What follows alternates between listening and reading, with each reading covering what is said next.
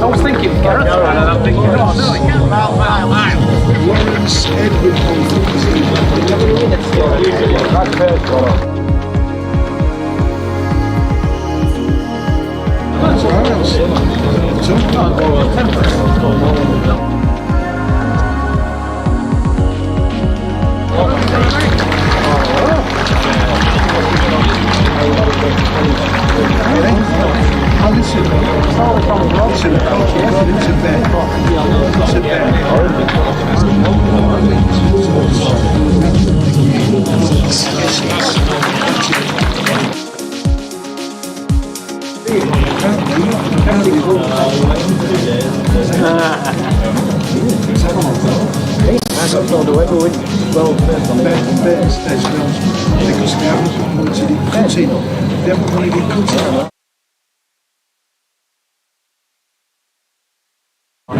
You look at odds, it's only, it's just on the, it's unbelievable.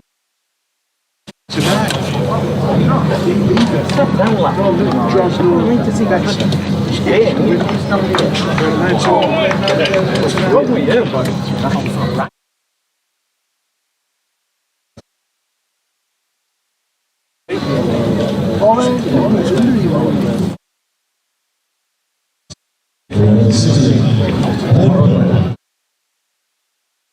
Well, good morning, very warm welcome from Clifton Park in York, where Yorkshire are taking on Essex, of course, in match number 9 of this Division 1 County Championship campaign. And we have some changes to the side that drew at Trent Bridge, Nottingham on Wednesday to come in a moment. Ben Code about to open the bowling. Essex have won the toss here and decided to bat first. Johnny Bairstow told me straight after the toss that he would have bowled first anyway. Paul Newton of BBC Radio Essex and myself, Jonathan Doidge, with you throughout this first couple of days. Nasser Hanif, our third voice, might even get a visit or two from Jordan Thompson by the sounds of things as well. But the first ball of the day from the City end is bowled by Ben Code to Dean Elgar, who's opening the batting along with Paul Walter for Essex. And that first ball of the day is a dot.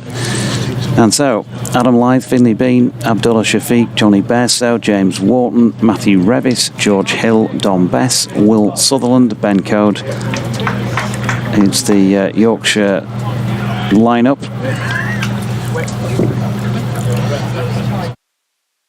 Six to come in a moment because Code is making his way in for the second delivery of the match. Ooh, and that one just short of length. And challenges Dean Elgar, who plays it well actually, soft hands to drop that into the ground.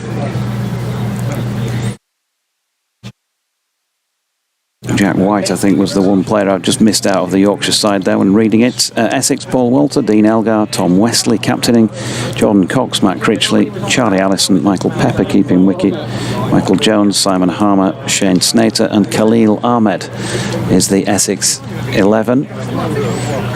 4 slips in place as Elgar pushes firmly to James Wharton at mid-on. First touch on the ball of the day. Abdullah Shafiq, well, that visa coming through during the week. He arrived, I think, on Wednesday evening. Pakistan Test star playing his first and only match of this campaign for Yorkshire because of that visa delay that prevented him from playing at Trent Bridge last week. Elgar gets an outside contact on this one and a diving half stop from Sutherland, and the first touch of the ball by Abdullah Shafiq. Sutherland, of course, playing his only championship game as well. a number of T20s, has been suffering from that broken toe. Ben Code back in the side, of course, here, having been left out down at Trent Bridge. So Shafiq, Code and Sutherland replace Moriarty, Milan and O'Rourke, in which the teams shared 24 points. Nottinghamshire top of the table, Yorkshire second bottom coming into this, and Essex just above them. So this is very much a big game for both these sides, as the tall Paul Walter, left-handed, turns that one square on the leg side. Matthew Revis round to do the fielding. Good crowd in. Not full. The boundary edges are lined. We have the marquee back. Wasn't here the other week for the T20 match against Durham, but that's back away on the rugby ground side of the field. And probably about a quarter full, third full, maybe the temporary stand opposite us. That might build as the match goes on. Final ball of the over is a dot, and so Essex complete the opening over without loss. Michael Goff and Peter Hartley, the two umpires. Goff standing at the end we've just had that first over from, the City end, and Peter Hartley walking over to take his position at the rugby ground end of the field, from which Jack White will take the opening over.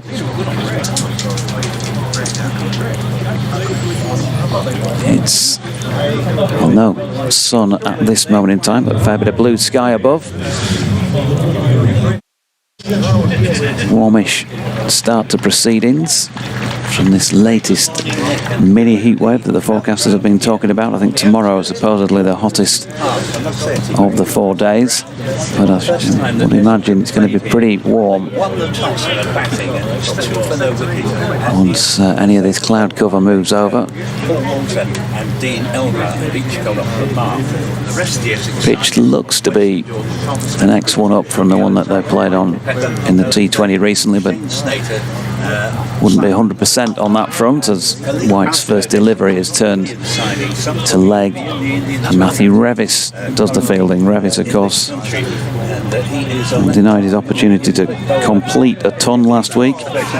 Ran out of partners in that Yorkshire innings down at Trent Bridge.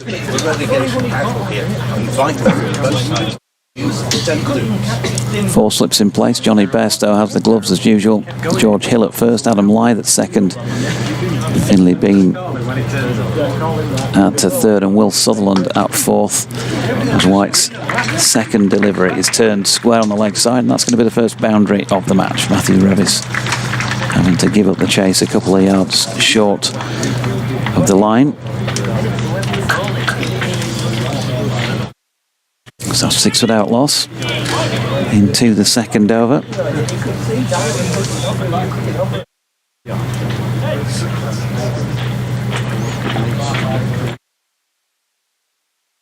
Four slips, long leg, mid-wicket, point, mid-off and a deeper mid-on.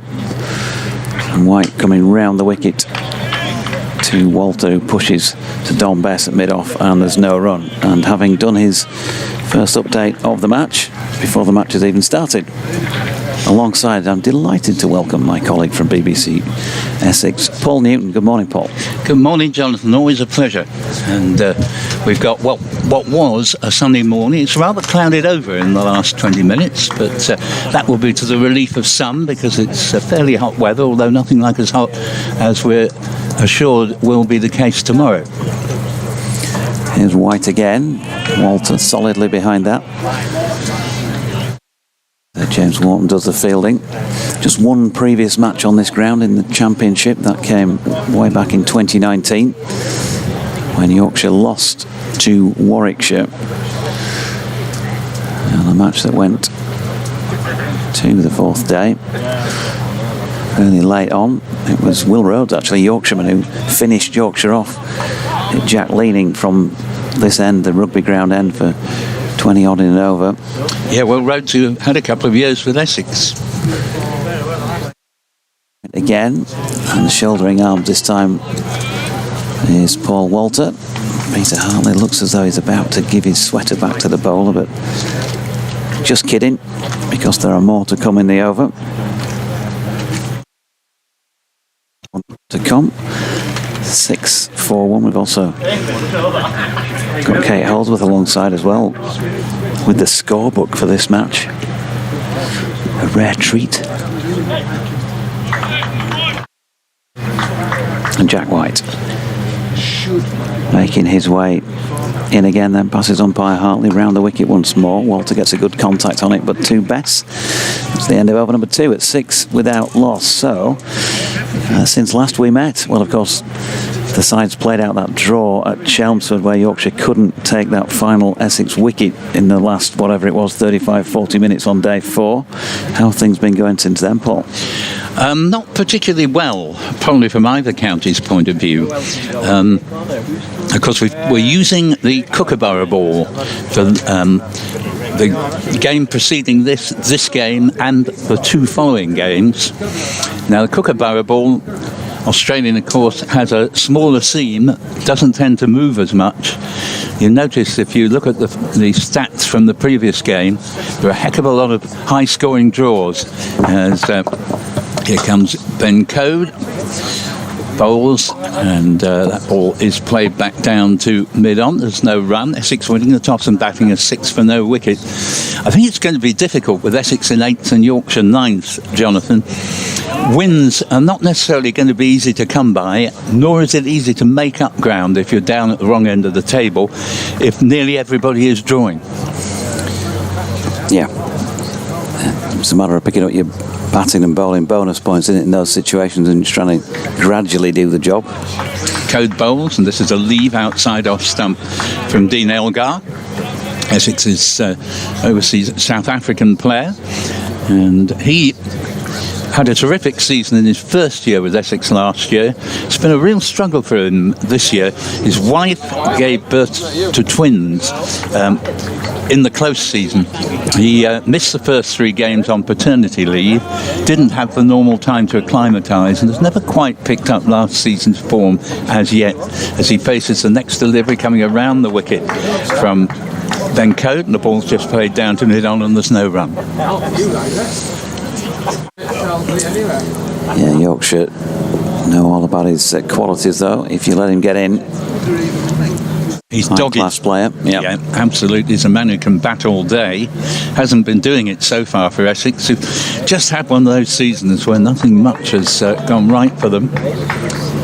As Code makes his way in again. Impressive looking action is in bowls, and Elgar, a thick inside edge, goes no more than 5 yards in the direction of mid-wicket. They always say the league table doesn't lie and all that, and we're past the halfway point of the season, but there's often an argument against that as well. Would you be arguing against that in Essex's case? From what point of view? Where they are in the table, is that on merit? Oh yeah, no, you have to accept that. They've had quite a lot of bad luck, but then other counties would say the same. Here is Cody bowls and another extravagant leave from Dean Elgar. Yes, I mean, Essex made a pretty good start to the season, despite the overseas bowler, the Indian Shardul Thacker, who had signed for Essex, being allowed to take up an IPL contract. So they were without an overseas bowler for the first couple of games, and that cost them because they were close to victory on both occasions, but just couldn't quite dismiss the tail the second time round. Codes in, bowls, and again an extravagant leave from Dean Elgar, who has 1, Paul Walter 5. Essex have won the toss and batted, 3 overs gone, 6 for no wicket. Pretty nice morning here, and actually a nice feel to the day. It's actually quite nice and light and breezy so far today. But Jordan Cox injured himself on the point of scoring 100 down at Taunton in Game 4, and Essex, who looked certain to win the game at the time, things went from bad to worse. They ended up losing the game, and Paul Walter was injured in the field the same day. Now Essex have a small squad, and to lose their 2 high scorers of the season at that time in one fell swoop and lose the game into the bargain wasn't the best of events. No. Here's Jack White bowling to Walter. Gets right in behind that, and there is no run. You can get in touch. The correct address for emails these days is yorkshirecricket@bbc.co.uk. Yes, to Essex callers, if you would also try and contact the Yorkshire detail just given out there by Jonathan, because we're in a transitional period and we're unable to take your emails. We have to best news short. It's again, and also she's no run. Myself from Yorkshire. Yep. Just that memory.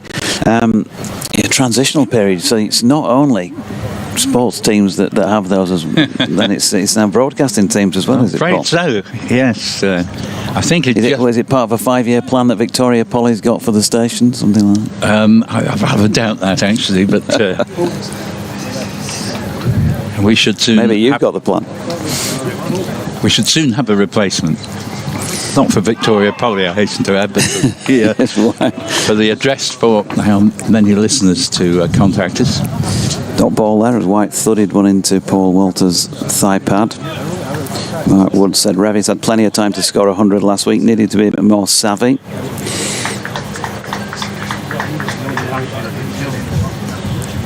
And I think for future ref folks, it's yorkshirecricket@bbc.co.uk now for our emails. I remember Finn Bean with the beginnings last game. 224, yeah. Terrific. Here's White, and driven nicely by Walter, just over pitching Jack White. Half stopped by Don Bess, but going to lose the race. James Wharton and Bess chasing that one down towards the boundary rope away to our right. So for those who haven't seen and are not watching the pictures here and are listening to the broadcast, then we're at a strange angle up on the balcony, first floor level, ducking and diving in between an aluminium rail that's in front of the eye line. And when we can see around that, bang opposite us is a temporary stand that they put in here for these matches, which is reasonably but nowhere near full in terms of its population. Now then, that's pushed into the offside by Walter, and Bess knocks out one of the poles in a direct hit, but Dean Elgar was already safely home. They get through for a single. That is 11 without loss. And the pitch, we're not straight on from a commentary point of view, so Jack White currently bowling from the rugby ground end, which is to the right hand side. The city end, the opposite end, is where the scoreboard is. And we're at an angle here, kind of extra cover come third man or fine leg, that sort of angle, depending upon which end of the field they're bowling from. And in fact, when Dean Elgar is on strike as a lefty, we're kind of at cow corner, really, wide-ish, long on. Yeah, of course, it is an impressive sporting complex here. You mentioned the rugby ground end, and of course, rugby and cricket sit side by side here. We can see the rugby ground away to our right. Here comes Jack White, flopping in the breeze behind him. Oh, now then he's left that one and shouldered arms onto his pad. There's a big appeal, but not given by umpire Peter Hartley. In 10, in fact, without loss. Thought it was 11 then. They got a single, didn't they, from the 10? Yeah, 11 without loss. That's now been put on. 4 overs. Yeah, one lovely shot from Walter through the covers in that over, and despite the fieldsman getting a hand to the ball, it was struck so well that it still had the legs to get all the way to the boundary. So Walter has looked in pretty good touch out there. Elgar, well, he's not going to be as flamboyant, and has left a fair number of the deliveries he's received from this man Ben Code, coming in from the city end, bowling initially to Paul Walter with 4 slips. Bowls, this ball played into the covers, and good to see an attacking field set here by Yorkshire. Johnny Bairstow, of course, leading the team with 4 slips from the word go. So 11 for no wicket in 4.1. And Ben Code makes his way back to the top of his run-up. Has a very, very reasonable record against Essex over the last few years, Ben Code. Comes into bowl to Walter. Just defends into the offside, no run there.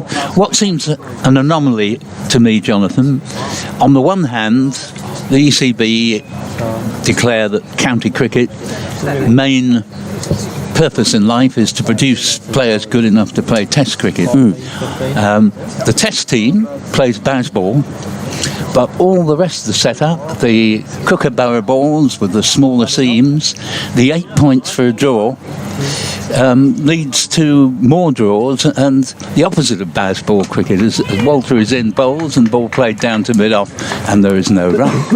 Yeah, I mean, that points for a draw thing, we talk about it a few times a year, don't we? For me, probably, I know they went to 5, didn't they? Yeah. Which encouraged playing more attacking, winning cricket. Or even 4 one year it was, but mainly 5, yeah. I just think 8's too good a prospect for teams to be happy with a draw rather than to go for the win.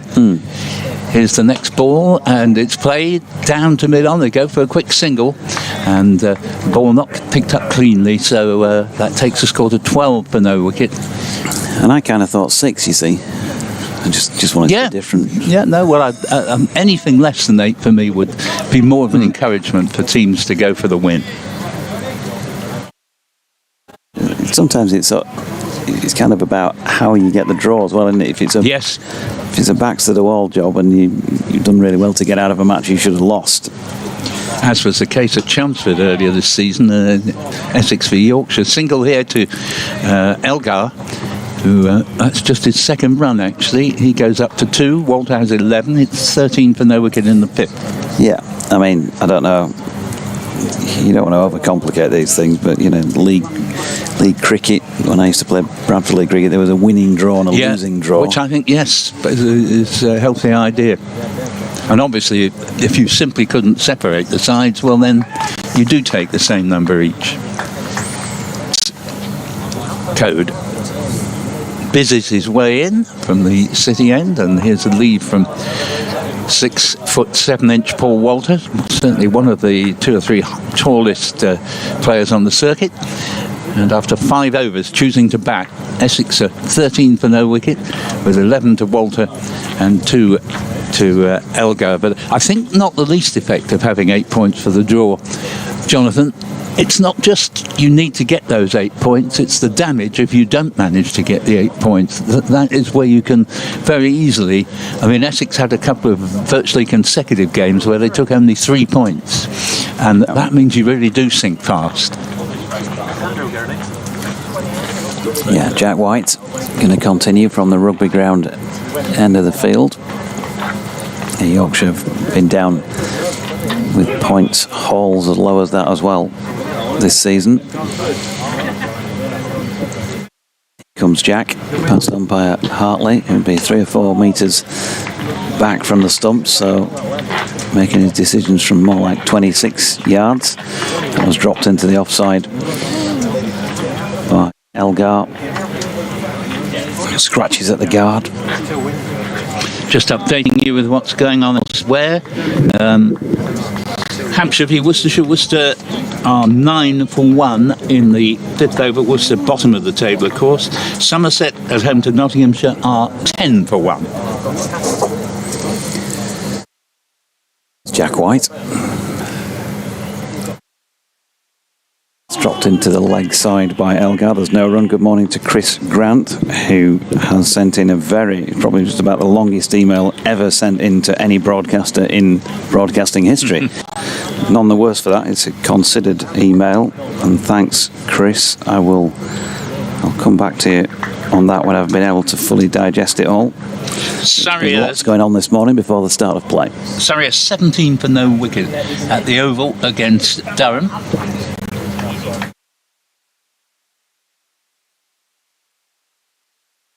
Bounding in again, round the wicket. Elgar leaves. Another dot ball. Warwickshire 21 for no wicket at Hove. In Division 2, Lancashire 6 for 1 away to Derbyshire. Gloucester 10 for none away to Glamorgan. Kent 21 for no wicket at home to Northants. Middlesex 16 for no wicket away to Leicestershire, who are absolutely winging away at the top of the table in Division 2.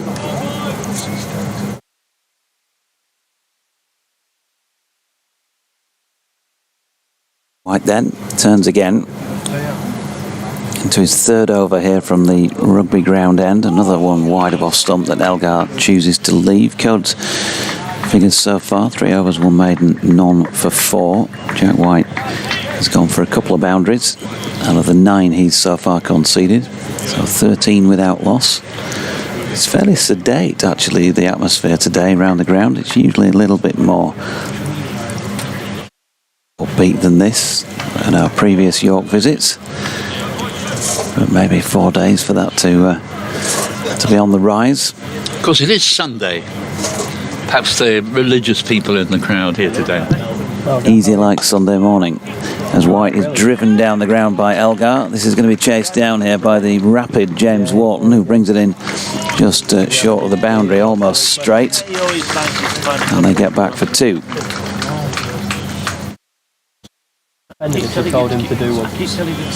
Nice vista. We've got the view of Clifton Alliance Cricket Ground across the far side, separate to this club. Both clubs play in the Yorkshire, the York Premier League North. Clifton Alliance, in fact, the champions over the way.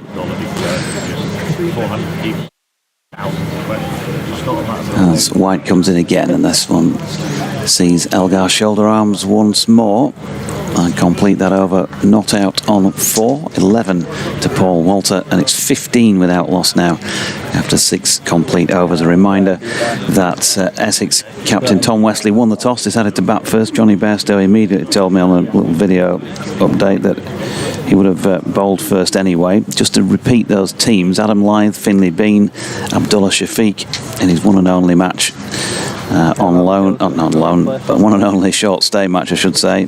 Johnny Bairstow, James Wharton, Matthew Revis, George Hill, Don Bess, Will Sutherland in his one and only championship match for the county, Ben Code and Jack White, and then Paul Walter, Dean Elgar, Tom Westley, Jordan Cox, Matt Critchley, Charlie Allison, Michael Pepper, Michael Jones, Simon Harmer, Shane Snater and Khalil Ahmed for Essex. Ben Code will continue from the city end with Essex 15 without loss, and it'll be the tall figure of Paul Walter.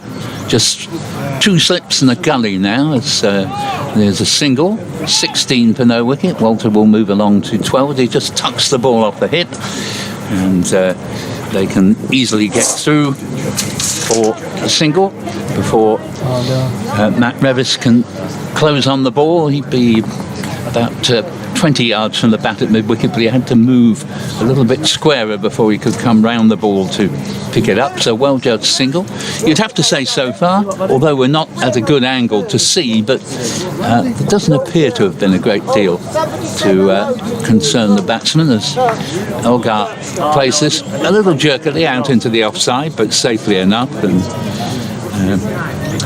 as I say, the impression we have is that the ball hasn't done anything very untoward. Nothing has got up very sharply. Doesn't appear to have been much evidence of swing.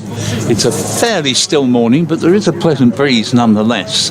And despite all the forewarnings of the temperatures we'll have tomorrow, today is very pleasant. As Codes in bowls and played late here by Elgar, not with the utmost conviction. He goes slowly down towards gully, and once again there will be no run, with Essex choosing to bat 16 for no wicket in the 7th. Andy Walker says, morning JD, always enjoy it when we play at York, really wish I could be there, reminds me of Abbeydale in the old days. Just one question, are we playing with a kookaburra? Yes is the answer to that, and the next 2 at Scarborough as well, Andy. I'm good, how are you? Right, so Andy, here's the next ball, and this ball is nudged into the offside, and once again with the same result. There will be no run. Elgar, who's been just 2 singles and a 2, the details of his scoring so far. Walter, on the other hand, has looked altogether more at home, whereas Elgar is looking as if he's hurried to play most of the shots we've seen from him, which have been defensive. Walter, on the other hand, has looked much more comfortable. As Elgar, that's one of his more assured strokes as he plays the ball crisply but straight to mid-off. Again, no run, 16 for none. Bent Nielsen, morning to you, says a good day for watching cricket and moving all my data from one computer to another. Oh, that is a horrendous job, isn't it, when you've got to do it. Basically, you just write a day of your life off. Because if you leave it behind and go out and do something, you can guarantee that after about 2.5 minutes after you'd left it, it stops. And then you've got to spend another day doing it. And here Code elicits another defensive push from Elgar, who immediately is running off and going to receive some repairs. Looks as if another box is being brought out for him, but it was clearly he'd given the signal, I should say, previous that he would be needing to come off in a hurry. He's now making his way back, and at the end of 7 overs, choosing to bat, the score is Essex 16 for no wicket. All off the bat, Elgar 4 and Walter 12.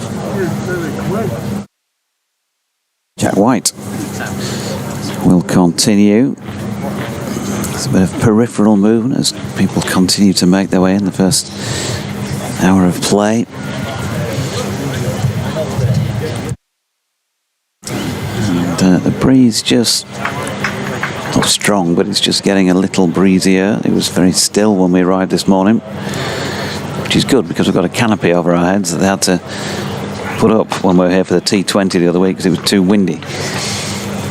White bowling to Walter, who pushes that into the path of Jack White. Fields off his own bowling. You can get in touch then, Yorkshire Cricket at bbc.co.uk. I'm told you need to go through at BBCWYS if you want to put any messages on X. But those of you who know my X handle, then you are still welcome to get in touch on that. Jack White makes his way in again. Walter, just for the first time, maybe slightly feeling for that ball, round fourth stump perhaps. Pushes back. Difficult from the live view that we've got here from this angle to give you particularly accurate comments online. Length's a little bit easier, but obviously we can still see the way that the lads are playing the shots here, so we get a good idea line-wise from that as White comes in again on the angle from round the wicket, and Walter turns it to mid-on where James Wharton skips round to field. Yeah, it looks fairly easy-paced pitch. There is distinctly green tinge to the pitch itself, but as I say, I haven't spotted anything yet that's done anything you could describe as untoward. No, so far so good. Yorkshire, remember, Johnny Bairstow said that he would have had a go first with the ball anyway, had he won the toss, but it was Tom Wesley who called correctly. Walter right in behind that and pushes back to the bowler, who's had a very good season so far, Jack White. Didn't manage to pick up any wickets in the Nottinghamshire second innings the other day, but that has been a rarity and didn't get over bowled there, I think with this match probably in mind, because so benign was the pitch at Trent Bridge. Didn't feel like there was a huge amount of point in the seamers flogging themselves to death in that second innings when the match was already more or less done on the draw. Now then, Walter pushes and misses at this delivery, and there's a bit of a nod of his head as if he was a little bit annoyed with himself as he missed out through the gloves of Bairstow. But yeah, White 1 for 40 in the first innings down there. He and George Hill of the regulars, probably the two seamer picks this season for Yorkshire. Ben Code has been there or thereabouts, of course.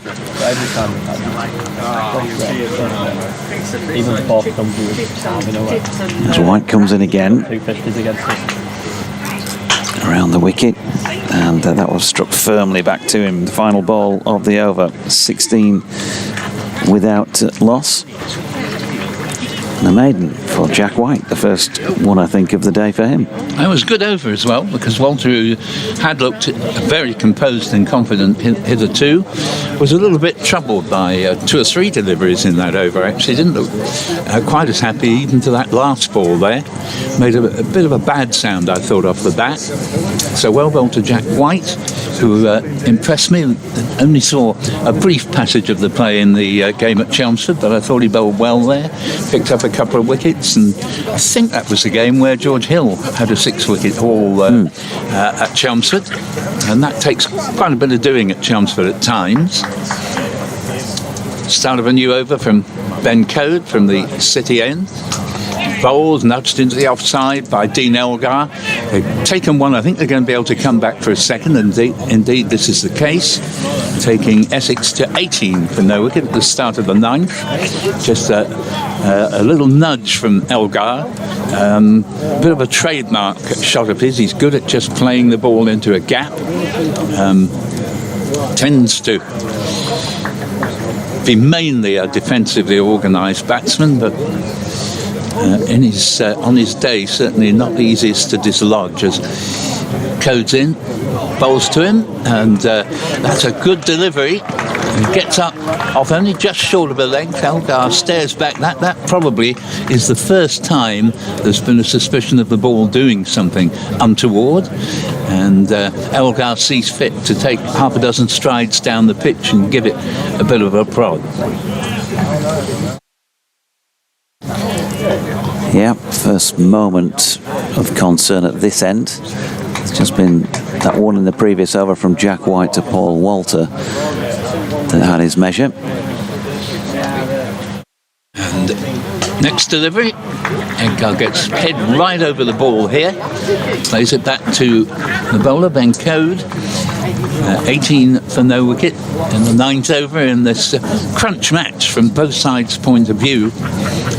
Essex, if they could win it, would feel that they'd left Yorkshire some distance in their wake points-wise. They start here with, it's roughly about a 10-point differential between the sides. Yorkshire, on the other hand, can even overtake Essex if they were to win the game, and Codes in and bowls to Elgar, who plays the ball to points. There's no run there, and score remaining at 18 for no wicket, with to come for Essex. It's for the most part the usual lineup, with Wesley the skipper at 3, big 100 in his previous innings, very slow though. Jordan Cox, Matt Critchley, Charlie Allison, Michael Pepper, Noah Thane, Simon Harmer, Shane Snater. The one big change is that Sam Cook doesn't play, and Indian overseas bowler Khalil Ahmed on his debut for Essex does, as Elgar steers the ball into the covers. And once again there will be no run, with the score on 18 for no wicket. There's been pretty good line and length bowling from the 2 Yorkshire opening bowlers so far, but just a couple of moments where either of them managed to discomfort the batsman. Just for changing the com box at the end of this over, bring in Nasser for the first time. Let you have a breather. Yep, by all means, as Code sprints in again. Bowls, and that's driven very nicely by Elgar. That's going to take some stopping. It's heading out towards long on. Fielder herring after it, does extremely well to knock it back. They've taken 2 runs there, and very good bit of fielding. Who was that by? James Walton. James I Walton. think. Yeah, it was. Same position at this end. Fine bit of retrieving. So we welcome Nasser to join Jonathan with Essex 20 for no wicket in 9 overs. Thanks, Paul, for now. He'll be back 12 o'clock-ish. That gap between Essex and Yorkshire, by the way, is 14 points in favour of Essex. 85 they've got coming into this match. Yorkshire on 71. And then a further 14 points in the wooden spoon position at the moment behind are Worcestershire. You look at what's above Essex, Hampshire, unusually down in 7th place for them. 96 points, so they're 11 further on. So if Essex do win this, then that will cast Yorkshire and Worcestershire adrift. With just 5 championship matches remaining, here's Jack White bowling to Paul Walter, who defends, and there is no run. And so neither side, of course, will go on the record at this stage with 5 more matches after this, saying that it's a win-at-all-cost type match. You wouldn't expect them to. But if Essex win, then that will do their chances of easing any relegation worries a great deal of good. And if Yorkshire lose, conversely, then 5 matches to get out of a hole that could be 30 points deep, something like that,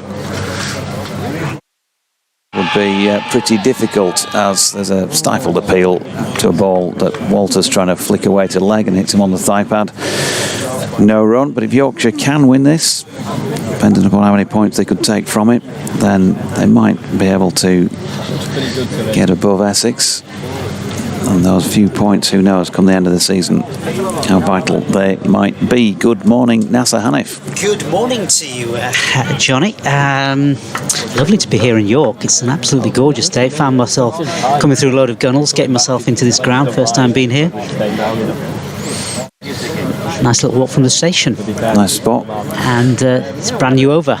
Yep, Jack White. Jack White, first delivery, and that's just punched down the ground. It's going to go all the way to the boundary. Beautiful shot, that absolutely gorgeous shot by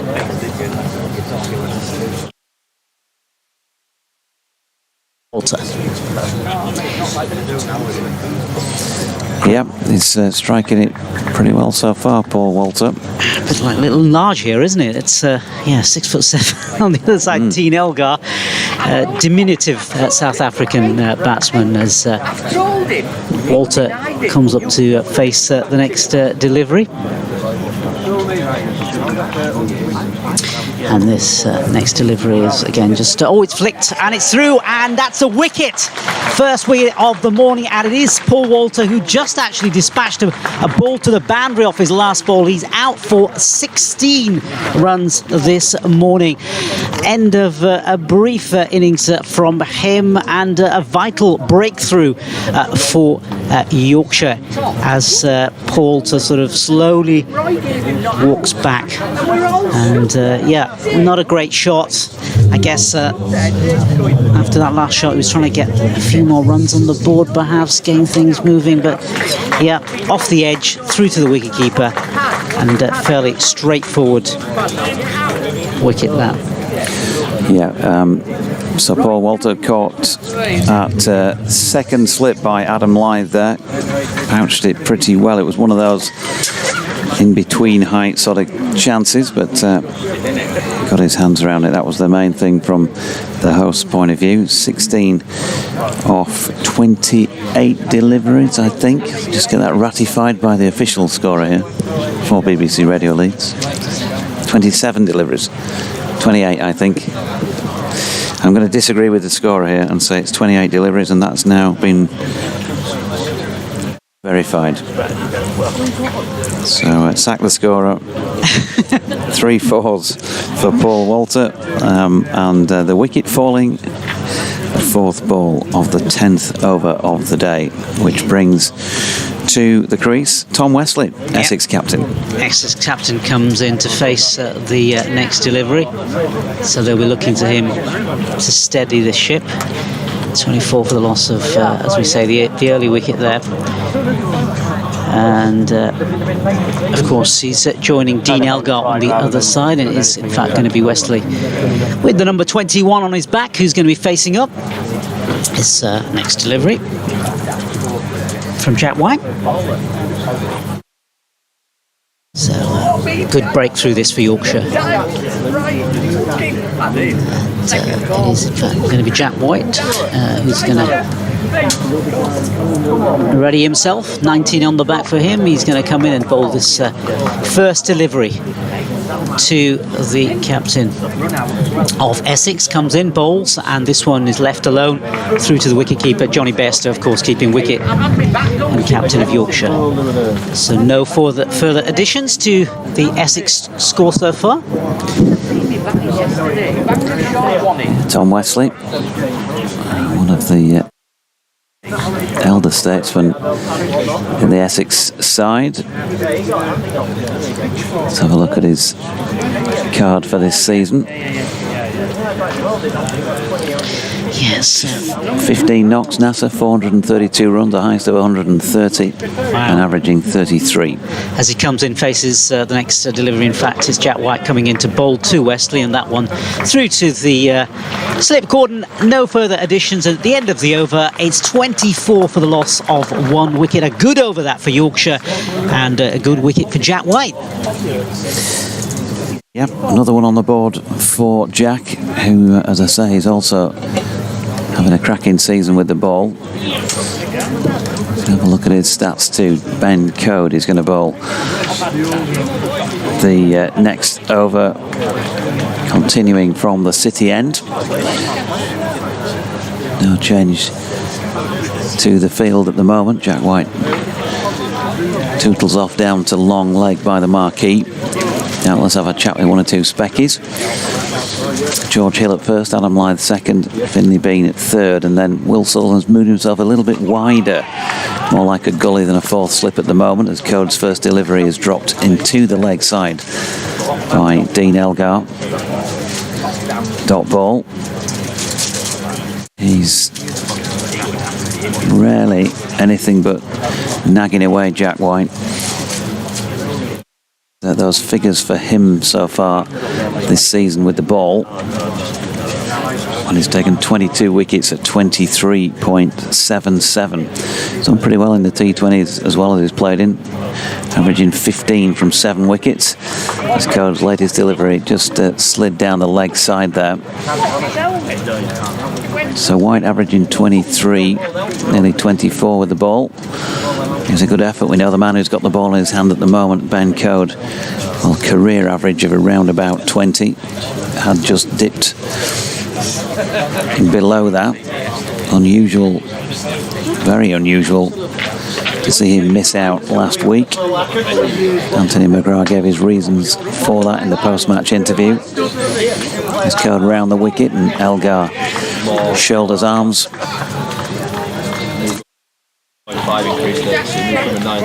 He's also been talking about this Kookaburra ball as well, hasn't he? Yeah, he has. Ben Code, just to complete that little interjection that I was making, 16 wickets at 31.87 this year, which is obviously significantly higher than that career average of 20.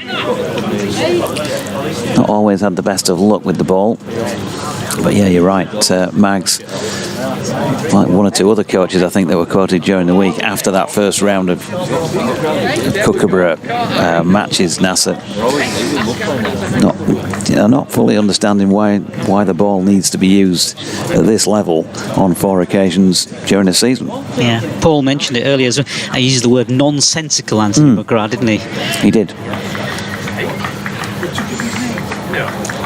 Yeah, Otis Gibson was pretty much the same last year.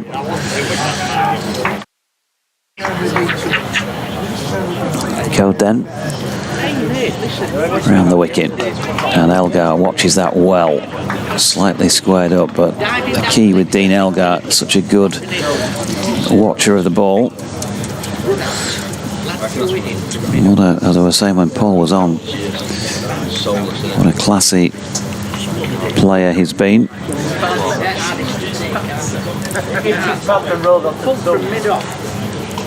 Born back in 87, so again, stacks of experience, 86 test matches to his name, over 5,000 test runs at nearly 38.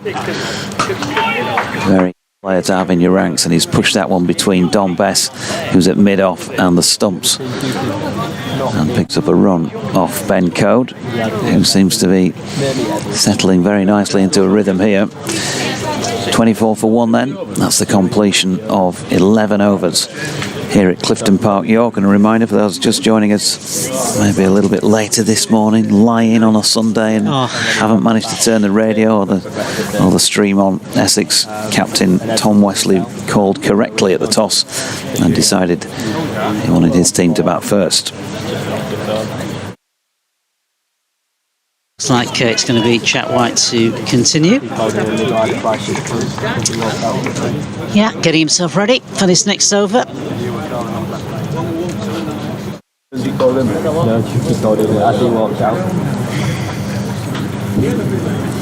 There it comes in and bowls his first delivery. And that one just pushed out in front of him. Just that one wicket have fallen so far. In Jack White's previous over, Paul Walter nicking one to second slip to Adam Lyth for him to pouch it. Wicket of the match, first for Jack White, 16 to Paul Walter off 28 balls, 3 fours. There's Dean Elgar, who's of course facing up to Jack White. This next delivery comes in, then comes White, and that was the push to leg side and flicked leg side, and they'll collect another run. I was just thinking about Dean Elgar actually. Penny for his thoughts, not being part of the South African team after all those years, after all those heartaches. Yeah, fantastic for them to be crowned the World Test champions.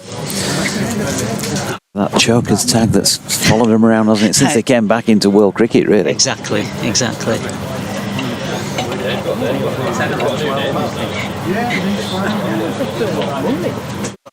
It's going to be Wesley now, facing up. It's his next delivery.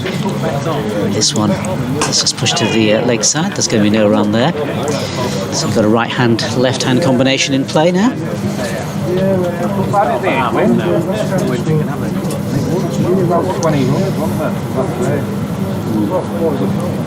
Yeah, the chokers tag, it's been going on for a long time, ever since I can remember the semi-final against Australia way back when, 1999. Yeah. Alan Donald. Yeah. Lance Klusner. Yeah. In comes Jack White. This delivery is left well alone. Go through to Johnny Bairstow. No further additions to the total. 26 for 1. That's the Essex score. Wesley still to get off the mark, and Dean Elgar's made 10 so far. Yeah, Richard Mallender, good morning to you, Rich. Says, morning JD and all. I was surprised to hear that we would have bowled first had we won the toss, as it looks an easy-paced deck and club grounds tend to deteriorate more than main county grounds. That said, the wretched Kookaburra might change that.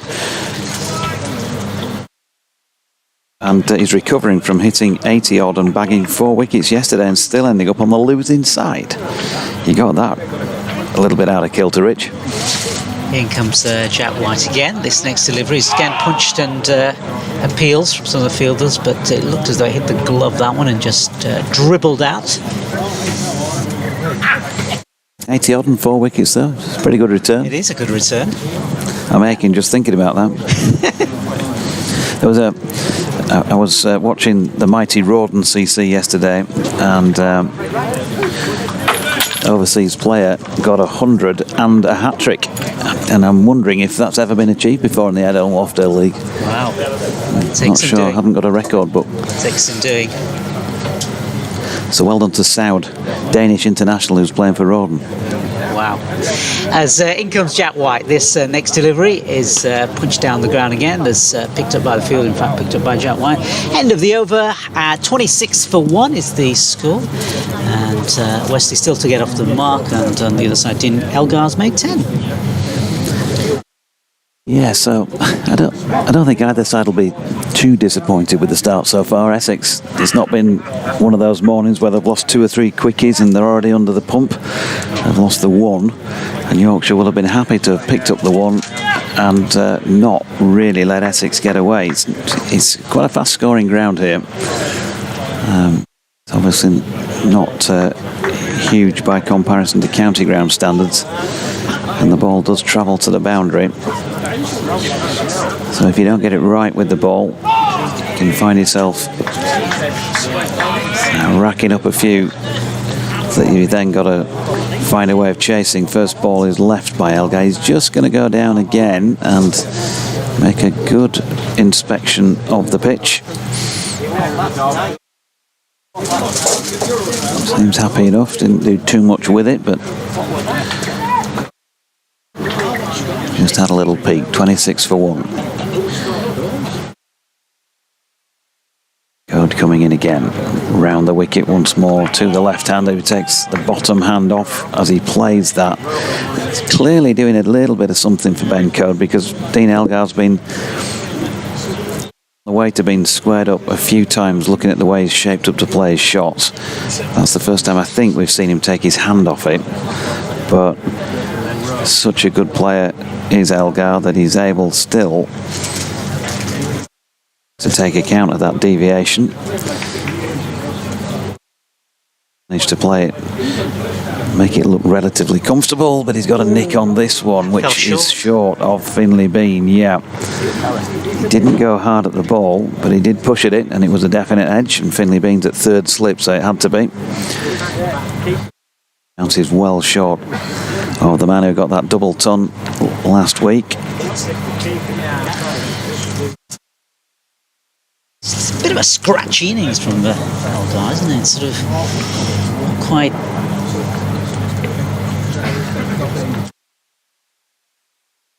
Code then, City end in again, and Elgar, watchful, drops that in front of him.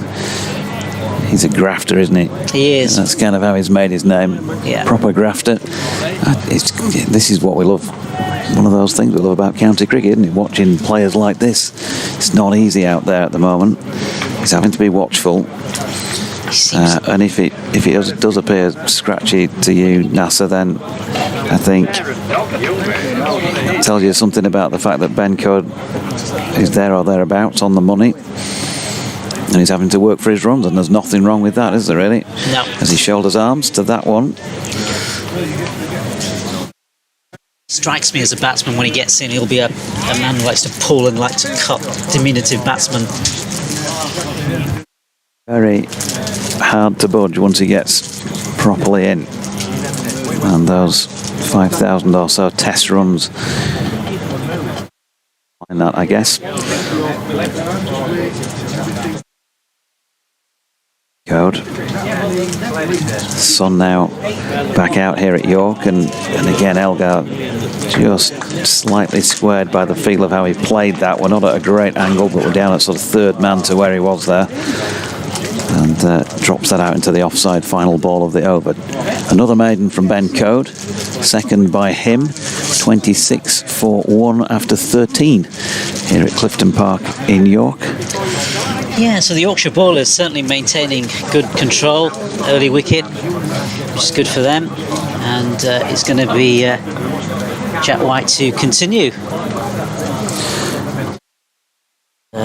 He'll of course be bowling to Wesley on the other side, right-handed Wesley. Johnny Best of course behind the stumps and captaining for Yorkshire today.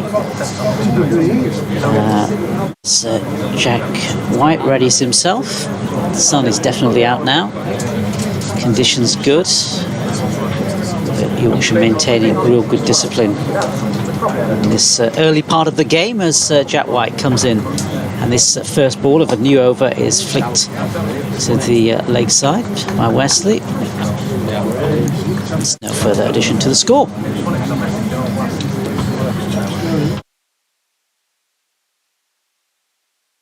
Yes, crowds in. So it's a lovely day for cricket. Absolutely gorgeous day for cricket. It's going to be Jack White now to continue this over. Second ball comes in, and it's going to be Wesley's going to be facing this delivery. So he faces up, and that one left outside is off stump and through to the slip cordon. Yeah, 26 for 1 the score. So maybe it is a question of just seeing out this early period, getting themselves in. Dean Elgar with Wesley. before they try to accumulate runs in the afternoon session. Yeah, Wesley making 26 and 18 in the reverse fixture down at Chelmsford last month. That match, of course, which looked like it was Yorkshire's for the taking at the start of the final day. So White comes in. This next delivery is punched squarish. And it's going to go to the leg side, just going to be pulled in from the boundary, and the batsman going to pick up a couple of runs there. Yeah, as I say, it looked as though it was going to go Yorkshire's way at the start of that final day. Essex 391 behind, and Yorkshire needing 6 wickets to win it, but an excellent effort from Matt Critchley with 75. Michael Pepper with 68 thwarted them really, because they batted for 2 sessions. Pepper out on the final ball of the afternoon session, the first wicket of the day. As White comes in, this next delivery just punched into the offside, no run there. Brilliant effort from the pair of them. Wickets then did tumble in the final session, and those of you with good memories of last month, or a good memory, 5:23 when Raita's wicket fell, bowled by Dan Moriarty, meant that Essex were 251 for 9. Yorkshire had until the close of play to take the final wicket. Simon Harmer and Jamie Porter held out with 32 and 2 respectively, and the sides 11 points each. It's White. Next delivery. This one again pushed down in front of no further addition to the score. It was certainly a tense, exciting finish. Yorkshire couldn't bag that last wicket, and Essex, well, that was we were talking with Paul earlier on about the different types of draw, the different feelings from a draw, and that might have felt like it was more like a win in the end. It's going to be Jack White. Score on 28 for 1. Dean Elgar's got 10 and Wesley's made 2 as White comes in. This next delivery left well alone, and that's going to go through to the slip cordon and no further additions. End of the over, 28 for 1.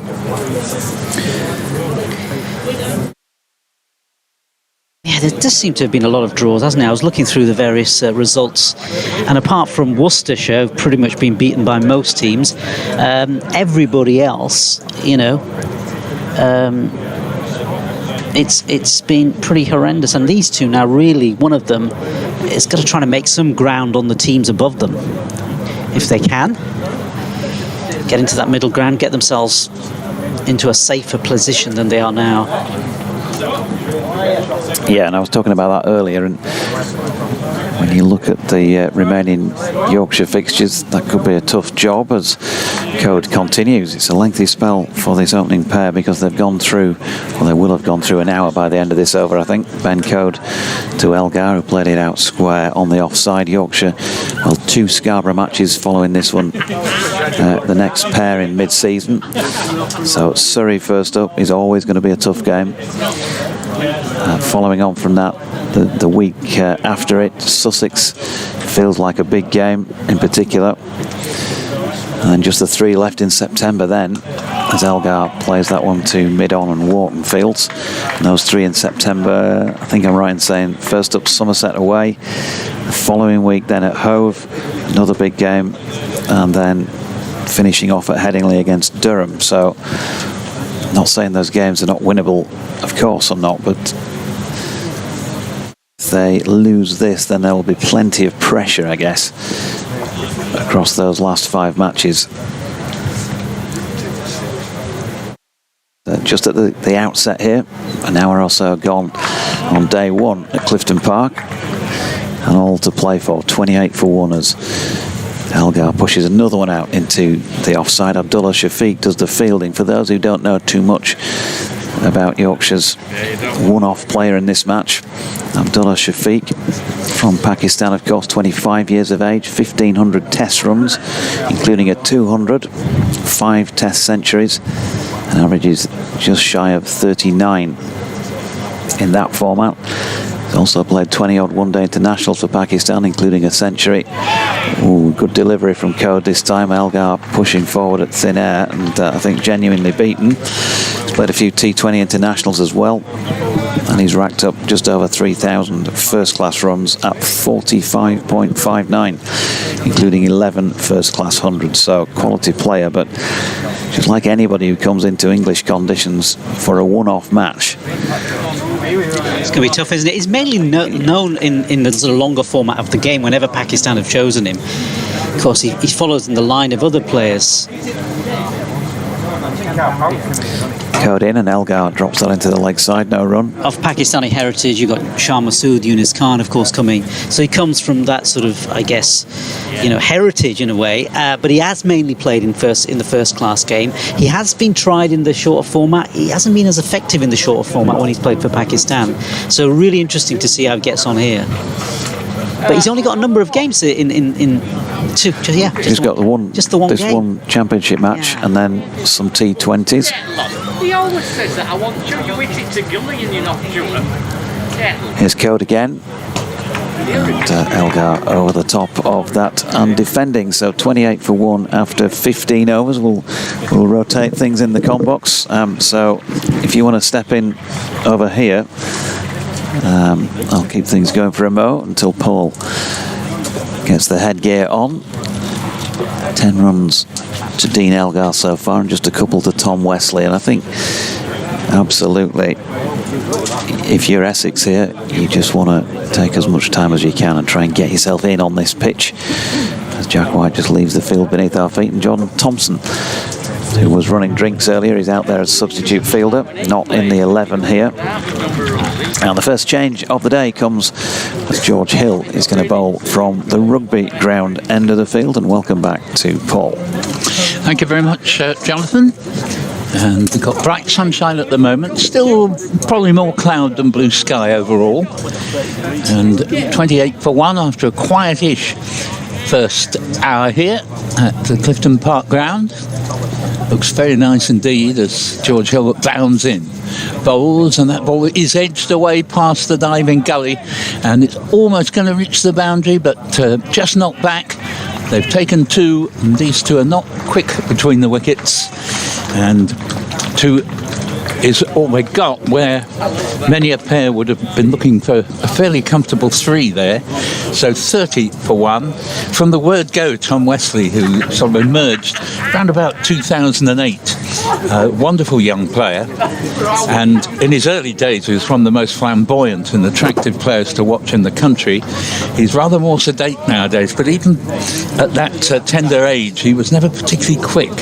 As Hill is in, bowls, and Wesley nudges it to square leg, and there's no run. And I often felt, in fact I didn't feel it was a fact, that Wesley and Sir Alistair Cook, would indulge in a slow race, right, where they would race in inverted commas each other to get down to the other end as they changed over ends in the slips. Nasser, very nice to see you. And you too. And of course Essex having a great pedigree of opening batsmen in those days.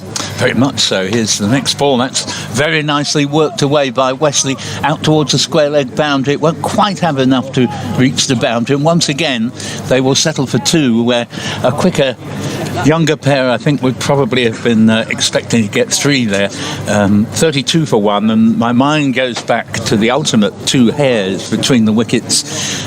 James Foster in partnership with Ryan Tender-Scarter, and in white ball cricket they were known on occasion to take 3 runs where most pairs would have been happy just to take the single.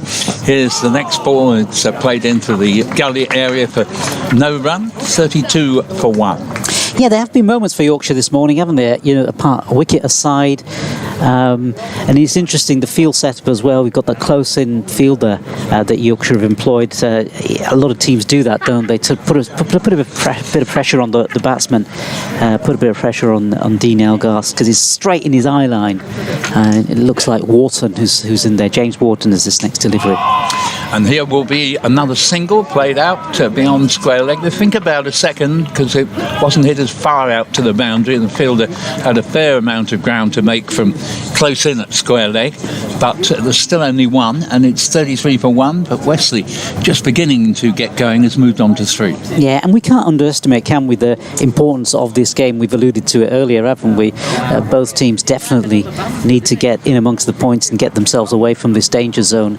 I mean, Yorkshire, after many years of trying, got into this division last year, didn't they? And once you're in this division, you don't really want to be dropping back down to Division 2. You couldn't have put that better. That's absolutely right. As his Hill bowls, and not the most convincing of shots, but he'll produce a single, squirted, I think is the verb, into the offside. 34 for one. Elgar moves along to 16. But Essex were promoted in 2017. They've had a really good time since, with 2 out-and-out championship wins plus the Bob Willis Trophy in the COVID year. So if we count that as a win as well, they've equalled Surrey's 3 on the bounce, although Surrey have won another title still. They've won 4 in the last decade. But that would be the thought haunting Essex, that they've never remotely been in any danger of being relegated since they got back, and that they would be terribly disappointed if they suffered that indignity now. And that's how you'd regard it, really, an indignity. Similarly, Yorkshire, having fought their way back into Division 1, don't want to go back down again. 38 for 1. Absolutely not. And it's Ben Code who's going to come in from the city end here at the York Cricket Stadium, and comes in, bowls his first delivery, and that's just punched out on to the offside. And they're going to actually scamper through for a single. Bit of a misfield there from the 2 Yorkshire fielders out there, and that ball was just sort of trailing onto the offside, and run collected. So yeah, I guess both teams under pressure need to stay in the division. Definitely Yorkshire, with all the sort of huge fan base that they have and all the years of being in Division 2, definitely need to stay in this division, and I'm sure they're going to try their very best to do that between now and the end of the season, and give it their all. But you know, various things like we discussed earlier, the Kookaburra ball and things like that, perhaps playing into things. Not that they're excuses, as this next delivery comes in from Ben Code, and this one is punched, and it's in fact gone through to the slim coordinate. Played at it, did the batsman there. Yeah, definite edge. Yeah. But as has been the case with 2 or 3 this morning, fell short. Absolutely fell short. Right. Never a good sign in terms of having a good cricket match if there isn't enough carry. No. That's what made the Headingley test so wonderful. The carry was superb, and even then 1 or 2 fell short, but by and large it was quite excellent. Wonderful match. Code comes in, and this next one again, it's punched through beautifully. A beautiful shot that through the offside. And that'll go to the boundary for 4 more runs, 4 glorious runs in that from Wesley. Yeah, beautifully described, and we're not in the best of positions for seeing if the ball's deviating off the straight, but Nasser and I had the absolute perfect view, because we're right behind Wesley as he played it away through the covers, and as you say, it was a glorious shot. Glorious shot through the offside as he faces up again, this next delivery from Code, and this one again edged and going through the slip cordon, going through 3rd and 4th slips, and it's going to go just short of the boundary. It's going to be pulled in by the fielder, and they'll pick up another single. So yeah, a bit of a mixed over so far. You've got the glorious shot, you've got a little bit of an edge there, so things are happening in bizarre ways. Sunset coming out again. Yeah, it's been a good long spell from Ben Code, unchanged so far. He'd been his 9th over, so he's all right. Technically it's been one of the more expensive overs, and there was one ball that was beautifully put away for 4, but otherwise he's had the better of the batsman. As he comes in, this next ball is punched this time and picked up by Abdullah Shafiq in just just in the covers, I guess, just as there. Yeah, rather atoned for the single that they got in the previous over, which he should never have allowed between his legs to concede it. But that was a fine stop there, because that was beautifully played by Wesley. And my first thought was that's probably going to the mid-wicket boundary, so he saved a boundary there. Definitely good fielding from Abdullah Shafiq. His next ball in, this one from Code, and this one again flicked onto the leg side, and that is going to go to the boundary. So 4 more runs, 2 fours in the over so far, and this one is definitely quite comfortably beat Abdullah Shafiq on the offside and dispatched to the boundary. So yeah, good over that, as Essex now move on to 41 for 1. Dean Elgar has made 12, and it's the captain on the other side, Wesley, who's made 13. Yeah, I'm not sure they've put that boundary up on the board, because it's 45 for 1. Yep, I beg not your pardon. mistake. We look at the board, and normally it's been very good. On this occasion, it's seized up. Yeah, 17. There it goes. It's been corrected, 17. Yeah. And already Wesley has overtaken Elgar, 17 to 12. Now, in his previous innings, Wesley played a magnificent rearguard innings of 130 not out off 330 odd deliveries. It was reminiscent of the then teenage Dan Lawrence's stalwart resistance in the first game of the 2017 season, which Essex should have lost very heavily. They were playing Lancashire. Jimmy Anderson, wrongly described as never having captained Lancashire before in the Times last week, was the captain for that match, and his tactics weren't the very best you'd ever see, and Essex escaped with a draw thanks to Dan Lawrence. And Wesley is similarly dogged, hanging on for a draw in the previous match last week against Hampshire at Chelmsford. This first ball of a new over goes through outside off stump, 45 for 1. But he's actually been playing his shots in the last over or two, renowned for his strength through mid-wicket, Nasser. And in that period when Jack White was bowling, Yorkshire had, because I think Johnny Bairstow knows Tom Wesley very, very well, 3 close catches, one almost on the pitch at mid-on, a short mid-wicket and a shortish square leg. And here Elgar goes to flicker the ball down leg side. If anything had happened there, it might have been a strangle, but he doesn't get a nick on it. 45 for 1. Yeah, and Dean Elgar is the sort of player, I am guessing, who the others in the Essex team can sort of build themselves around, can't they? Absolutely. So that's what you'd be probably looking for him. He's got to sort of not play the shot that he just played, and just got to hang around and let the likes of Wesley score those beautiful shots like he did in the last over. Gill is in, bowls, and from the rugby stand end, or rugby ground end, I should say, and ball played to mid-off. There's no run, 45 for 1, and it is an impressive sporting complex here, isn't it? It is, very much so, very much so. Very nice to see every part of the ground tenanted by a couple of rows of spectators, many of them in deck chairs away to our left, and there is the makeshift stand opposite us, which is fairly well tenanted now. It's taken a bit of filling up, but people keep coming in, and here is Elgar, tucks the ball off the hip, single, 13 to Elgar, 46 for 1. And these old stagers, opening batsmen, have long since learnt the art that if you can see it is only a single, you walk the single rather than run it. It's strange this morning because I've not been to the ground before, and I was trying to work out how to get here. So I saw some people in front of me, and they were carrying deck chairs, so I literally followed them. I was hoping that they were going in the right direction. Yeah. I actually cheated and sussed it out last evening. I drove round here because I'm not that far away in my hotel. It takes a bit of finding initially, as here is the next delivery from Hill, just strays sufficiently onto Midland leg for Wesley to lean across it and just tuck it down to long leg for a regulation single. 47 for 1 with 18 to Wesley. But I also think, Paul, it's probably a city that's sort of steeped in a bit of cricket as well, because as I was walking to the ground, I saw a rather posh school. I think it's St Peter's School. Oh yeah. There's lots of cricket activity going on there, nets and all sorts of stuff. Well, I used to teach in Leeds, and we used to have a staff game against St Peter's.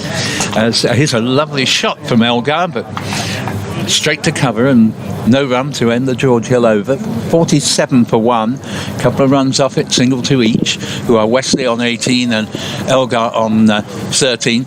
Yeah, not only is York steeped in cricket, I think the whole county of Yorkshire is having had the pleasure, and a great pleasure it was as well, of working up in Leeds for 14 years of a teaching career. It's wherever you go in Yorkshire, you know, they're absolutely mad keen on the game.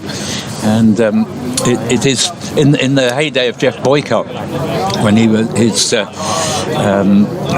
was steeped in controversy, and it used to be front page news rather than back page news in Yorkshire, and it's great to see, and it's one of the reasons why the Yorkshire folk will not be at all happy at the thought of Yorkshire being in Division 2, and of course least of all at a time when the enemy across the border, they of the Red Rose persuasion, are not only down in Division 2 but right at the wrong end of the table as well. Exactly. You don't get back easily once you've been relegated. Taking up a point you were hinting at earlier. I mean, I was looking at the table, and Kent are doing very little better, and Kent and Lancashire were the two relegated sides last year.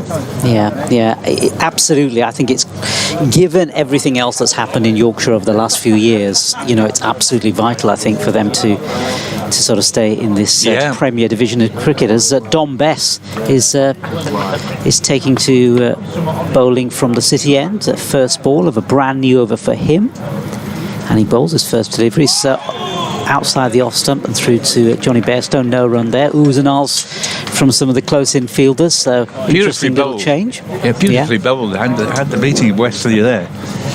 As Bess comes in. Next ball. And this one again pushed out safely by Wesley. No run there. He's a very good cricketer, Dom Bess. Of course, he burst onto the England scene early in his career, and while it hasn't quite gone on from there, but he's also very, very useful with the bat. Comes in again, next delivery. This again played out in front of him by the batsman. And I've also seen him taking a couple of unbelievable catches in this time. And you forget he's played for a number of different counties, including Somerset as well, hasn't he? He came from there, Yeah, and this next one is cries from some of the close-in fielders. Johnny Bairstow, nothing doing. Playing no shot, so it's a risky policy. Well, I like the way Bess has immediately dropped onto a good line and length here. Comes in again. He's going to rattle through these overs in no time. Next one, and this one is played into the offside. In fact, it's going to go to the boundary. 4 more runs through the offside there. Good shot. Yeah, just over pitched that one. Previously, he'd been teasing the batsman, trying to bring him forward, but not quite able to get to the pitch. But this time, he did get to the pitch, and lovely cover drive from Wesley. And although he's renowned for his prowess in the leg side, he's a fine off driver as well. Great shot through the offside. Next delivery. This then is punched into the leg side, and the close-in fielder picks it up quite comfortably.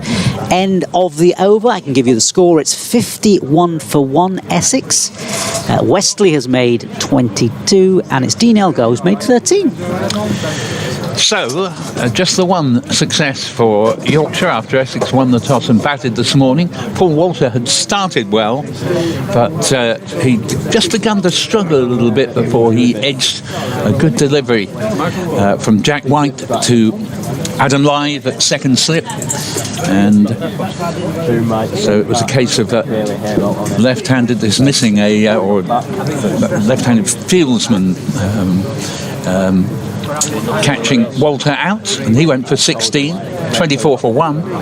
And since then, I think it's fair to say that Elgar and Wesley, with one or two exceptions, have grown in confidence, and Wesley in particular has begun to release an array of fine shots. Yeah,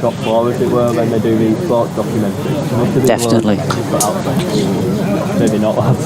George Hill to continue from the rugby ground in. At the moment, it's just radio. And the bowls to Elgar.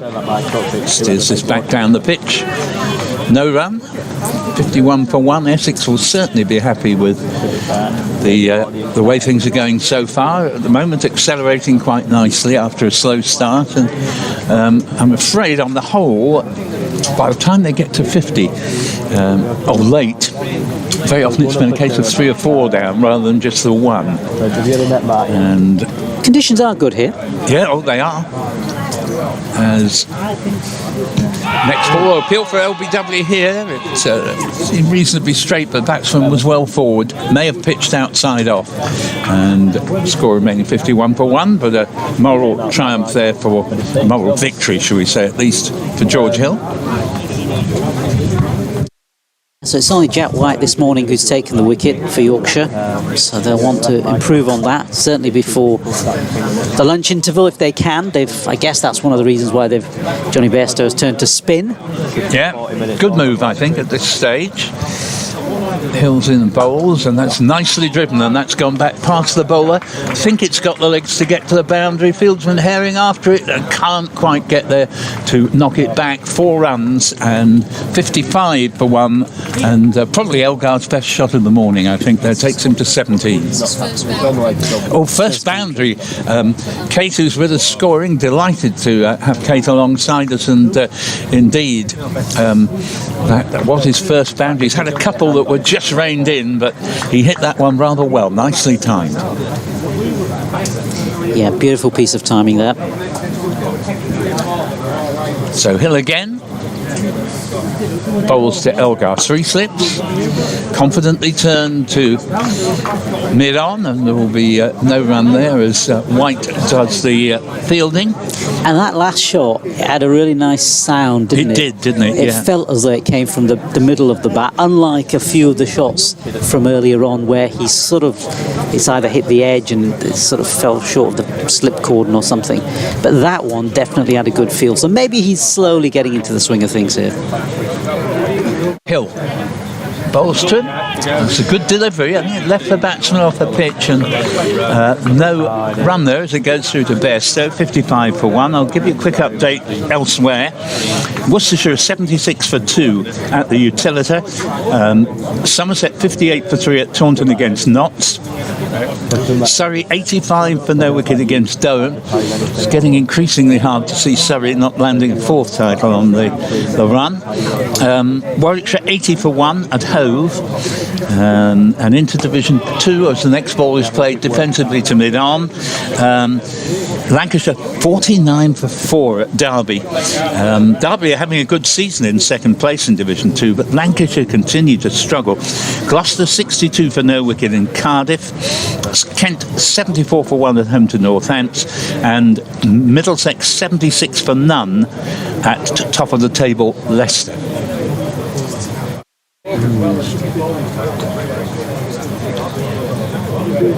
So 55 for 1 here. Essex choosing to bat, losing Walter for 16. Score was 24. Wesley 22 and Elgar 17, and Don Bess will continue from the city end. He certainly will, as he comes in and bowls this first ball, brand new over, and this one left outside and again through to first slip. No run. Yeah, lots to play for at both the ends of the table, certainly in this game, and then with some of the others, and they will have, I guess, their part to play as well in who ends up with the championship. As Best comes in, this next ball just pushed out in front of him by Tom Wesley, trickles out into the offside. No run.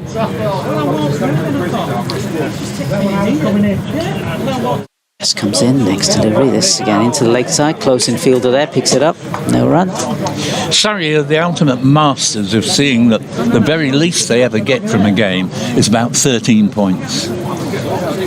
And there's obviously a knack to doing that, isn't there? Yeah. They know how to do it as Best comes in. This next ball is again beaten.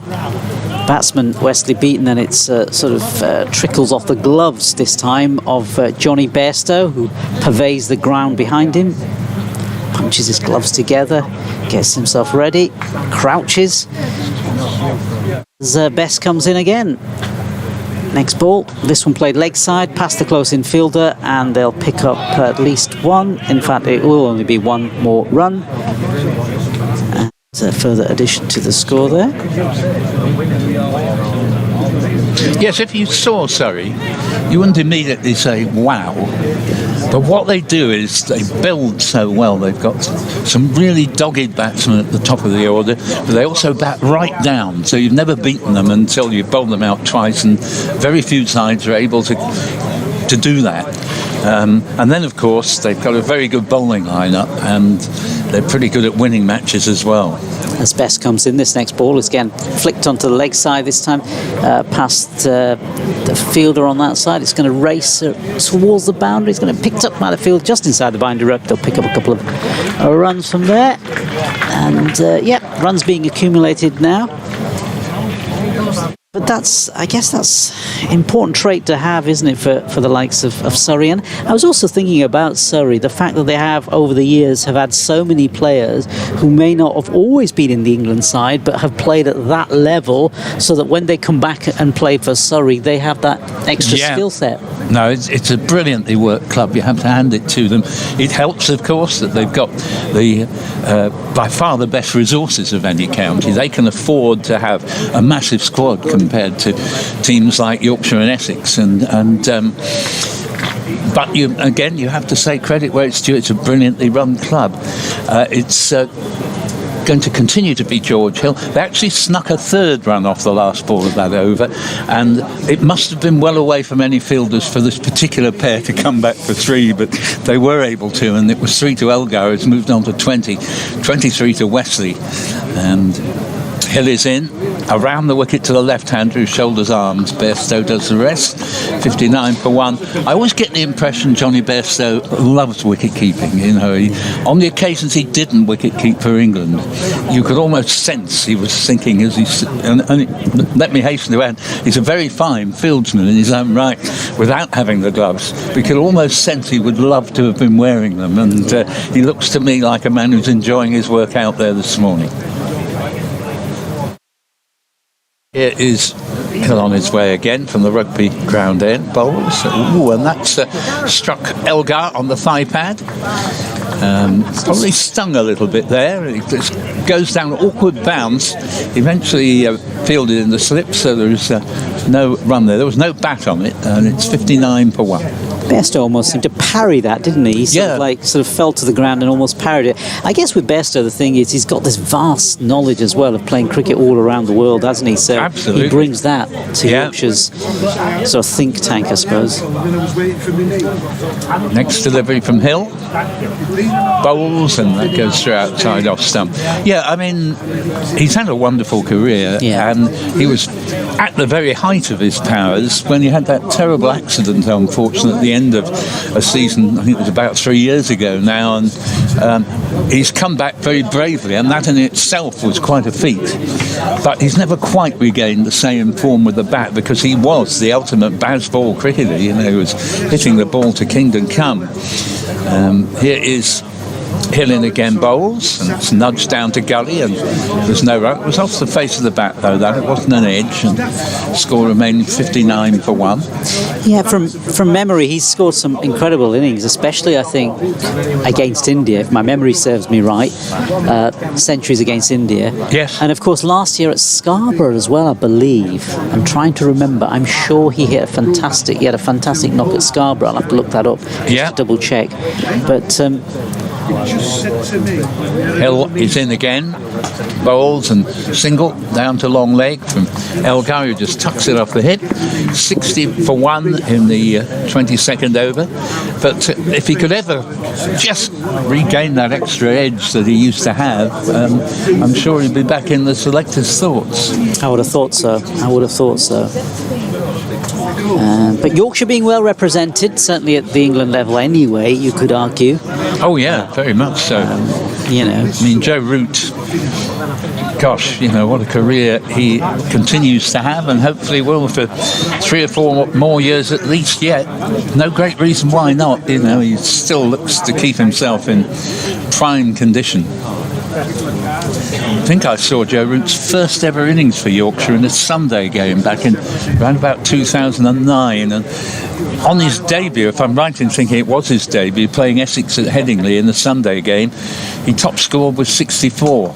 And this next ball is tucked away down towards the backward square leg area, but a smart bit of fielding means that they only get the one run there from what looked as if it was going to be rather more than that. Good work from Shafiq in the deep, and 60, just waiting to see if they put that latest run up. It's 61 for 1, and that completes the 22nd over. Essex choosing to bat with Elgar on 21 and Wesley 24. I think the other thing, Paul, is worth noting is the use of overseas players in these games as well, isn't it?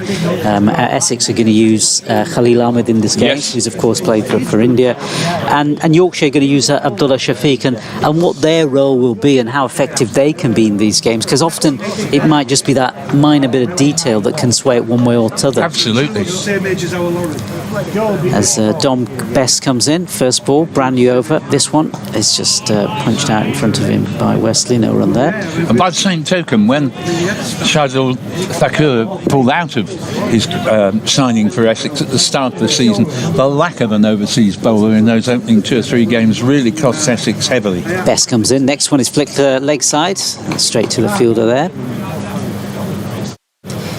Yes, because they ended up having to bowl the very, I think, come back to that after this ball. As Best comes in, next one again. An appeal from the bowler and some of the close-in fielders, but nothing doing, no further additions to the score. No, Wesley got well forward there, and he was playing a shot as well, and I think he got the pad outside off stump. As Best comes in. And this next ball is, again, this time I can certainly quite convincingly hear the bat, so ball squirted onto the offside there, to the close-in fielder.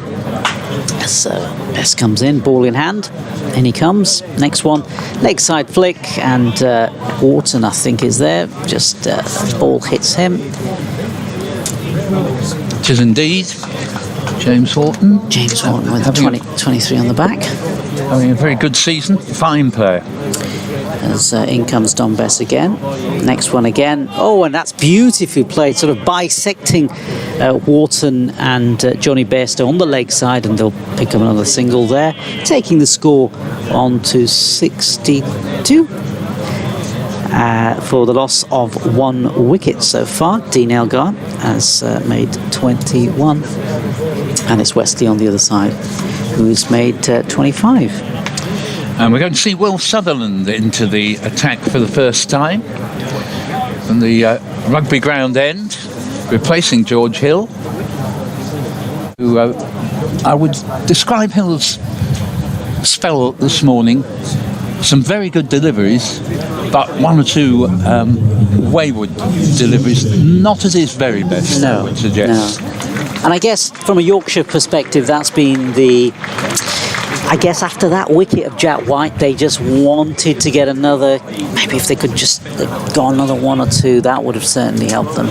And that's been the unfortunate thing, I suppose, from a Yorkshire point of view.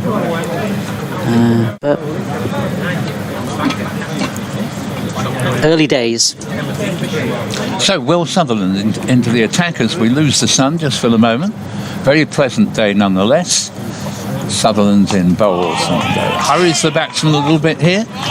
He being Tom Wesley, 62 for 1, 24th over. Just looking at Will Sutherland from where we're looking at Paul, he strikes me as a tall bowler. You know, I don't know what his height is. He just strikes me quite tall. I mean, it was earlier when we were talking about the 2 opening Essex batsmen. It was very much the short and the tall man, wasn't it? Yeah, I mean, he's a good 6'3", I would suggest. Yeah.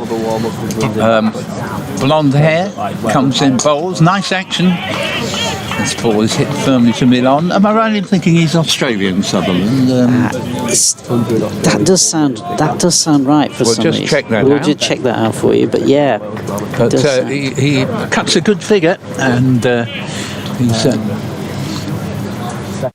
Very tall and strongly built man. Certainly you could see him playing rugby. It is from the rugby ground end that he approaches and bowls to Wesley. You're absolutely right. Play back to the bowl. Australia under-19s. He's played also for the Melbourne Renegades. 25 years old. Yeah, very much an Australian. He looks distinctly useful. He's quite quick. Yeah. I would suggest that he probably is the quickest we've seen so far this morning, despite the fact Yorkshire have a good battery of quick bowlers. Ben Code always impresses me. He played for Australian one-day games against the West Indies last year. Comes in now, bowls, goes through outside off stump. What I like about him, you see a number of quick bowlers who don't gain momentum in their delivery stride, but Sutherland comes in and he's really picking up speed at the moment he's delivering the ball, and that's good to see. Looks like he's been well coached. Yeah, and he looks, as we were saying, he looks very strongly built, doesn't he? So he can certainly hit the deck hard. He's going to get, if there's any bounce, he's certainly going to get that, isn't he? He'd make a good rugby player, I fancy, and I suspect he's quite a good athlete as well, as he comes in now, bowls with this very good arm action, and that goes through outside off stump. And there's no run there, and score remaining at 62 for 1 as we're about 25 minutes out from the lunch interval. And Essex would be very pleased if they managed to make it through to the interval with these two still in the middle.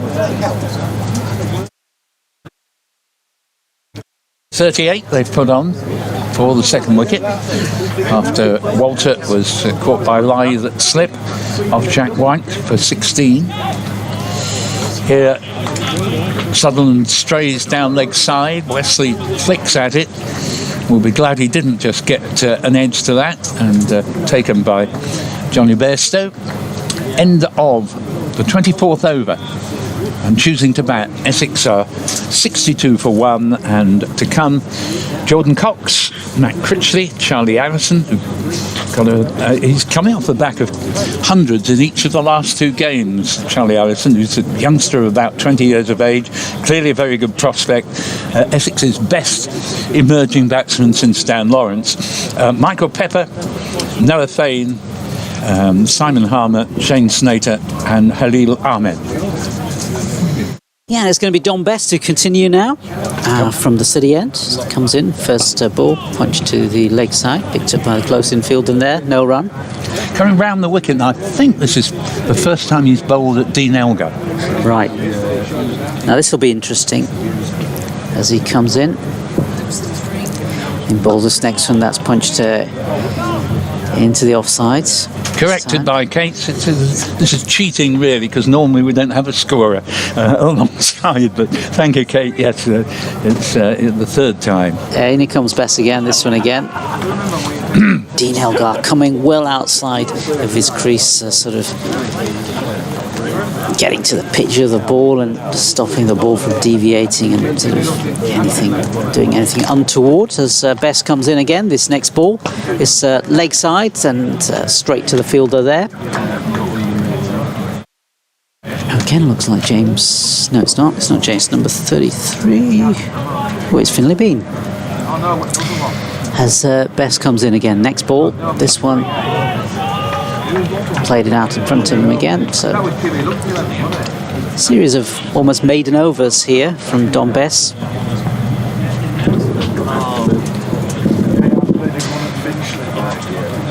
In comes Bess again. Next ball. This one beautifully hit by Elgar past the fielder. Fielder absolutely no chance at all. Finlay Bean. The ball went through him before he could even put his hands out. That went through the offside and straight through to the boundary. So 4 more runs to him, and it is the end of the over, in fact. And I am going to give way now to Doji. Thank you very much indeed to Nasser Hamid there, and 66 for 1 on the board. And yes, it was 4 runs to Elgar, handsomely struck, but it was only just wide of the diving Finlay Bean at the wicket, and it was in the air. Wesley has clipped the next ball to the boundary at just in front of square leg for 4 runs as Sutherland strayed onto middle leg, and Wesley doesn't need any further invitation to take advantage, and he and Elgar are both on. No, in fact, Wesley with that boundary goes on to 29. Elgar with his boundary at the end of the previous over to 25, and Essex are 70 for 1. Welcome back to Jonathan. Hello, Newts. And here's the next ball, driven very firmly down to Jack White at mid-off for no run. I reckon you got Newts when you were at school, didn't you? Absolutely. I've had Newts throughout my life. Actually, if I just turn your mic off for a sec, if you can move it just a bit closer to your mouth, that'd be good. Thank you. Maybe like that. Ah, that's much better. Yeah. That's good. That works for me. Here's Sutherland in. Bowles, and edgily this is going to produce at least 2 more runs, if not 4. 2 fieldsmen hereafter, and it will just be pulled up short of the backward point boundary, but that was not a particularly authentic shot there as it came off the outside edge and went along the ground, let it be said. 72 for 1. Wesley 31, and an innings in stark contrast so far to his Stonewall 130 not out, a key part of saving Essex from defeat at home to Hampshire at Chelmsford last week. Here's Sutherland again, rugby ground end, Bowles and Wesley to mid-on. Won't pick up a run here as we see the sun re-emerge in what's been a very pleasant morning. Always plenty of cloud around, but sun at regular intervals. Yeah, I've just been speaking to a certain Richard Davies, who's further along the Indeed, the my top tier. colleague He's got Dick Davies, VIP seating there, I think. He has. Not sure he has an official VIP status, but he's very good at weaning his way in, as here's the next ball played into the gully for no run as Bean fields, and score remaining at 72 for 1, going at merest fraction under 3 and over. He's just been grilling me about horse racing, as you do at the side of a cricket ground. Now, I must warn you, he knows very little about it, so you'll have been interested as a racing expert yourself to be grilled by a non-racing expert.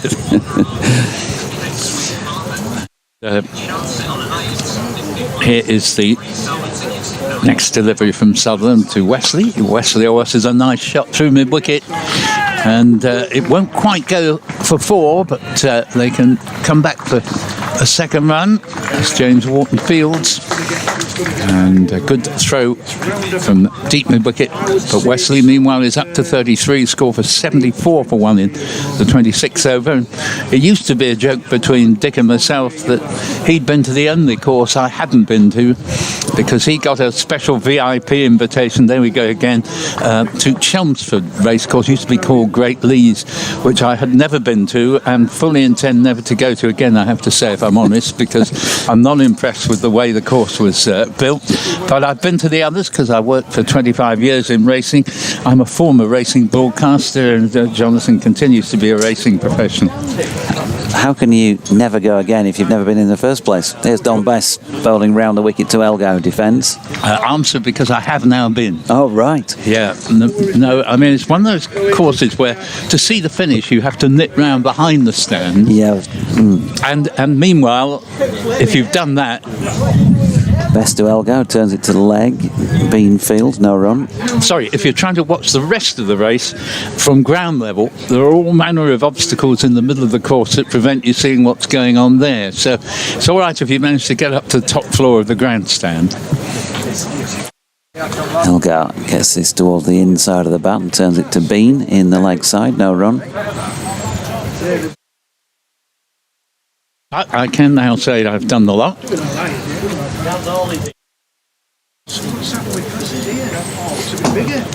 Elgar again turning this one through the leg side, and this time he's going to find some joy because that bobbles over the boundary rope along the carpet all the way. Lovely shot, super timing. And Finlay Bean gave chase in vain. So 78 for the loss of 1 wicket now. This is a good start by Essex. Elgar really, perhaps for the first time this season, beginning to show us what a good player he is. Passing again. Elgar turns it to mid-on. There's no run. Yeah, once he gets in, as I was saying earlier with Nasser, and I think yourself as well, it's very dangerous because he's got really good stickability. They've just brought in short leg across the silly mid-off, right in the eye line there. James Wharton for the final ball of the over. Johnny Bairstow having a chat with Elgar as they walk from one end to the other, because that was the completion of 27 overs now, with Elgar 29 and Wesley racing along to 33. Of course, he was not out there for the first 38 minutes of play. Paul Walter was. He dismissed for 16.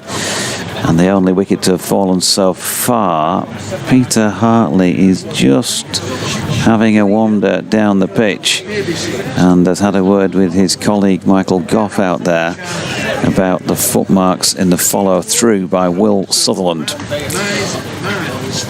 who is he's on and bowling from this rugby ground end. Sutherland, therefore, to continue. 2 slips in the gully. Bowls. That's beautifully played, but very good stop. They're going to get a single.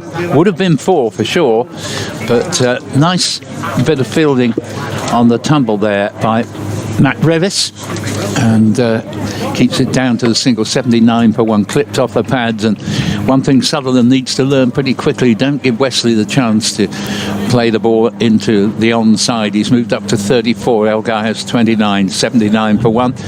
Yeah, final point on the racing. Takes a bit of doing getting round these 60 courses. I imagine you've probably been to them all by now, have you, Jonathan? No, far from it. As this next one coming round the wicket to the left-hander, and that's played away beautifully by Elgar, who's really finding his touch with a vengeance here, and goes to the deep backward point boundary for 4. Beautiful back cut. Takes him to 33. He's almost re-caught up with Wesley, and it's 83 for 1. Yeah, good player though Will Sutherland is. Dean Elgar has faced some of the best in the world in recent history and scored runs from them as well. So, having batted for an hour and 3/4 here, anything loose that you throw up, he's not going to miss out on. Perfectly put as Sutherland bowls. And here's another lovely shot. Wasn't a bad delivery, but going to go out for 2 runs to deep extra cover. And again, when he gets the shot like that right, it's a lovely sight, is Elgar, as he gets almost under the ball, whilst at the same time his head is right over it, making sure it goes all along the ground, and picked up just about a couple of yards short of the boundary at extra cover. 85 for 1.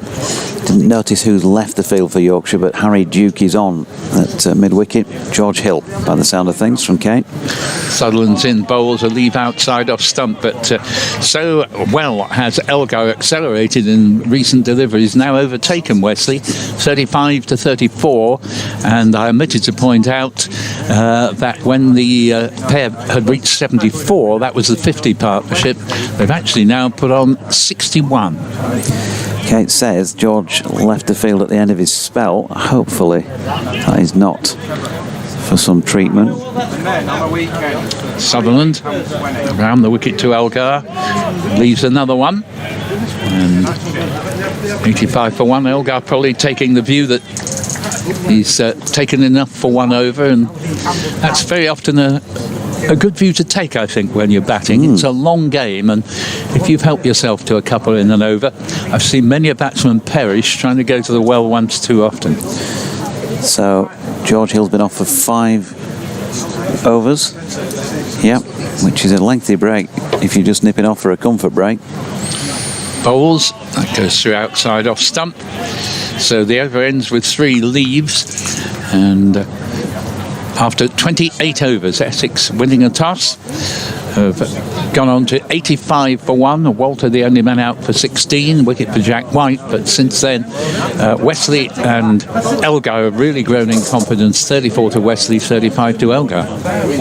Now, Harry Duke has made his way over to just down beneath our commentary position. but he isn't leaving the field. I think he was just asking for some suntan lotion. Yeah, he is. Applying a bit of that while he's out there. So still no George. Hopefully this is not a significant concern for Yorkshire, but he hasn't been out there for a little while now.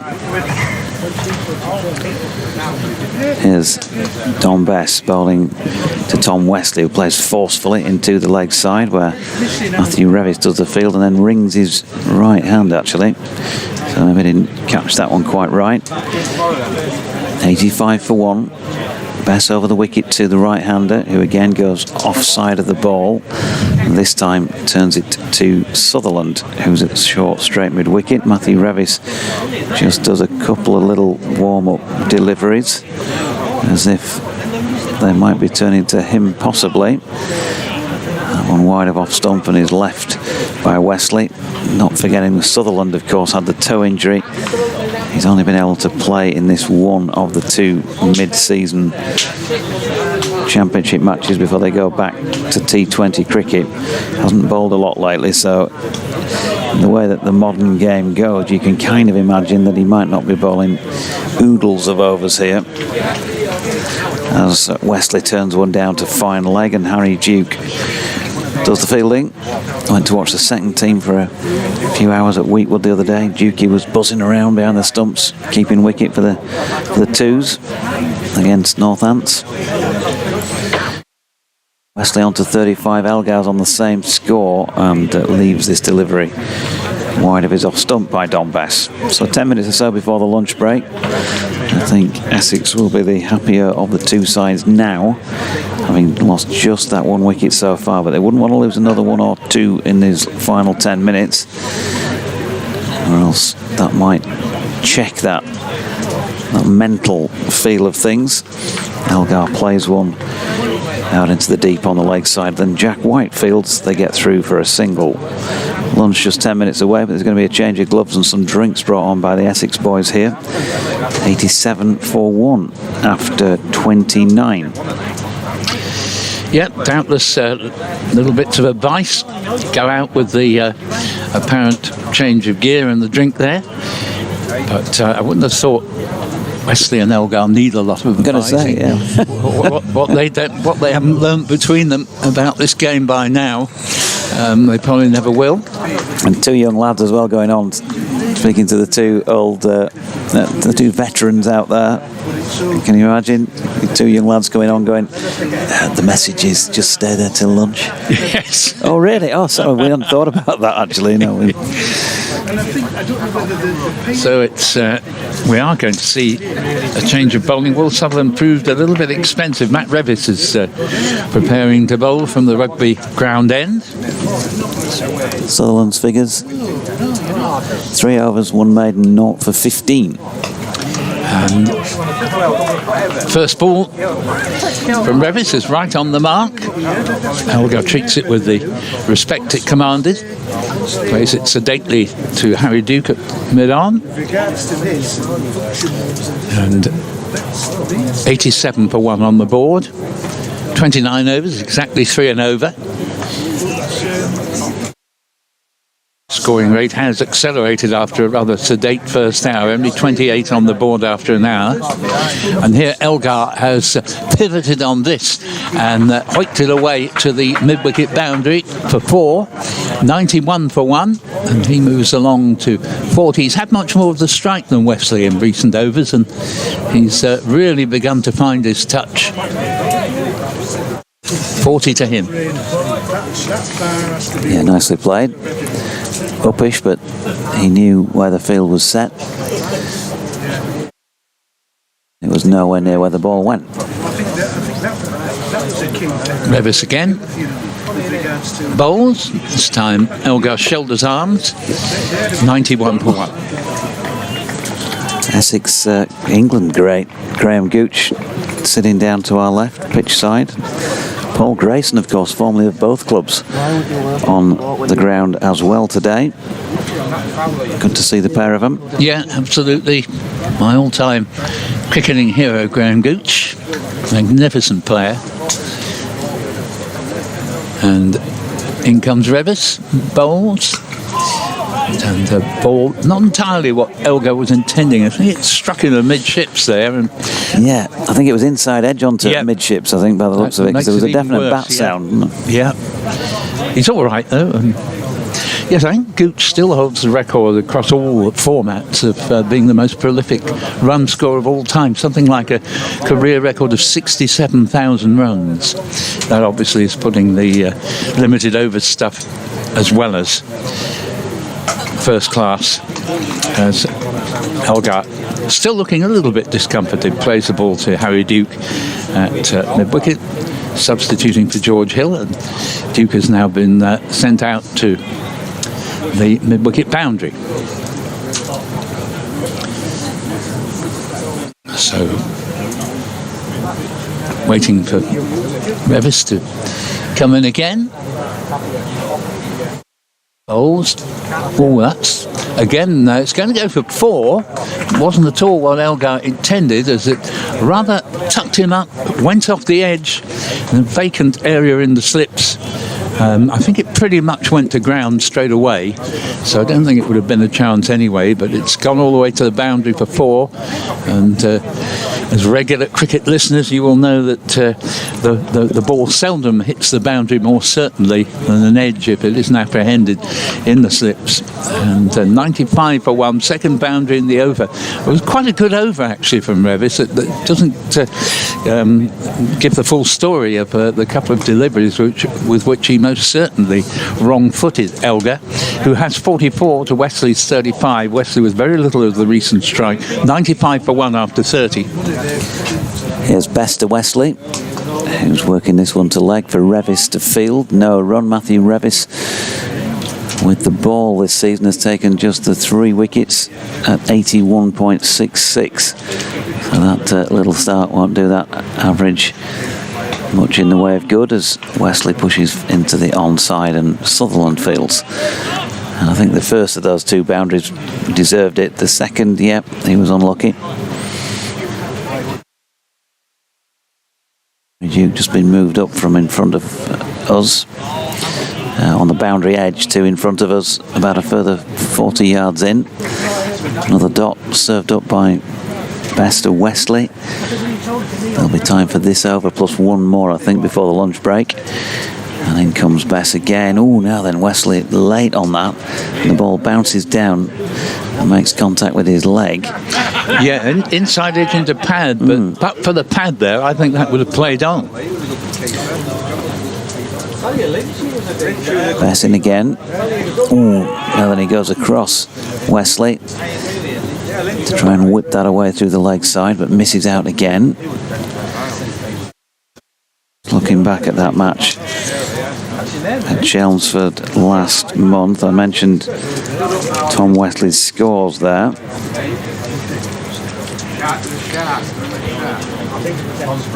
As he waits, and Bess comes in again, this time pushes forward into the offside to complete the over at 95 for 1. Tom Wesley was LBW to George Hill for 18 in the second innings, I should say.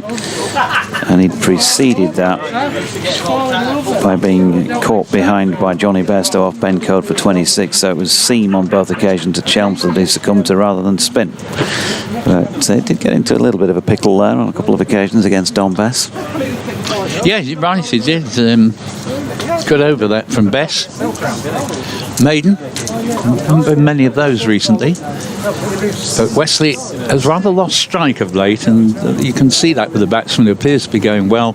Doesn't get much in the next 5 overs, doesn't quite look the same player.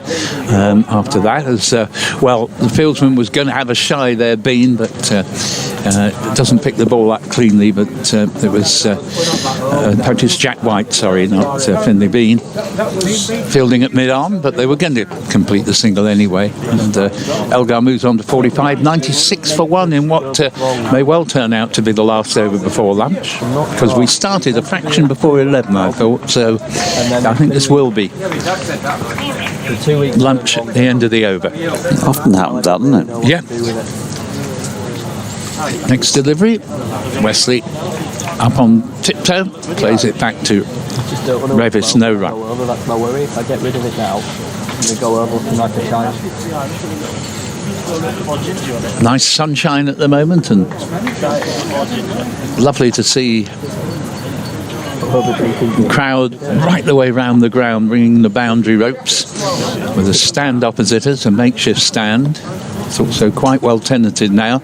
Wesley has forced this one for a single to wide mid-wicket. No real timing in the shot, so it wouldn't have gone very much further. 97 for 1. Wesley to 37. No, to 36. And these two put on 73. Will they make it through to the lunch interval? Revis comes in. No, in fact, well, I think this makes it fairly certain it will be the last over before lunch. Elgar would appear to have something in his eye. And I've seen some fantastic ways of getting to lunch without having to face an extra over during my time. Yeah, it's right up there. Here is the next delivery from Revis, played firmly down to White at mid-arm. So I think, Kate, we've got perhaps 2 deliveries left, is it now? Yep, thank you very much indeed. Our scorer, Kate. Delighted to have her with us. And 97 for 1 in the 32nd over. Poor old Kate suffering from tennis elbow as well. Ah, well, that's the danger of mixing your sports. Here is Revis to Elgar, penultimate, what we think will be the penultimate delivery of the session. Nudge down to Gully. No run, Elgar. He really has looked good in the last hour. Very much out of touch for the first hour, where he barely reached double figures. But in the second hour, he's really shown us what a good player he is. So, I reckon this is lunch after this delivery. And Revis bowls, and the ball is just stopped back to the bowler. I'm going to leave you slightly abruptly with Jonathan as I prepare to go into the BBC Essex 1 o'clock news. Thanks, Paul. Yep, so lunch on the opening day of this one between Yorkshire and Essex. 97 for 1, with Dean Elgar on 45 now and Tom Wesley on 36. And just that 1 wicket falling to Jack White. 7 overs, 1 maiden, 1 for 18 for him. We'll be back with all the ball-by-ball action in the afternoon session. But from Paul, from Kate, from Nasser, and from yours truly, we're going to take a breather as well. And so we'll leave you a bit of stadium atmos for the lunch break.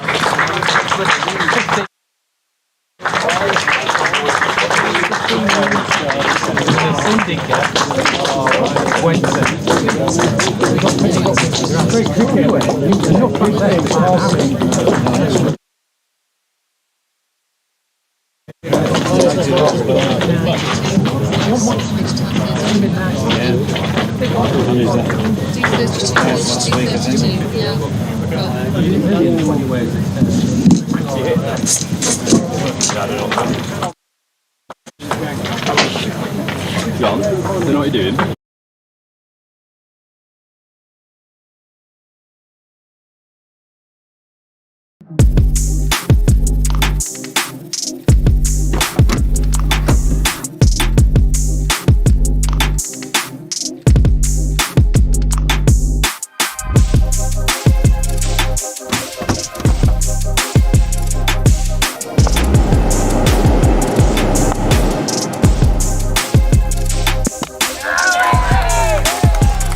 Vertu, official partner of Yorkshire County Cricket Club.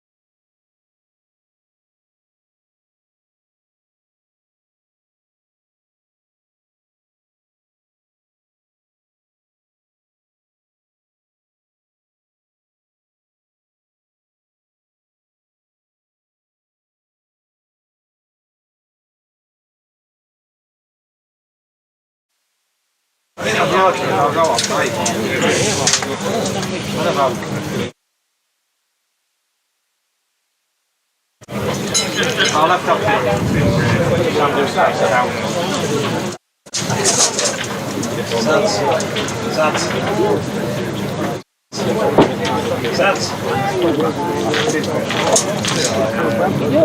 He's not listening.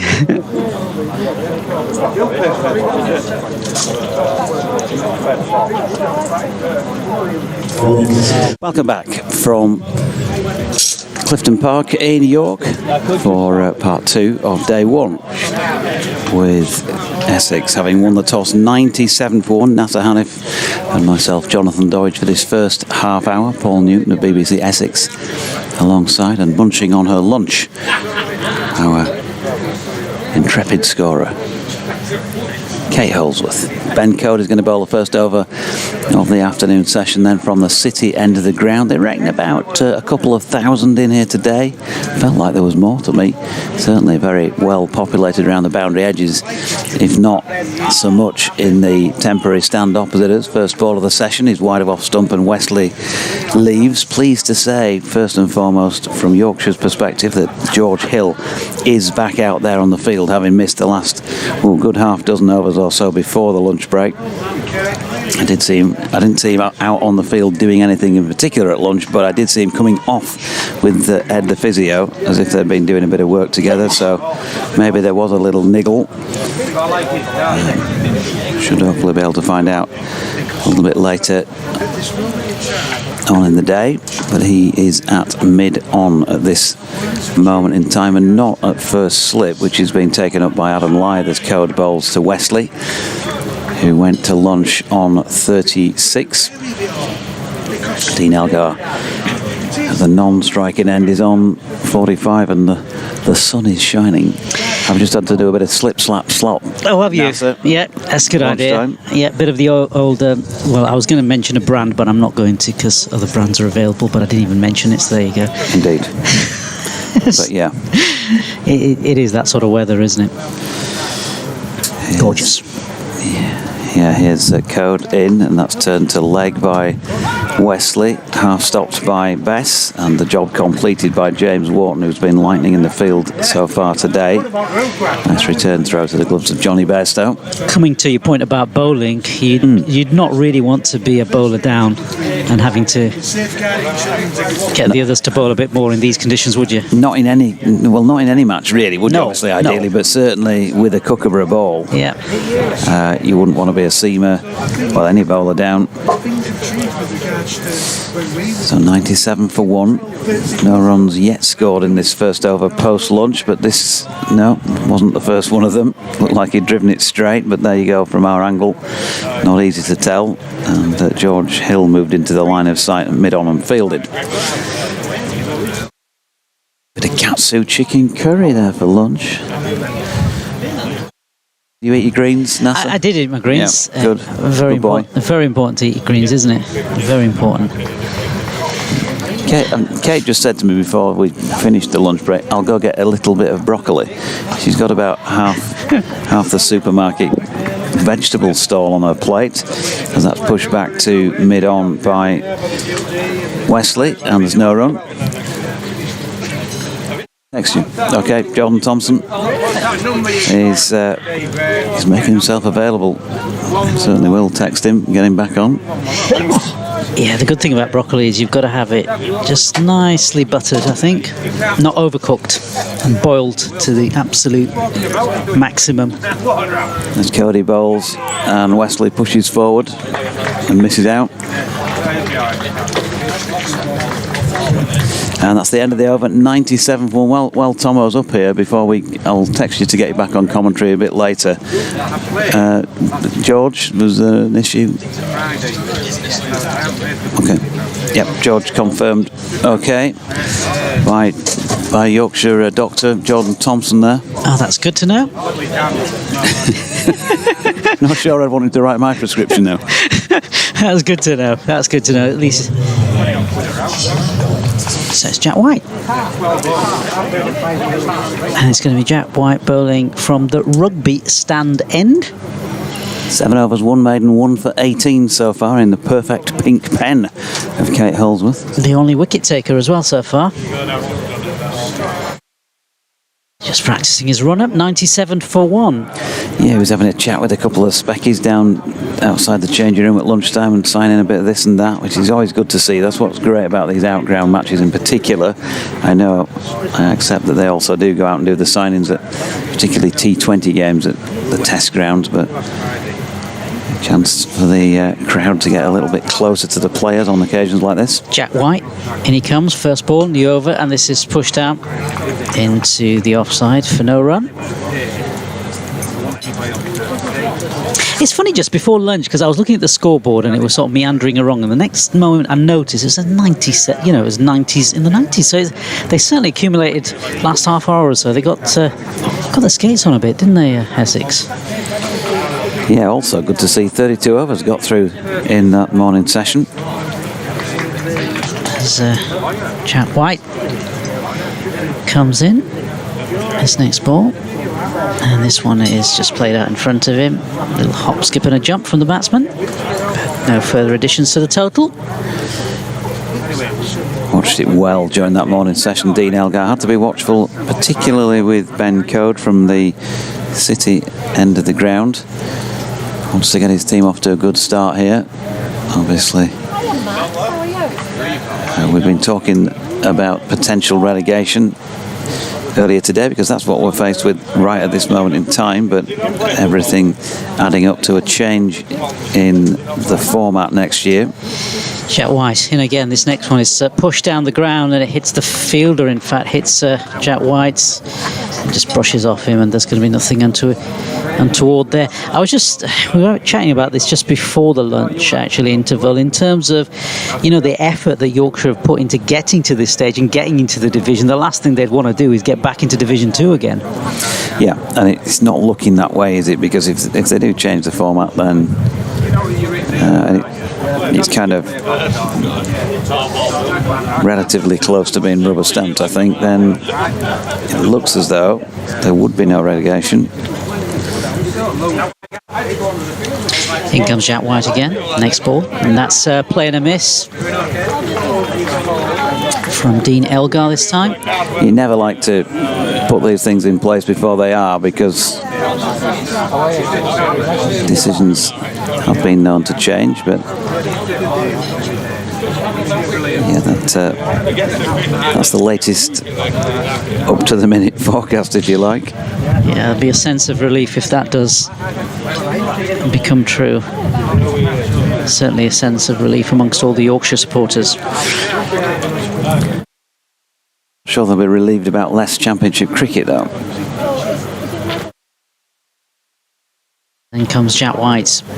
This next ball, and this again pushed in late on an appeal from the fielders, and it just hit his pad and sort of squirted onto the leg side. It looked as though he might have fallen over it slightly. It might have nipped back on him. Let's have a look for those who can see the replays. On its way in on the angle, it probably hits him in front of leg stump. Height may be an issue. I know he's only a short man, but it's certainly not the worst shout. Peter Hartley's obviously got his reasons and declined to raise the finger. It's going to be Jack White again. Here he comes. Next delivery. This again a play and a miss, and through to Johnny Bairstow behind stumps. And that's the end of the over. It's 97 for 1.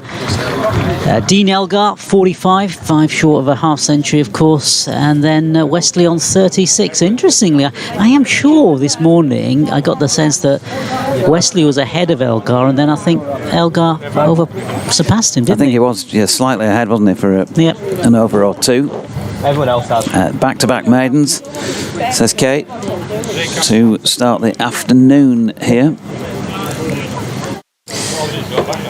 And so Ben Code from the city end to bowl to Tom Wesley. You can get in touch. Yorkshire Cricket at bbc.co.uk is the email address. That Wesley punching that one back into the onside. First up, George Hill fielding.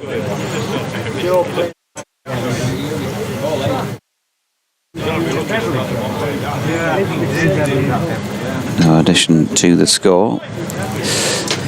Let's just have a look at what's going on elsewhere. As Ben Code turns at the end of his run then. Down the slight incline towards the rugby ground. Bowls it now. Good delivery, which has the measure of Wesley. Inside edge into his body. So, in the various men's matches, Div 1, Worcestershire 110 for 2 against Hampshire. They're back in play after lunch there. Somerset 103 for 3. They're at home against Nottinghamshire and won the toss and decided to bat first. Warwickshire also won the toss and decided to bat at Hove, where they are 120 for 1 in the 31st over. Back underway again after the lunch break as Wesley plays it out into the offside and Finlay Bean does the fielding. What else have we got for you? Gloucestershire 95 for 1 at Sophia Gardens. They were put in by the hosts. Middlesex in Division 2 as well. They're playing Leicestershire at Leicester, and the hosts won the toss, put Middlesex in. They're 124 without loss. So they've done extremely well considering. Lancashire 105 for 4. They're playing Derbyshire at Chesterfield, having decided to bat first when winning the toss, as Wesley gets the ball round about leg stump and helps it on its way down to Matthew Revis, who's in front of our commentary position. Single there. In Division 1, the champions Surrey 106 for 1 against Durham. That was down at the Oval. The hosts were put in by the visitors there. And at Canterbury, Kent won the toss and decided to bat, and they're 120 for 1 as well. So I think 4 wickets there, the most I've read out of any of the matches so far, with the Kookaburra on the opening day of this round, and everywhere else, including here at Clifton Park, York, wickets proving tricky to come by. Here comes Code again round the wicket, and Elgar pushes into the offside and then replays that as if he might have worked it to leg. He's had 1 or 2 low scores against Yorkshire over the years, Dean Elgar, back in his days for Surrey, but he's had his moments too. Just a tough, nuggety sort of player. And as a fielding side, bowling side, you don't want to let him get fully in at the crease, as he's turned that one to mid-wicket. And James Wharton does the fielding to complete that over. He's on 45 at the minute. 98 for 1, just the 1 run so far in 3 afternoon overs.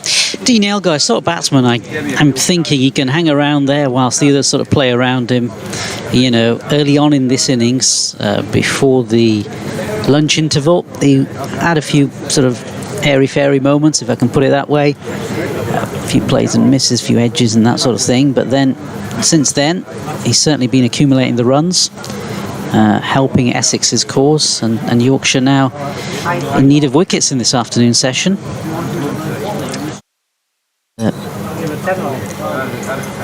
As we get ready for this next over, it's going to come from the rugby stand end, and it's going to be Jack White. In fact, the only bowler to have taken a wicket so far in this match.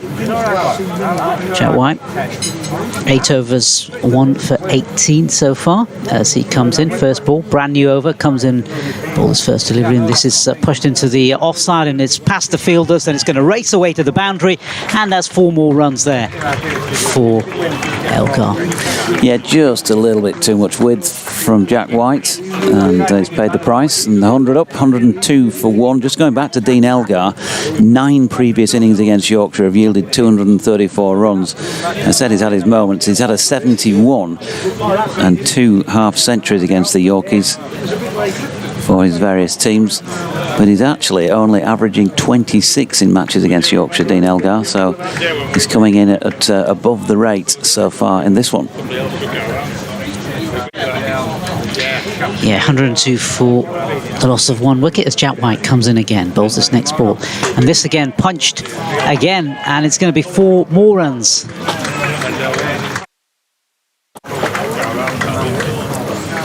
Four more this time to Wesley. Nicely played again. Just too much width. Allowed him to get his hands through that, and he's levelled things up on the scoreboard now with Dean Elgar at 45 runs apiece, the Essex captain. Yeah, sun out this afternoon, so making for good conditions for batting, certainly. Just the odd delivery doing something. As White comes in again, this next ball, this time it's just punched down to the leg side, just off his bat, no run there. Wesley, meanwhile, he's played, he had a bat in his hand on 21 occasions against Yorkshire, 21 knocks, 584 runs. He has had 1 century previously, a 127, and 3 other 50s. And his average against the Yorkies is 29.2. Yeah, some of the close infielders try to G themselves up. So White comes in again.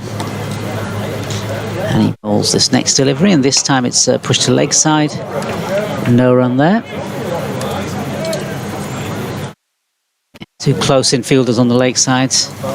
You've got Abdullah Shafiq.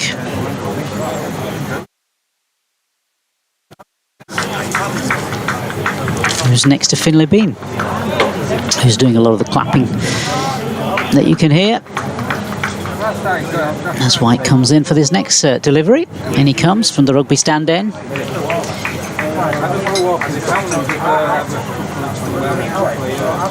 And he comes in and he bowls this next delivery, and this is pushed, goes towards second slip. Just no chance there, just along the ground, and picked up by the fielder there.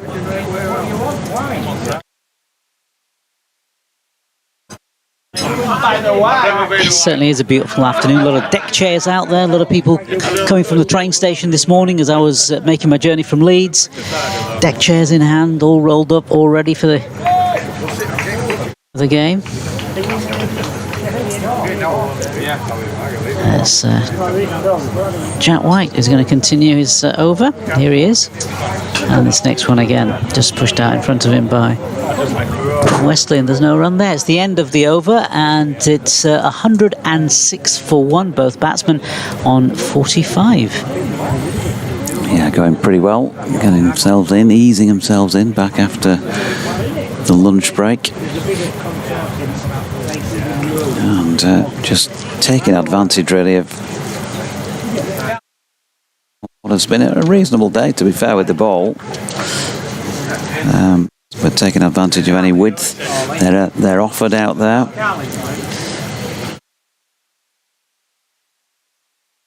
It feels as though it's getting brighter actually here. Certainly the sun shining brightly. So Ben Code, right arm round the wicket. Elgar pushing forward, not catching that one quite right, and James Wharton saved a fair few runs already today, was in quickly. Now then, Mike Scott, good afternoon to you, says watching and listening to you all in the early morning in Jasper in the Canadian Rockies. Knowing how we're searching far and wide for new signings we could do with this lad in the slip cordon, might be difficult negotiating his contract. Yeah, he's got a picture of a bear alongside. As Elgar pushes to George Hill at mid-off, no run. Good to hear from you, Mike, and that looks fantastic out there. Enjoy yourself. Bent Nielsen asks how we can talk about lunch and broccoli in the same sentence.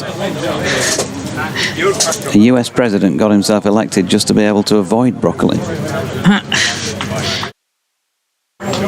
Yeah, a few shoulder shrugs here, Bent, but then that goes for most of your correspondence, but you know.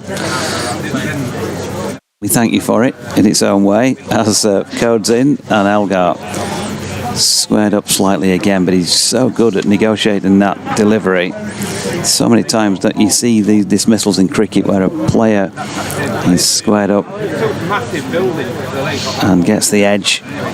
Dean Elgar does have a way of looking like it's going that way, and then just watches the ball so well, keeps his eye on it, and manages to keep it out.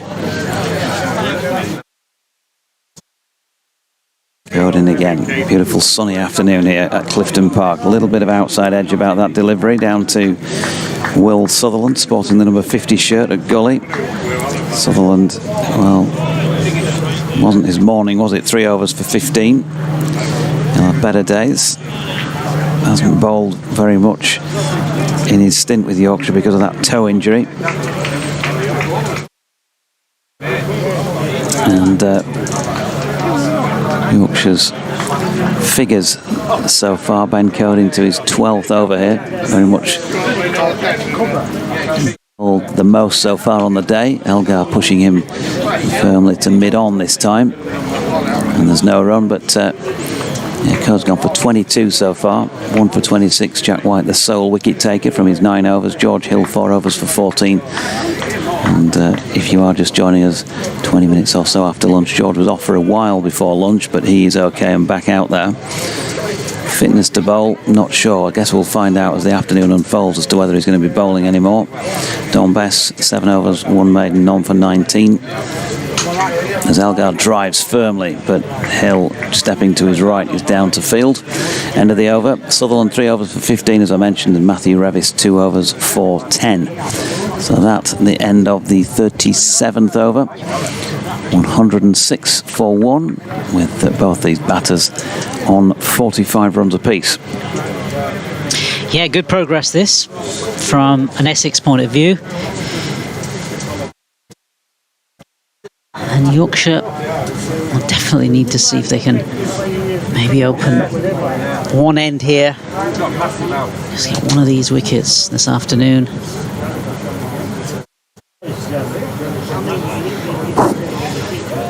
Conditions certainly looking good.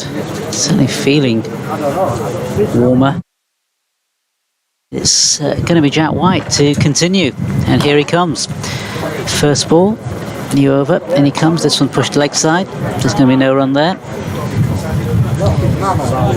Yeah, 37 overs gone.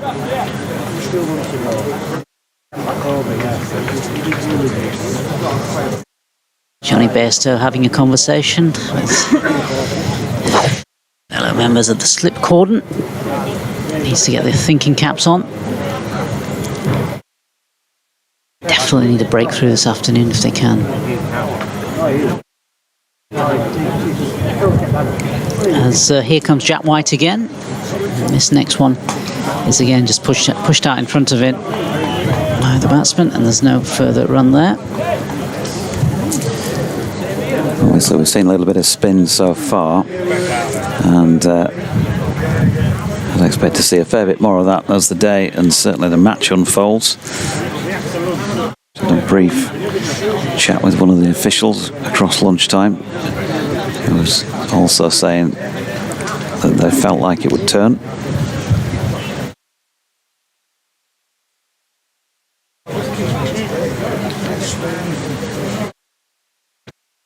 In comes Jack White again. His next ball, and again it's pushed leg side, flicked off his legs beautifully, and that is going to go all the way to the boundary. So 4 more runs there to Wesley. Yeah, Jack White just not quite on it at the start of this afternoon session. Couple of deliveries in the previous over where he gave a little bit too much width. Was played through the offside by Wesley, and this time a little bit too fallen on leg stump. That was helped nicely on its way towards the rugby ground. As then comes White again. This next one just played out in front of him, and no further runs there. So yeah, good runs now. So Wesley just one short of his half century.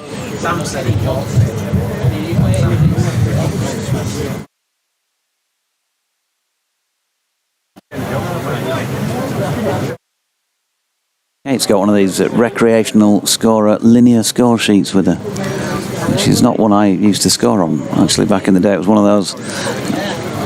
Was it Bourne? Do they still do them? Yeah, the old traditional scorebook. Love that. As White comes in, and this next ball is just played out in front of him as papers go flying around. I'm trying to rescue this paper off the floor.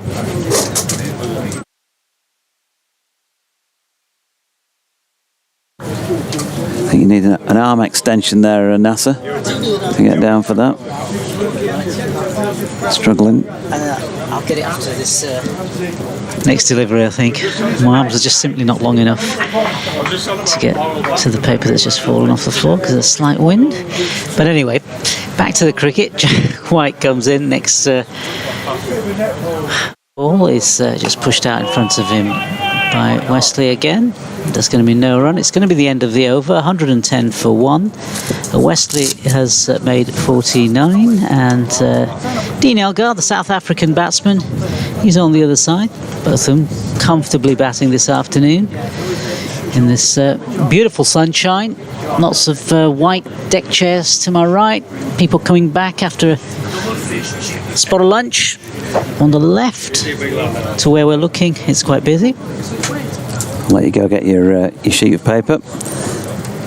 Just looking over into the distance at Clifton Alliance across the way. It looks as though there's a women's game going on. They're all out there in their coloured kits just gone onto the field. I think that's just starting. Maybe start at 2 o'clock, something like that. So 2 games for the price of 1 here at York today.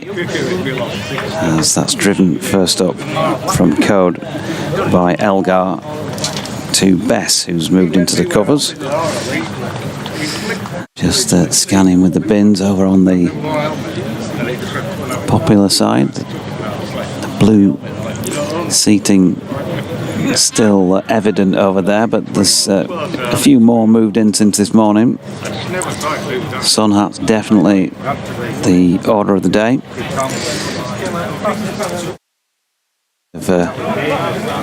Lotion, suntan lotion on there as well, sunscreen, because pretty exposed to the elements when the sun is out over there. As Code bowls another one to Elgar, this time he blocks.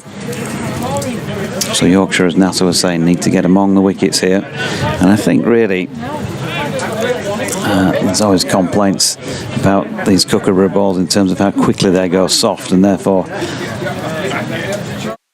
much assistance as a bowler. Well, that's generally spoken as of being 25 overs in, and we're in the 39th over here, so still half its so-called useful life to go. Work to do. I think you've just got to maintain your disciplines really and go through the usual routines.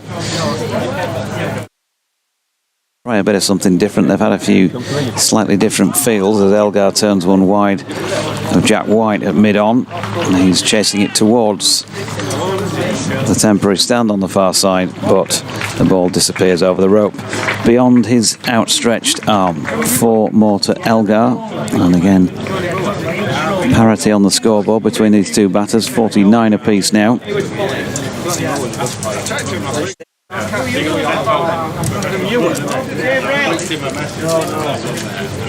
Which then perhaps makes the case for spin.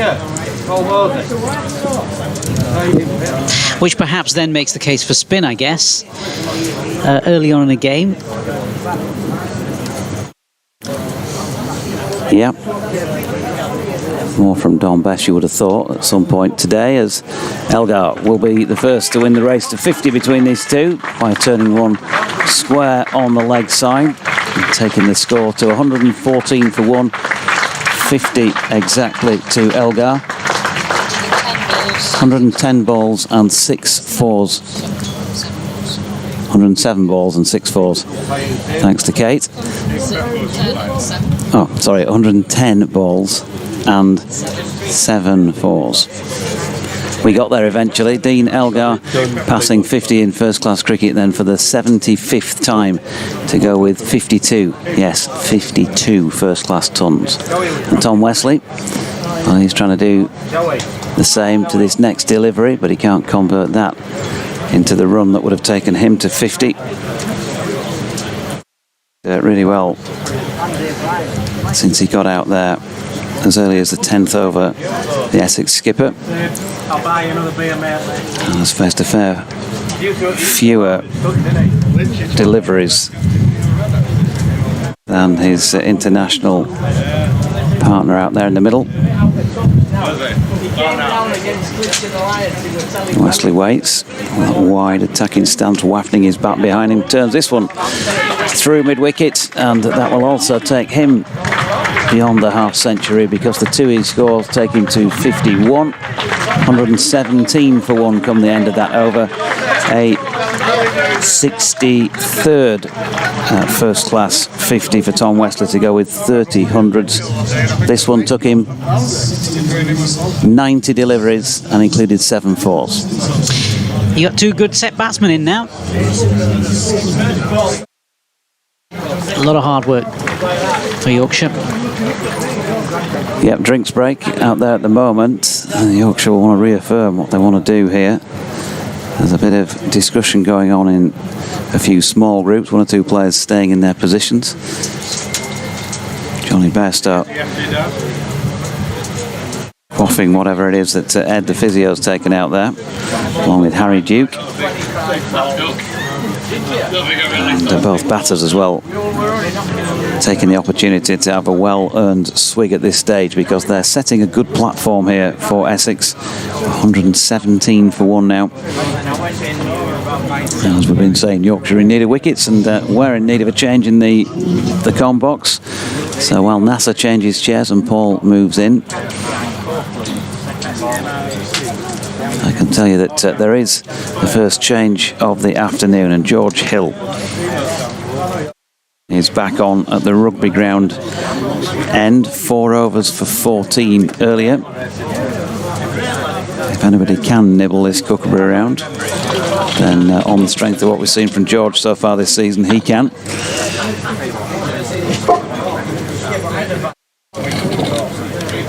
Paul back in the chair, and I'll step out. Thanks, Jonathan. And don't think either Elgar or just spoke in, because here's George Hill from the rugby ground end, bowling to Elgar, steers it to mid-off, no run. I don't think either Elgar or Wesley would have got a much louder reception for their 50s than the Yorkshire crowd here gave each of them. And very nice, very sporting as well of the crowd to show their appreciation, even though they would have been hoping most of the way through the 2 innings that they wouldn't overstay their welcome, which I suspect they already have, as Hill is in bowls and Elgar steers the ball into the covers. Partnership now worth 93 for the second wicket, and the sun is shining. I can confirm it's hot. As I've been sitting out in a bit of it, it really is hot. It's not anything like as hot as it'll be tomorrow, and we do have a lovely cooling breeze, so it's actually what you call the perfect summer's day, as Hill's in bowls, and nicely played, but cut off from mid-on, running around behind the bowler's arm to prevent a single. And just waiting to welcome Nasser Hamid back, but he'll be with us in a moment or two. Hill in and bowls. Once again, mid-on runs around behind the bowler's arm to cut off not so much a straight drive as a straight push to get that one under wraps. There's no run. 117 for one. Nasser, welcome back. Thank you, Paul. Just doing a bit of running around. Indeed. Happens to the best of us. Yeah, just left my little pad over there, so easily done. Hill's in bowls to Elgar again. There'll be no run as it's played out to cover, and good accurate bowling in this over from Hill. I was saying in his spell before lunch, to me, he wasn't quite at his best. Just strayed a little bit, but he couldn't be accused of that in this over so far. And that ball was just played out to Finley Bean in the covers, as in comes Hill. Bowls, and this time nicely fielded to his own bowling. That's the end of a maiden over, bowled by George Hill. 117 for one. First to his 50 was Dean Elgar, but Wesley has got a couple of singles since then to overtake his opener, and 51 to Wesley, 50 to Elgar. Partnership unbroken of 93.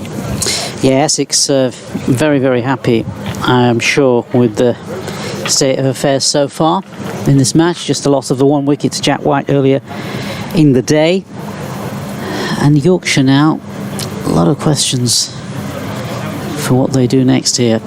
See if they can get a vital breakthrough in this afternoon session. They are desperately in need of one. Johnny Bairstow walks back to his position behind stumps as he prepares himself. We've got this next over coming in. New ball, it's Ben Code. In he comes. This next one just played off his pads, and it's a quick single, and the batsmen are going to come through for it. Strange occurrence of events there. There was a shy at the stumps, a throw from the fielder, who is Dom Bess. He threw at the stumps, but Yeah, he threw, excuse me, while lying on the ground, Yeah. and it didn't miss by much. Question was, after a misunderstanding between the batsmen, would it have been a run out? Well, direct hit, it may have been. I just fancied that Wesley was just about home in time. yeah, whilst we ponder that, next ball is bowled by Ben Code, and this one again punched out in front of him by Dean Elgar. No run there, but both batsmen now looking quite comfortable this afternoon so far, apart from, you know, craziness that we saw the last ball or so. I mean, the last thing they want to do is a run out, or the last thing they want to get themselves involved in is a run out. Just wanted to check with Kate, did they actually get a run in the end? Yes. So shouldn't it be 118 for one? As in comes Code, and this next ball is left alone by Elgar, passes over his bat and through to the wicket keeper. So just getting confirmation from our excellent scorer Kate that they did. It was Wesley who played the shot, and when they took the single that could have been a run out, that hasn't been recognised on the board at the moment. So Wesley should have 52, and the score should be 118 for one in the 41st over. Very nice to have a good scorer next to us who can confirm or deny. As in comes Code again. This next ball is again just played out in front of him by Dean Elgar. No further runs there. Yeah, I must say, in some ways, from a Yorkshire point of view, we know from Johnny Bairstow he would have put Essex in anyway at the toss if Essex hadn't won it. But maybe he need feel less bad, certainly about the game right now, and it can all change, because it's not going to be a lot of fun being in the field if the weather remains this hot and it's sunny and Essex continue not to lose many wickets. Indeed, as Code comes in, this next one just flicked off his bat into the leg side area by Elgar. A strange shot. It did seem to come off his bat though. There's no run there.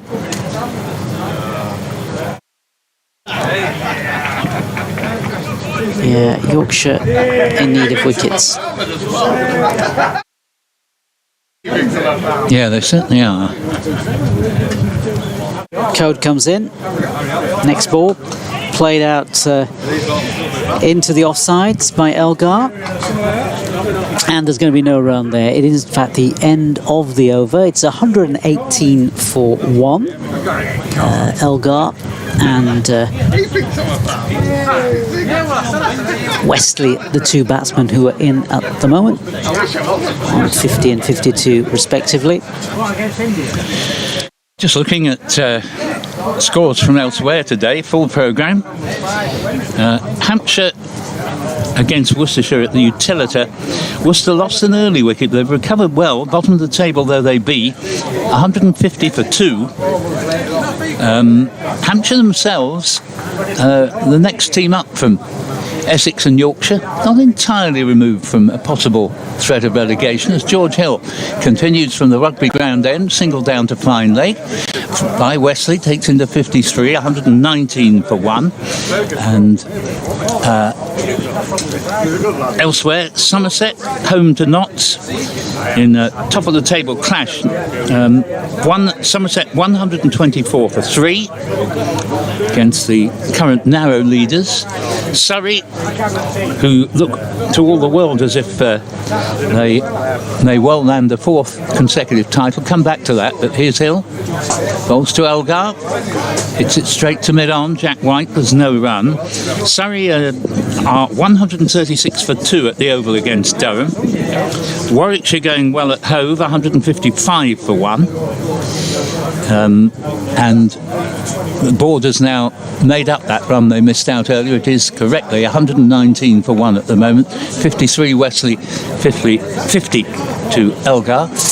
Come back to the Division 2 scores, but here's Hill around the wicket bowls, and Elgar plays it to Finlay Bean in the covers, no run.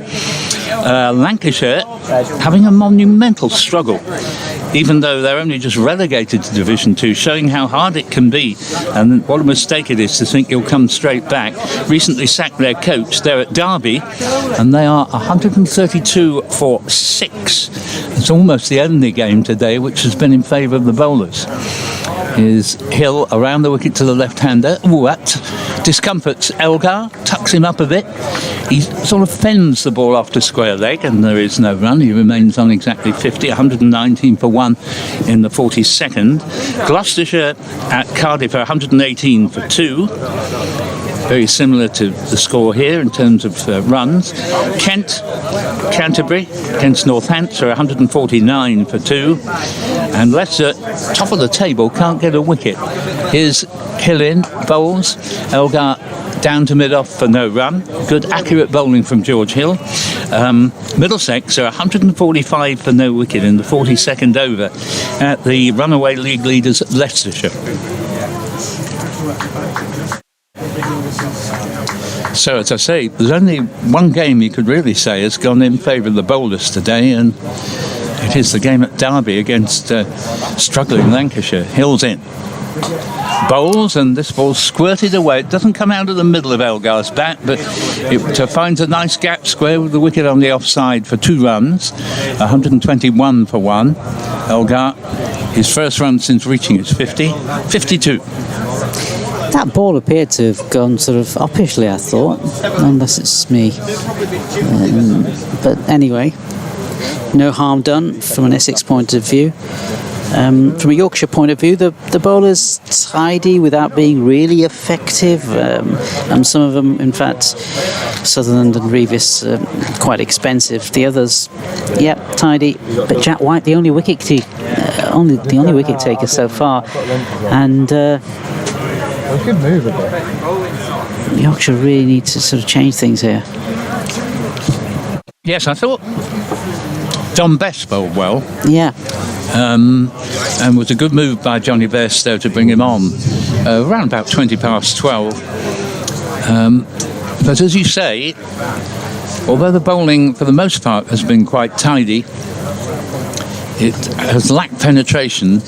Now, doubtless partly to do with the fact it has looked a fairly easy pitch to bat on. And its code is going to continue, so no changes. And that first ball of brand new... Oh, it's a new ball. Jack White, yeah. Oh, sorry. I beg your pardon. It's Jack White. So it's a change of ends, because Jack White was bowling from the rugby stand end. That's right, yeah. And now he's bowling from the city end. And he is, in fact, the only bowler who's actually managed to get a wicket. He's a little bit more unpredictable, I feel, than the other quicker bowlers, so that's probably why he's got the wicket. And he comes again, next ball, and this one, just off the edge of the bat, just trickles down to the second slip region. Yeah, it wasn't that far from playing on. A moral victory for the bowler, and there haven't been all that many of those in the day's play so far. As I say, it's partly to do with the fact it's an easy paced track, but Jack White puts a lot into his delivery and gets a little bit of extra bounce. So definitely worth giving him a chance from the other end and see if that subtle change may make a difference. But when you've tried all your bowlers, that's the only thing he's left with, really, apart from bringing on Don Best, which we talked about earlier. So in he comes. Let's see if what he can do in this next delivery. And this again pushed out into the leg sides. Jack White strikes me as the sort of guy who will bowl himself to a standstill for you from a captain's point of view, and captains always like that sort. He's putting everything he's got into this over, and obviously he hasn't quite got his reward that he's looking for yet, but got the better of Wesley with the second ball he bowled that he was close to playing on. So in he comes again, off his run up. Here he is. Next ball, this one again pushes to the leg side, and it's picked up by the fielder. That's square leg. No run there. I must say I'm very grateful to the canopy that was specially put in here by the Clifton Park Base Club. because when I was seeing what temperatures we were going to work in, and tomorrow it's meant to be in the 30s, I thought, crikey, lucky to get out of here alive. But thanks to the canopy, it's going to be well past the hottest moment when the sun gets far enough round to the west to hit us at all.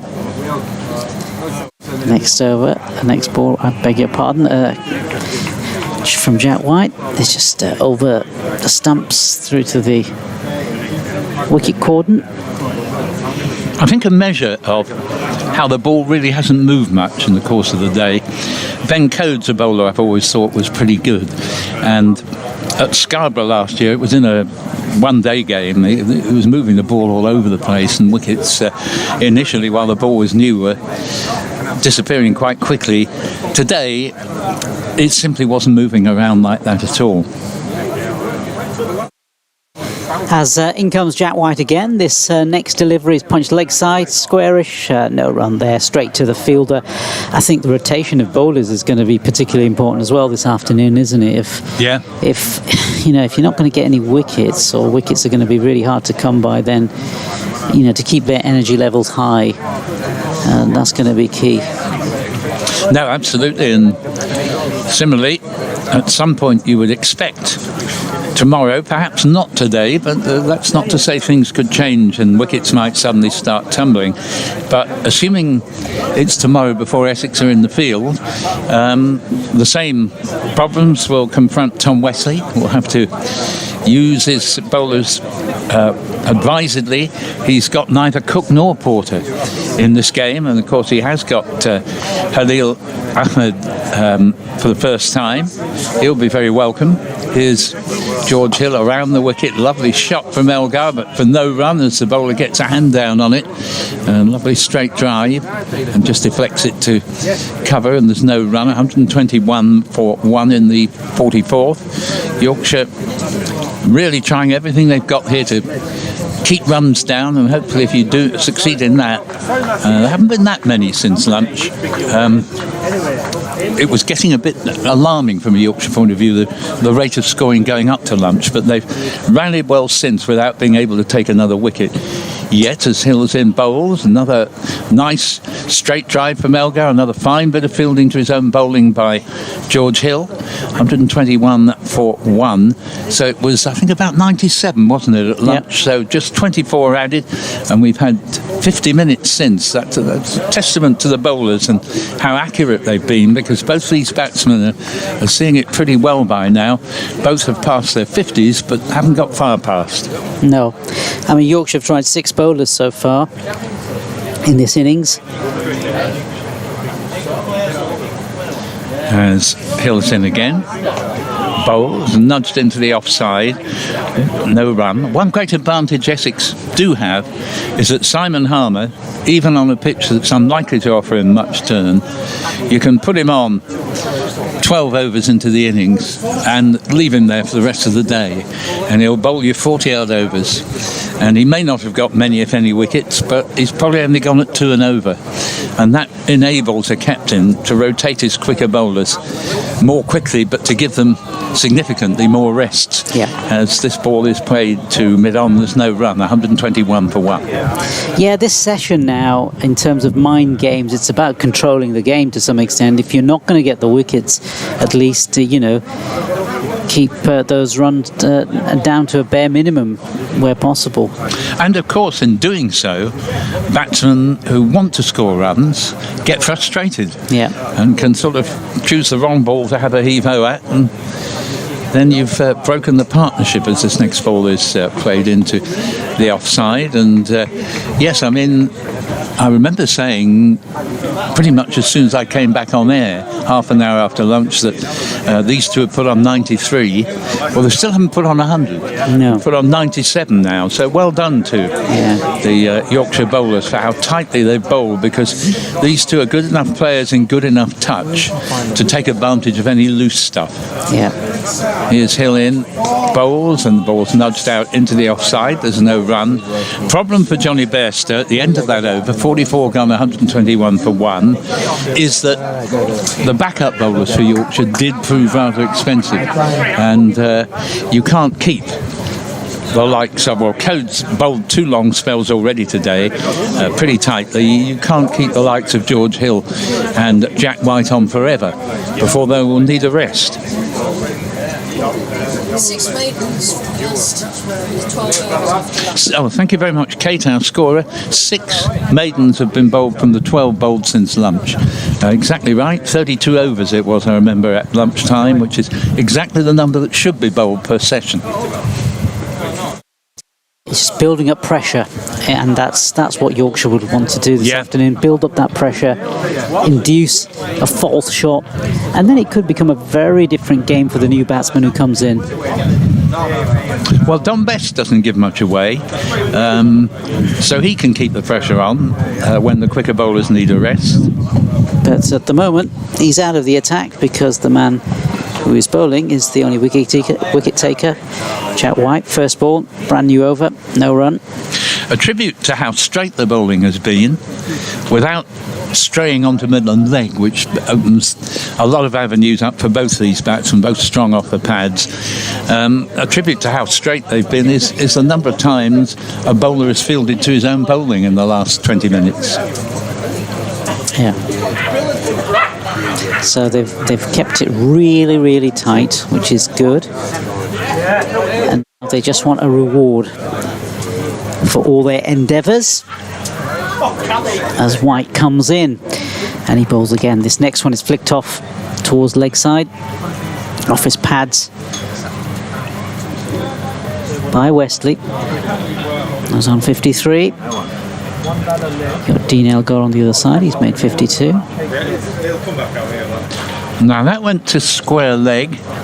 I think he was having a bash there. It is Don Bess, who's never afraid to speak up. Do you really think this ball is still roughly round, umpire? And Peter Hartley himself, formerly of Yorkshire, has said, yeah, it looks okay to me. Next ball comes in from White. This one again played uppishly, but back to the bowler. Yeah, we saw India in particular in that magnificent test match. I can't think of many better ones I've ever seen last week, and they tried every trick in the book to persuade the umpires the ball had gone out of shape. Did succeed in the end, but really it didn't make much difference as it turned out. Yeah. But you've got to try it. You certainly have to. As White comes in, in he comes, all this energy, hustling run comes in, and again just flicked off towards the offside. There's going to be no run there, just keeping things nice and tight. Yeah, it was, just going back to that test match, so full of magnificent performances from individuals on both sides. Bumrah with the ball, Pant with the bat twice. What a wonderful cricketer he is. And obviously England had an equivalent number of heroes, and to get the match finished in the last hour of the last day, 5 truly great test days. As in comes on, this one is played beautifully actually through the covers, and it's going to go for 4 runs. A fantastic shot. In fact, probably the first boundary. I think there's been one other recently. One other. And that's the 100 partnership. Yeah, and the 100 partnership is up. 121 for the loss of 1 wicket. Yeah, 125. I'm sorry, 125. Hence the 100, because they came together at 24, and 57 now to Wesley, and that's the first ball that's just been in his arc to be able to get to the pitch and stroke it away through the covers for 4. In comes White again, this next ball. This one, this time off the, just hitting the ball, hitting the pad. Was it going down leg side? Just flicked the pad. I think you're right. Batsman attempted to flick it off his pads, but no connection to the bat. The ball just bobbled off his pad and just went onto the ground, and there was no run. The end of the over, 125 for the loss of 1 wicket and 2 batsmen in. Dean Elgar 52, and Wesley now has surpassed him. He's on 57. Yeah, the umpires, I think, are being asked to check the validity of the ball. It doesn't look to me as if they've agreed that it needs changing, and it's been returned to George Hill to bowl the next over from the rugby ground end. But it wasn't, not quite sure who that is. It was given to Hill. Is already at the top of his run-up. But 125 for 1. And through to the 100 partnership. It was Ben Code, actually, who was handed the ball back by the umpire. But now George Hill is in, around the wicket rugby ground end, single to mid-on. It is Ben Code there, moves briskly to his left, but never in with a chance of preventing the single once the two batsmen had set off together quickly. 126 for 1. Wesley should have 58 to his name. Actually got 57 at the moment, according to the board, but it will be 50. No, sorry, it was Elgar. My mistake. Elgar has moved on to 53, and now Wesley comes into strike. We're down to just the one slip and a wide gully. Hill's in, over the wicket to the right-hander. Back down the pitch. And Don Bess will obviate the need for the bowler to bend down and pick it up. You'd think at some stage Don Bess should be introduced into this afternoon session. Oh, definitely. I mean, just at the moment, White and Hill have been keeping it very quiet. So you can understand why Johnny Best hasn't turned to Bess yet. But I think he will do, quite possibly when White's finished his spell. So this ball is wide outside off stump from Hill and left alone by Tom Wesley, who begins to move into the realms, having got such a good start and having batted forever in his previous innings to help Essex draw against Hampshire. 130 not out from 330 odd deliveries in that innings. But having moved nicely on to 57, you would feel that Wesley would be at the back of his mind, thinking, if I play my cards right, I might get another 100 here. Hill would try to prevent that, bowls to Wesley, can come out of the middle of the bat, but goes square on the offside.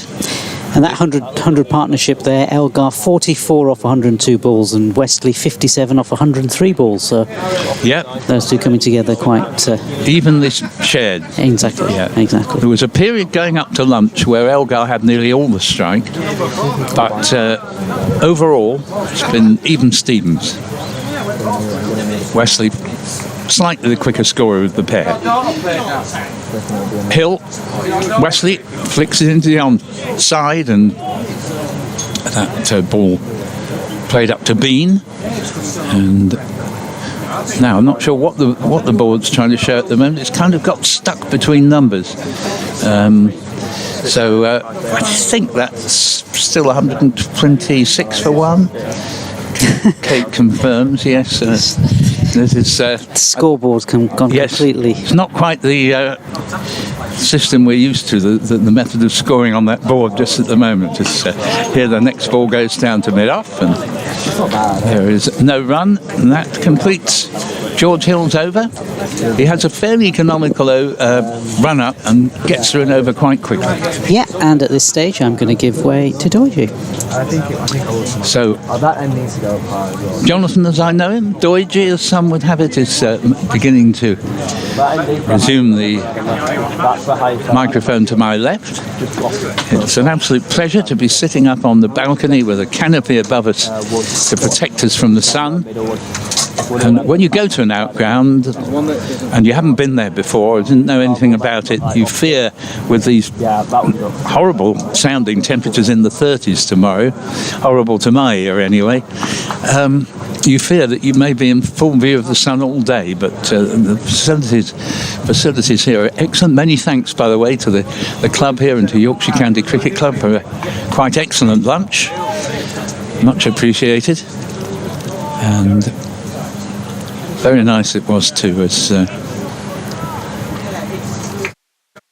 we see the start of a new over to be described by Jonathan.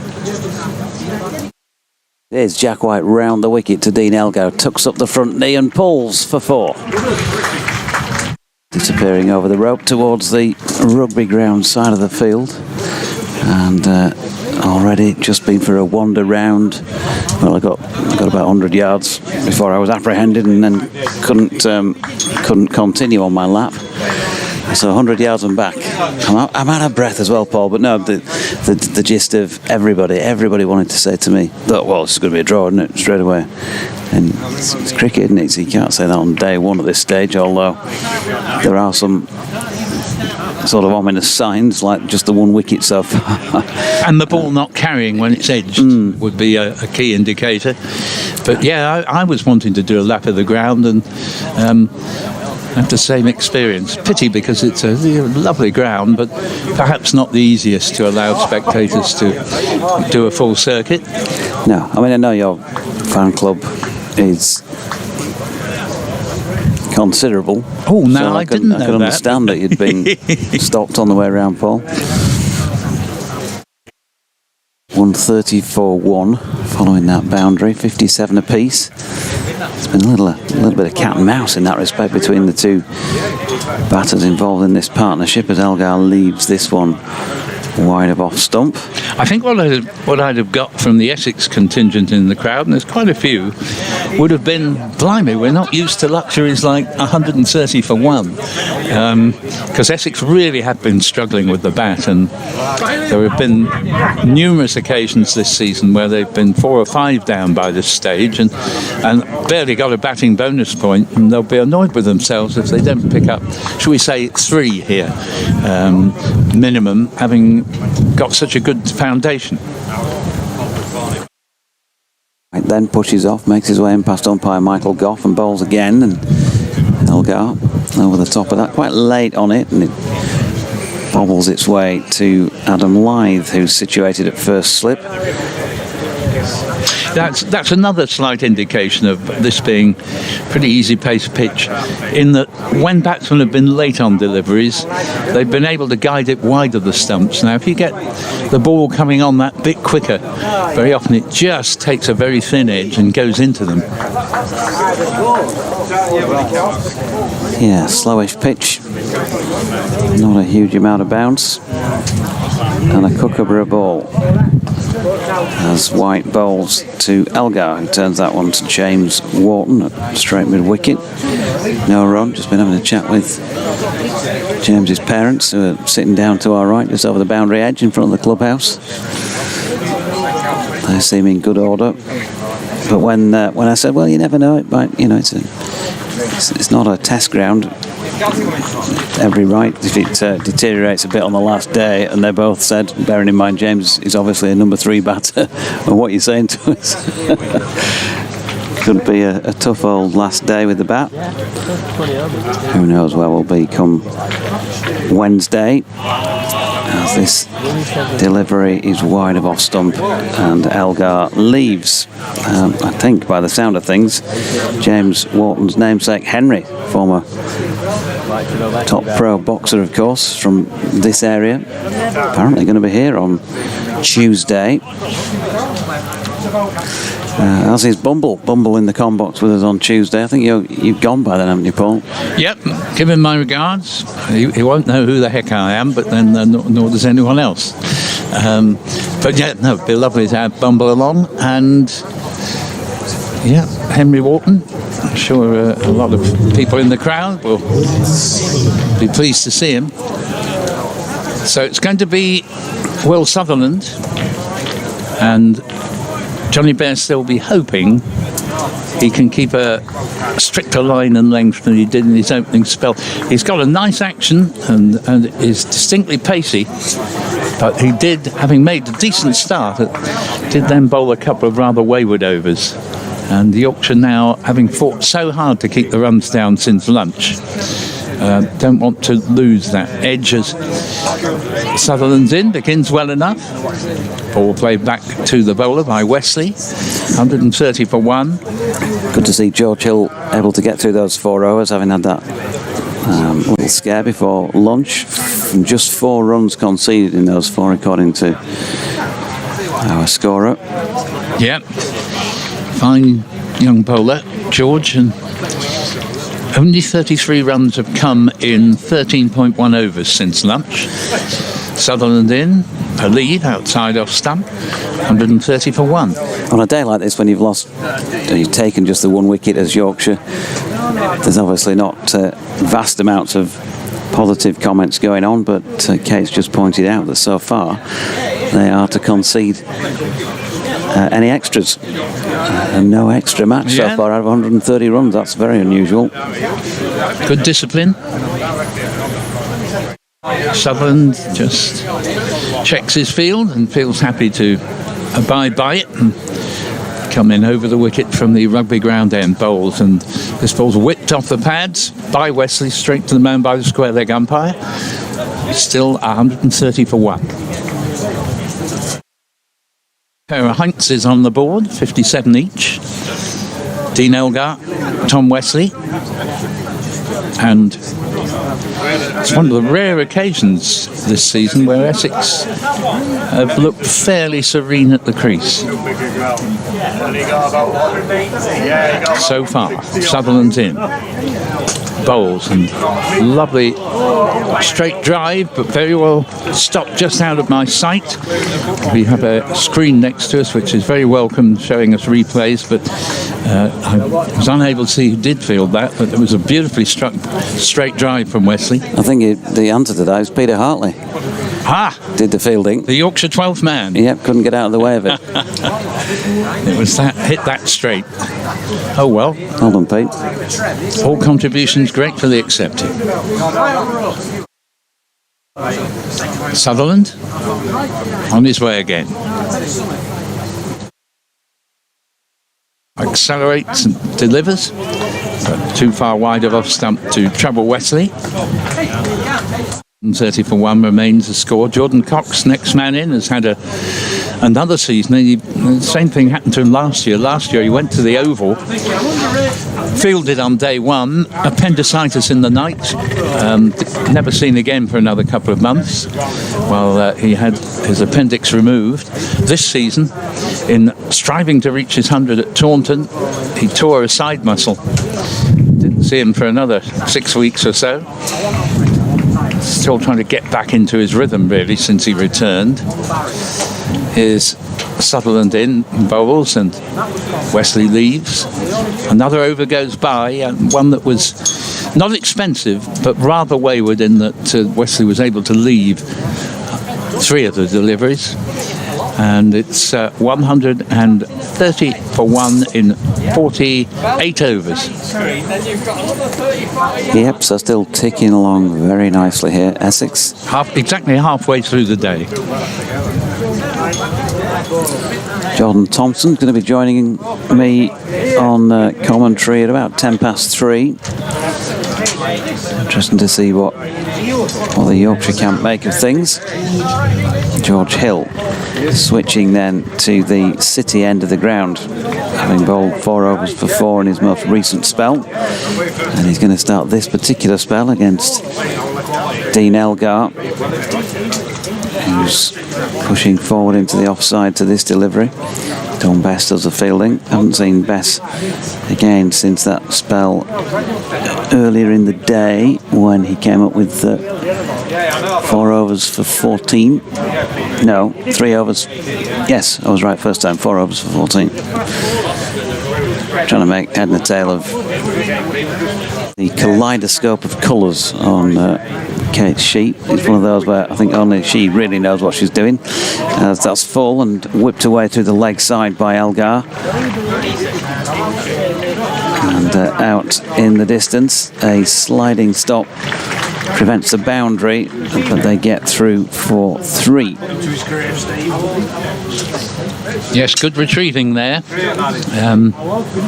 Very nearly went for 4. Yorkshire can't be faulted for the enthusiasm with which they've chased situations like this. Elgar moves on to 60. 133 for 1. Seem to remember Jordan Thompson played, didn't he, in the game at Chelmsford, but isn't playing today.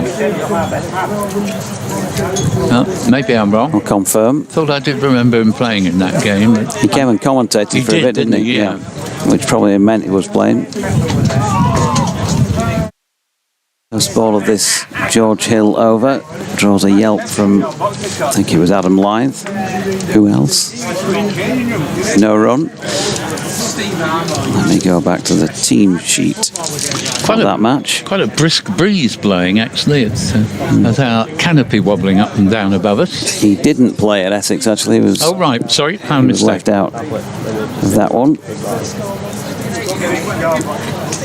In comes Hill again, and Wesley goes slightly towards the back foot to play that into the leg side. It's pretty warm down there at pitch level when the sun is in full bloom, and at the moment it is, because the cloud cover has thinned quite markedly since one stage earlier today. A few examples of white fluffy stuff. Paul, as a former school teacher, I'm sure would know exactly what we're looking at. Cumulus, is it? Something like that. As in comes Hill, and that's on the rise as it meets Johnny Bairstow's glove. So there was good carry about that delivery that Tom Wesley left. Well, geography wasn't one of my subjects. In fact, it's the only subject I failed in a string of O-levels. But I think Cumulus is a bit more formidable than what we've got up there. It's a little bit too heavy, the cloud, for them to be cirrus clouds, which are very light indeed. But not as heavy as Cumulus. I'm not sure exactly how we should describe it. Simpson, says Kate. And yeah, there was a Simpson sky at Trent Bridge the other day, but I'm not sure this is quite as full on as that, as George Hill's latest delivery is played down to the near side for a boundary to complete the over. 137 for the loss of one wicket when they put that up on the Kevin Hutchinson scorebox. Yeah, 61 to Wesley. And 60 to Dean Elgar. So nice flick off the legs by Tom Wesley to complete that over. Stratocumulus? I don't know. Don't like. Do they have those? But I think Cumulus is still a bit heavy. I may be wrong. But stick a bit of Nimbus in there, you're not too far wrong. That's very strong, I'm afraid, a Nimbus. Here is Sutherland coming round the wicket to the left-handed Elgar. Steers it to Bean in the covers. There's no run. 137 for one in the 50th over of the day. We're now very much into the second half of the 96 overs. 61 to Wesley, 60 to Elgar. Glorious day, and with this breeze, it's actually, although the sun's very strong if you're in the direct rays, but it's actually a perfect summer's day. As Sutherland bowls to Elgar, and not out of the middle of the bat, gets a single, looking to drive straighter and to connect with it better than was the case, but it goes in the gap just in front of square on the offside, and they come through for the easiest of singles. 138 for one, and it's a score draw on the board, 61 apiece. There's a man who's done the pools. Yes, remember those days. Here is Sutherland again, getting through his over quite quickly, over the wicket to the right-handed Wesley, clips it into the onside without scoring, and still 138 for one. Let's just give you a roundup of the full programme elsewhere. Worcester 177 for two at the Utilita in Southampton. Somerset 152 for four home to Notts. Surrey 166 for two at the Oval against Durham. Sutherland bowls and Wesley clips it very firmly to square leg. But Shafiq fields there and gets a round of applause for a good stop. There's no run. Warwickshire 180 for three at Hove. Into Division 2, Lancs continuing to struggle, 157 for 6 at Derby. Gloucester 134 for 2 at Cardiff. Kent 172 for 2, Canterbury against Northamptonshire. And Middlesex 173 for 1 at runaway leaders Leicestershire. Sutherland bowls to Wesley. Wesley flicks this away and he's got runs here. I think there'll be at least two. No, they decided against the second. Shafiq did well to get to it as quickly as he did. And Wesley settles for one. Neither of these two are express locomotives between the wickets. 62 to Wesley, narrowly overtakes Elgar on one fewer.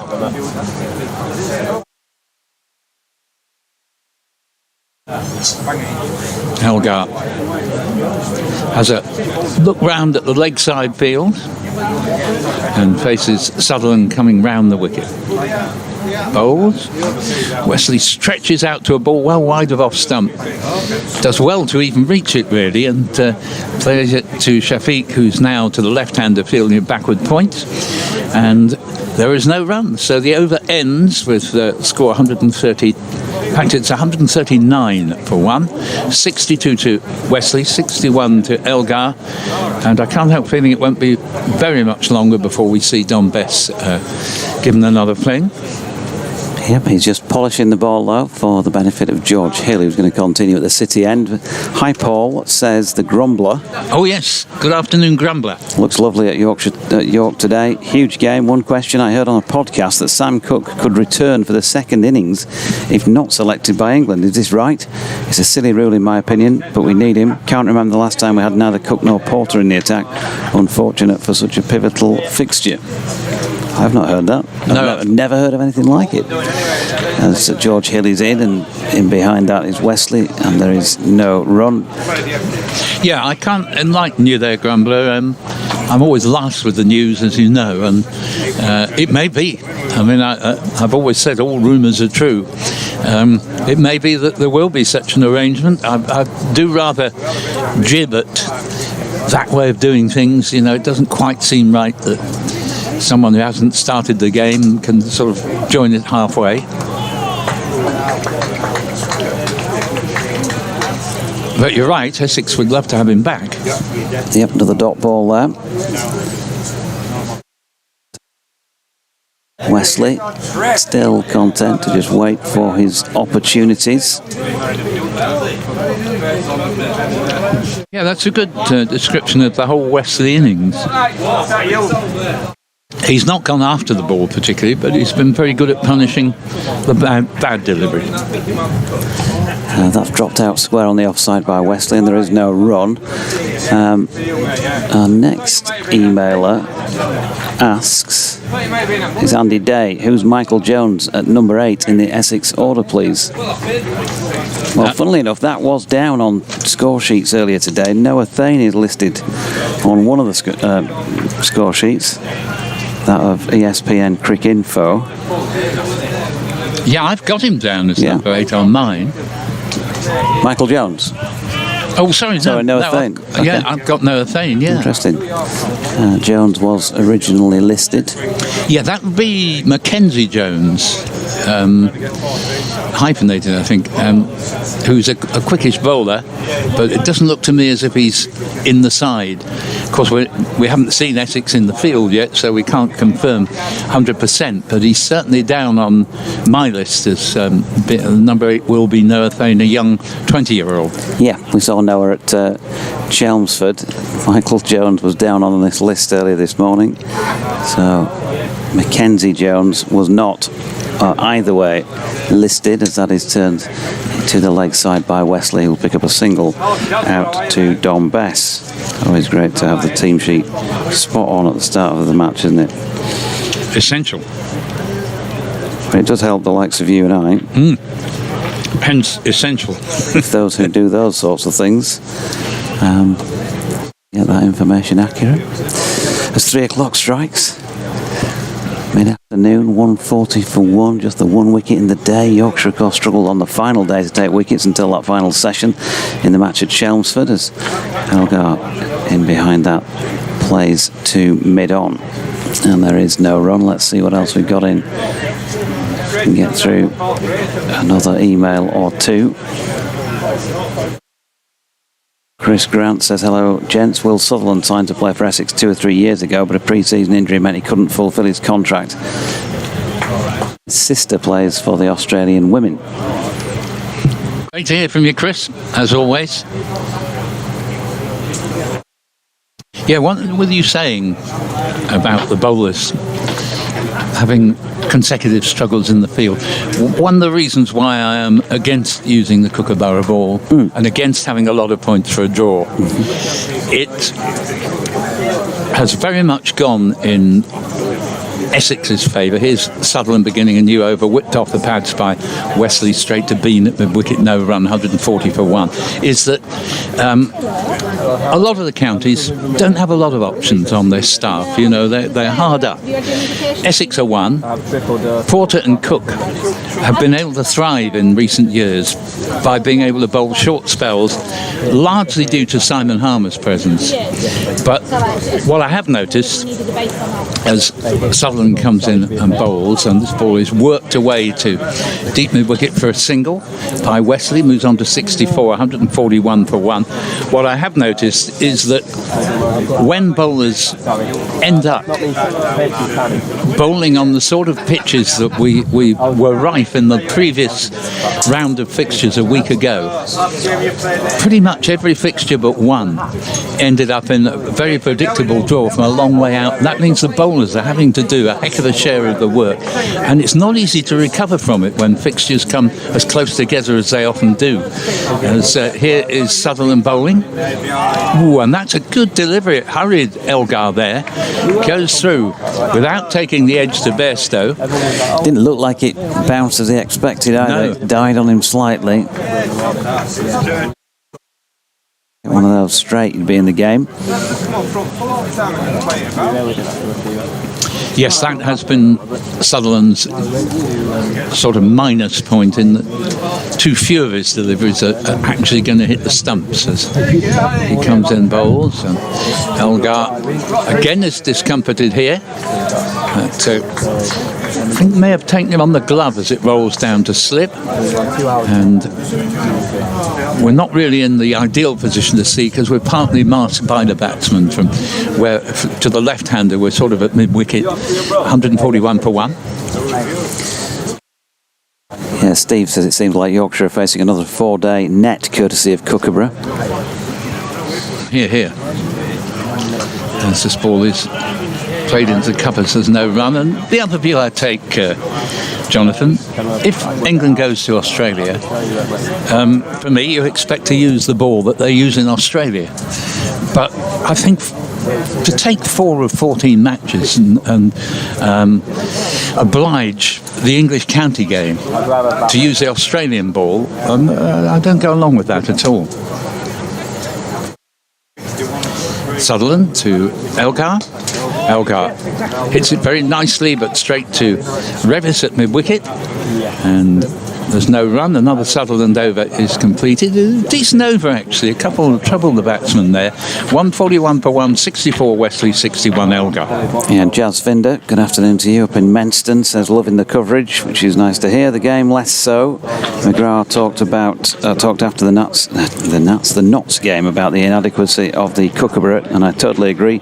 But I's thoughts commonplace, i.e. amongst players and other coaches in county cricket. Yes, I would say. I think everybody seems to roll their eyes about it, and a number of coaches have vocalised their dismay at its use, as I said earlier, including both Anthony McGrath but also Yorkshire's recent first team head coach Otis Gibson. He says it baffles me that the ECB enforced the Kookaburra's inclusion when many of the players using it aren't and probably won't play for England during the next Ashes, that the current England players don't use it in the current test, and that a ball doesn't adequately replicate Australian conditions.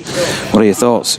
Yeah, I mean, I would say I completely agree. 100%. Thanks for the email, and totally agree with you. You can tell I'm dead against it. I'm also a huge admirer of Anthony McGrath, who was coach at Essex, of course, when Chris Silverwood left. Anthony McGrath was with Essex for 7 years. Couldn't beat a nicer man. Always totally obliging if I needed an interview, as is Chris Silverwood. And he did great things with Essex, Anthony. He presided over the county championship win in 2019, and again the Bob Willis Trophy a couple of years later, and wish him all the very best back in his native county. Don Bess back into the attack at the city end of the ground, bowling to the right-handed Tom Wesley, who turns that first ball to Will Sutherland, moving round to field in the onside. No run, he's got a slip, short leg. Matthew Revis is squarish on the onside, squarish mid-wicket really. George Hill's just emerged from beneath the lip of the balcony here to field from long leg to this latest delivery. I suppose he'd be deep backward square really, wouldn't he, to the off spinner. Will Sutherland at a straight mid wicket. They got a single to Wesley there. Jack White is at deepish mid on. There's also a mid off. Finley Bean is in the white flop. Has just been moved to mid wicket to the left-handed Elgar, who's now on strike, and there's also a backward square leg, Abdullah Shafiq. As this latest delivery from round the wicket by Best to the left-hander is patted back quite firmly, I've got to say, by Dean Elgar, who's 61 not out at the moment. Best in again. Elgar opens the face, runs it out square on the offside for Hill to field, 1 run. Yeah, for me, has to be the right move to bring Don Best back, regardless of whether he takes wickets or not. You've got to give the quicker bowlers a rest in this hot sun. Over the wicket to the right-handed Wesley, who flicks nicely off his legs, but unfortunately for Tom, straight to Will Sutherland. Had a few tests, didn't he, Tom Wesley, a few years ago now. Handful, maybe, something like that. Yes, 3 or 4 in the same series against South Africa. Yeah. He flicks off his legs here nicely again. Strong stroke for him, clearly, but that was well fielded by Matthew Revis at mid-wicket, and Don Bess flew through that over. 142 for 1 at the end of it. That's 53 now complete. Yeah, you're absolutely right to say that's a strong area for Tom Wesley. Ironically, it was his undoing in his brief Test career to get 150, but the trouble was the South Africans rumbled that he has a tendency to lean on a ball, middle and leg, and hit it straight out the meat of the bat, but 6 inches off the ground, and he kept being caught by 2 fielders, the 2 short mid-wickets, and in the end he just couldn't get out of that habit, which has also been his undoing at times in the county championship as well. Nobody plays the ball into the onside much better or more handsomely than Tom. I think he has actually improved in terms of getting out in that manner, but you have rather given yourself away if you're caught at mid-wicket. Essex had a magnificent player back in the day, Paul Pritchard, who also suffered from sometimes being caught when he was going so well at mid-wicket. Here's a new over beginning, and it's a moral victory for the bowler, but could even be 4 runs to the batsman as it squirts through slip. And in fact, it's just been prevented from going for 4 by Sutherland in the distance. Did very well there, but they get through for, I think that's 3 runs there. Thank you, Kate. 146 for 1, and Elgar will move up to 65, which is coincidentally the same score as Wesley.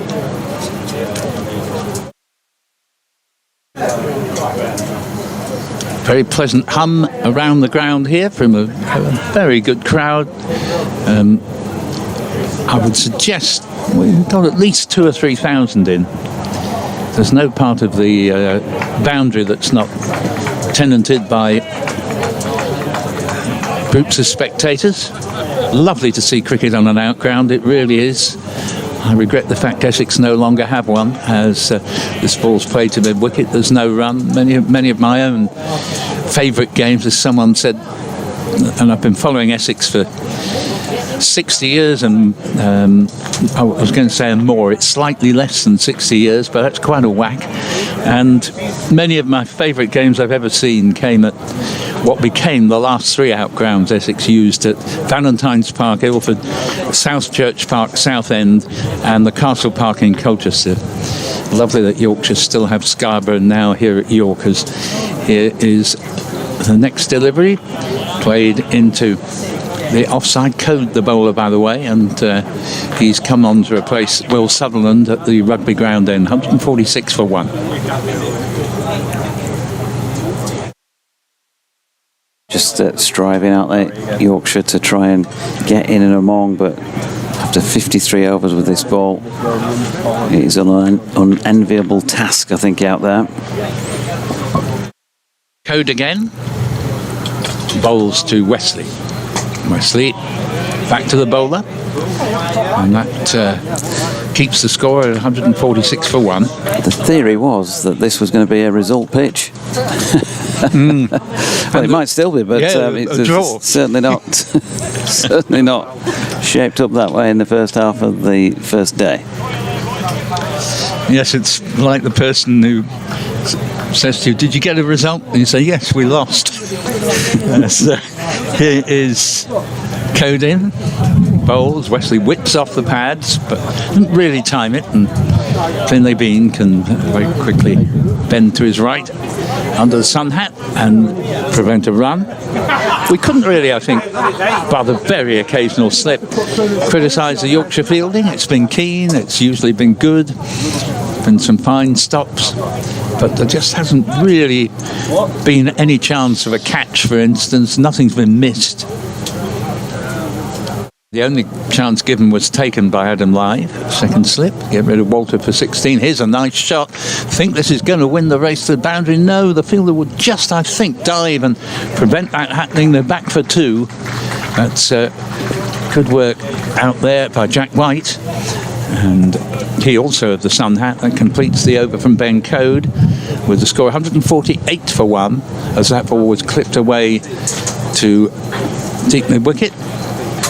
And Wesley, 67, retakes the lead over Elgar, 65. A partnership now 124. Yeah, Don Bess just giving.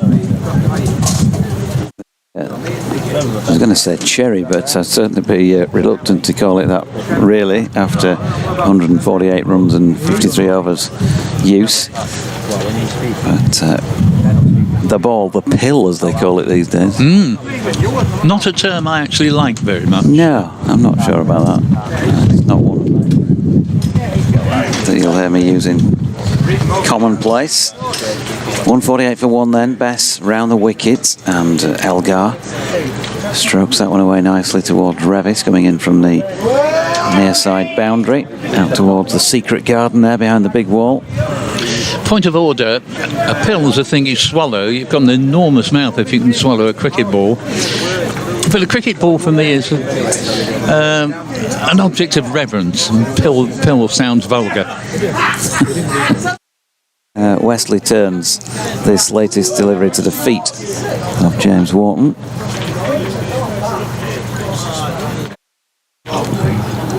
Crowd are certainly getting warmed up beneath our feet.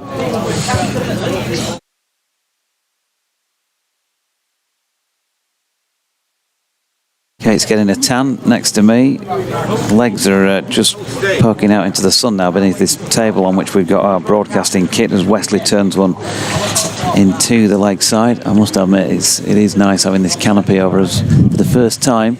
I reckon that had it been as windy as this morning, they might not let us put it up, but it's up and it's staying there for now as Elgar drops this latest best delivery at the feet of Wharton, who then discards the helmet, throws it to Bairstow, who passes it on along the line to Adam Lythe, who might score a try in the corner if he's not careful. And Wharton moves out of that close-in position and is still in a catching position, but more like a dozen to 15 yards from the bat as Elgar leaves this next delivery. Wharton has gone into a shortish extra cover type position, really, with a mid-off over his left shoulder and a cover over the right shoulder, plus a squarer sweeper who coming into play here because Elgar stroked it out towards the cover boundary and Matthew Revis did the fielding. So 150 up for Essex, 55 overs now complete. And it's a long old wait. If you've got to wait for every possible new ball, it's a lengthy old wait there. Yes, I'm just wondering if we should welcome NASA back to join us. I seem to have been on for well over an hour. I know Jordan Thompson hasn't arrived yet. Shall we? No, he was going to come up, but he's just messaged me to say that he can't come up because he's due to go on and field. If anybody comes off, he's now been called in as number one fielder. So he'll be up when he can. Yeah. So we can bring NASA back in. Yeah. And Liam Holgate is also going to come up. Liam, one of the team of analysts here, has been. Well, he's got some news for us, I think. So we'll hear from Liam a little bit as well before we get to the tea break. I think NASA is perhaps joining us at the end of this over. He's popped over to get his get his start. iPad. Here's a new over starting from Ben Code, rugby ground end, and ball played to mid-wicket. They take what we haven't seen that much of in this partnership, a sharp single, and score on to 152 for one in the 56th over, and the score draw on the board again at 68 apiece. And it's remarkable how the two have so often, at a given point, had exactly the same individual score to their name.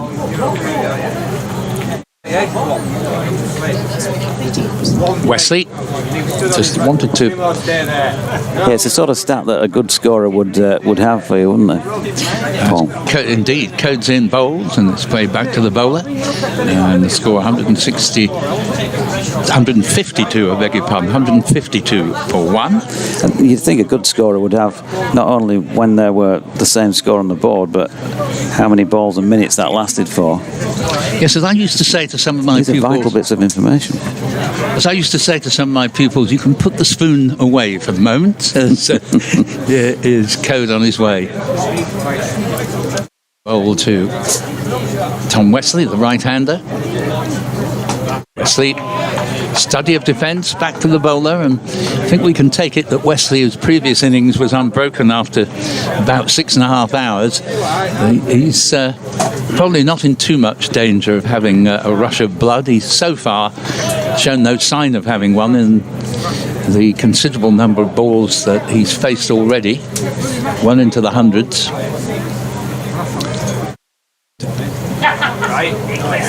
Waits patiently for Code to make his way back in. Lovely sunny afternoon, very breezy though. Bowls, and that ball's worked away into the onside. It's going to be one, possibly 2 runs, and just settle for one there as it's retrieved well at backward square leg. 153 for one, Wesley 69. We will indeed bring NASA back at the end of this over. And Code will now bowl to the left-handed Elgar. Mid-wicket just running across to get into position. Matt Revis.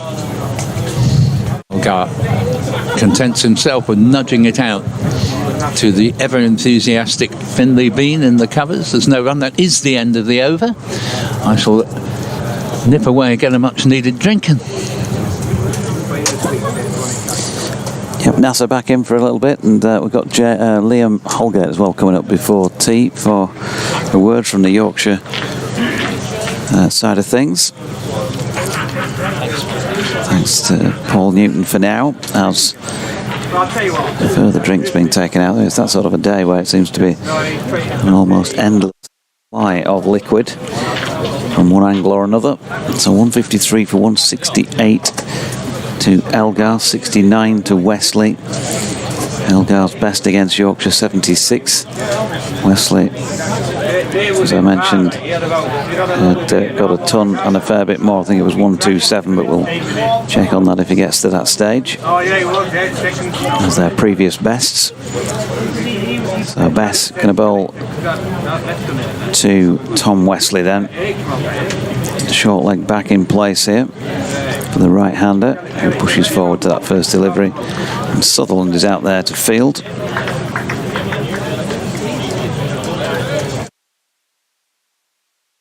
Over the wicket. Passes the tall figure of umpire Michael Goff and is driven firmly. Crowd catch there by Finlay Bean. Took it well as well at cover. Hammered into the turf and he took it on the rise as if it was a frisbee hovering over the ground. This time Wesley goes back and across and works it to the feet of Wharton onto the helmet at short leg. No run. Bess clocking on and getting through his over pretty quickly again here. 3 deliveries in already.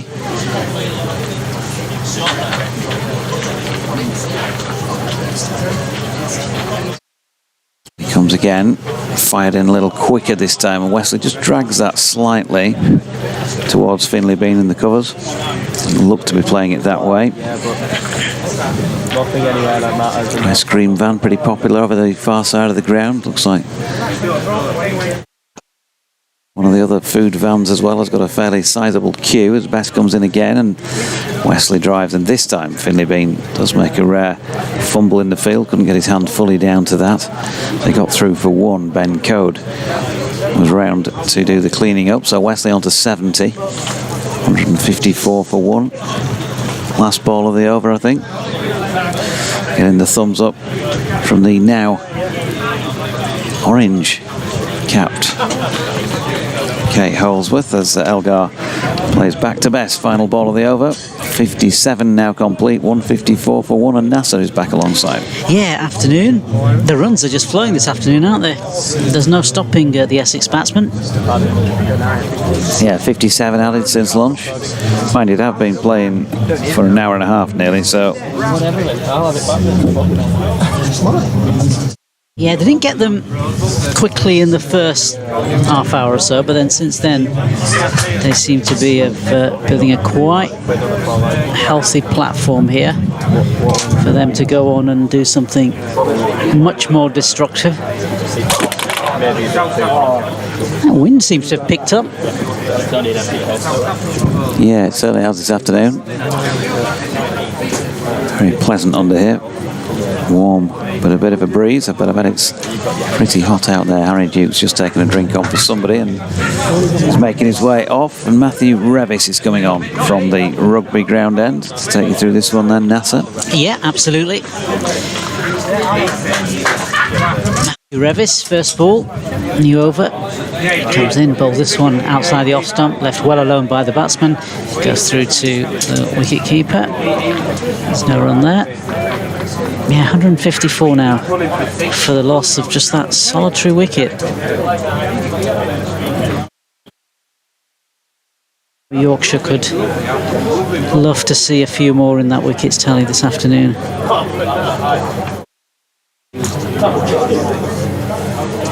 Let's see if they can do some damage just before tea. As Reffids comes in next ball, this one again left outside, and that one pitching over the stumps and going through to the keeper. The sun's quite hot this afternoon.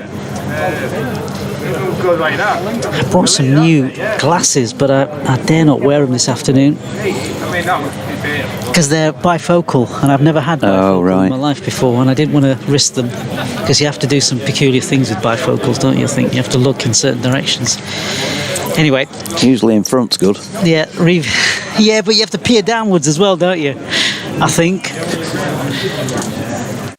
So anyway, enough of my spectacle shenanigans. Well, in front's good unless you're a horse, of course, or something like that, Nasser. Yeah, not something that I've taken to recently, but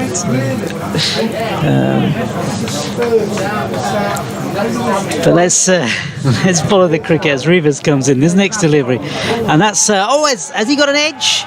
Appeals from Rivers and from behind the stumps as well, but nothing doing. He did have a peek behind Tom Wesley. It's not a good sign when a batsman does that sometimes. Let's have another look. This ball comes through the bat passed about on the inside, didn't it? Well, if there was an edge, yeah, inside edge, but hard to tell without the other sort of technology that we normally get on television. But the ball was tailing that way anyway, wasn't it? Yeah, it was, as Rivers comes in, this next delivery. And this one flicked onto the leg side, and the batsman will cross over for another single. Johnny Bairstow, I think there might have been a friendly word between he and Tom Wesley. I noticed at the toss, both at Chelmsford and this morning, there was a bit of banter. Tom Wesley wanted to check the coin before Johnny spun it to make sure it wasn't double-sided.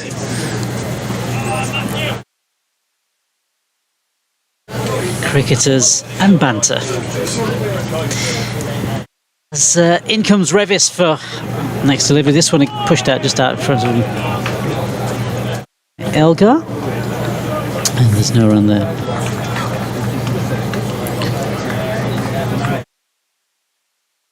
Get in touch, Yorkshire Cricket at bbc.co.uk or on the usual Twitter or X handle for me, if you know it, or at BBCWYS, but I can't apparently give out my personal Twitter handle anymore for reasons I'm still not fully sure I understand, when Dave Bracegirdle was doing that last week at Nottinghamshire. But anyway, as I'm told, Don Bess is going to continue at the City end of the ground. And he's bowling to Tom Wesley. Right arm over the wicket with his off spin. Bit of leg stumpish first up. Good piece of fielding again by James Wharton under the helmet at short leg. Means there's no run when there might otherwise have been one.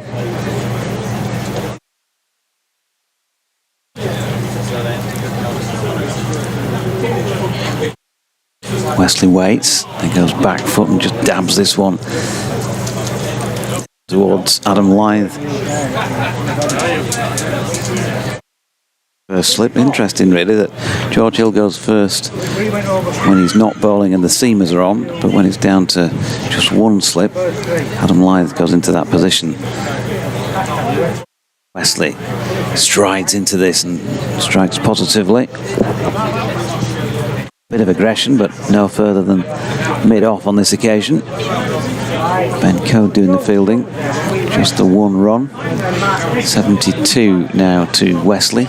68 to Elgar. 156 for one in the 59th. Bess round the wicket to the left-handed Elgar, who bats it straight back along the deck to the bowler.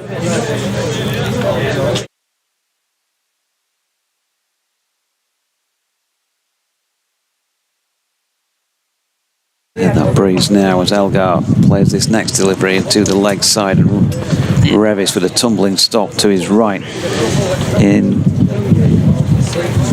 My apologies, it was Bean with a tumbling stop to his right in the white floppy hat, so I used to see Matthew Revis in it, and he still often is, as this is pushed into the offside to Will Sutherland, and that's the end of the over. Jack White in the white floppy along with Finlay Bean, and Matthew Revis has gone for the cap today, but Bean and White looking like Bill and Ben out there for those of a certain age. Yeah. Remember Bill and Ben, Nass? I do remember. No, I don't actually. I was going to say I do, but yeah, I have seen it on social media channels. What have we got till tea? 5 overs. If you just do this next one, then we'll have a quick swap and bring Liam in just for a chat before the tea break. Absolutely. Yeah, it's going to be Revis and crowds, as you can imagine. Revis comes in, first ball, new over, and that one just pushed out in front of him by one of these two batsmen who, both of them in fact, have played absolutely brilliantly. Still no extras, says Kate. She's trying her best to come up with some stats today, but unfortunately it's one of those days where there's not a lot happening. And quite rowdy as well. And what is happening slowly. As Revis comes in, this next ball just pushed out into the offside, no run there.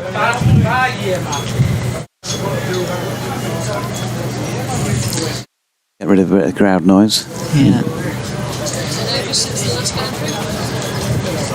10 overs since the last boundary. Oh, well. There you go. Well, that's a good start. So they are building patiently, and that is a good start because it tells you that Yorkshire have not been. Rivas comes in, this next ball. Flicked. Not been too far off the mark, have they? Not really gone anywhere, that last ball.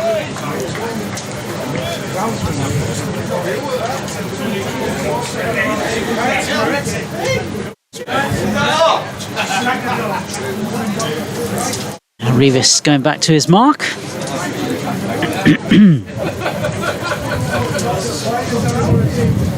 In he comes. This next one is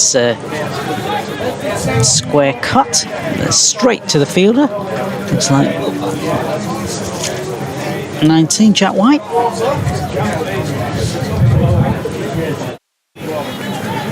It's back with the bowler again.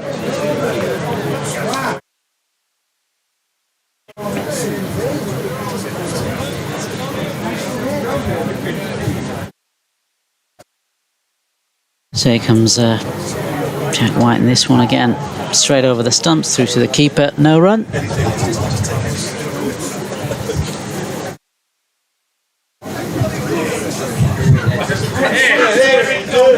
We're consultants. There's another grandin. Yeah, game going through an interesting phase here. Bit of a lull. St John's are coming for you, mate. Yorkshire desperate for this next wicket. As we approach tee. This next delivery from Rivas just pushed out in front of him by the batsman.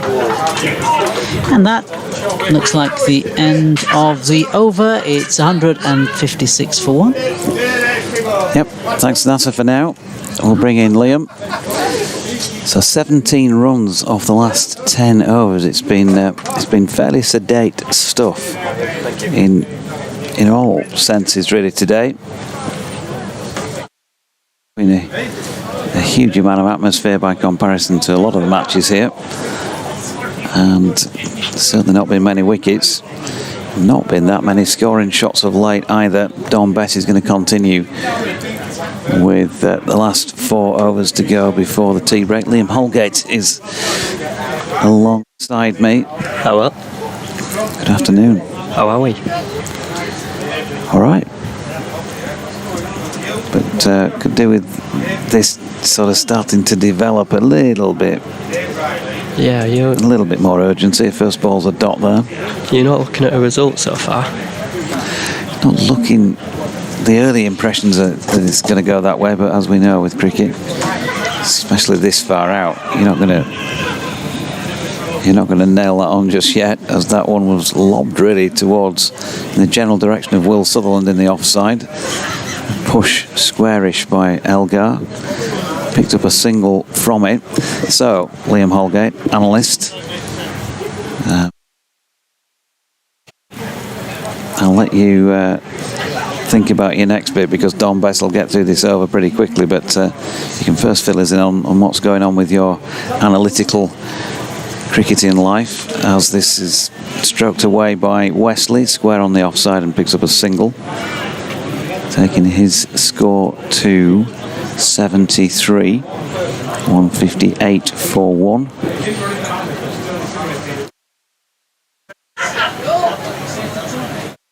Back on strike. Bass bowls it now, wide of off stump, thrusts the pad out there and then leaves.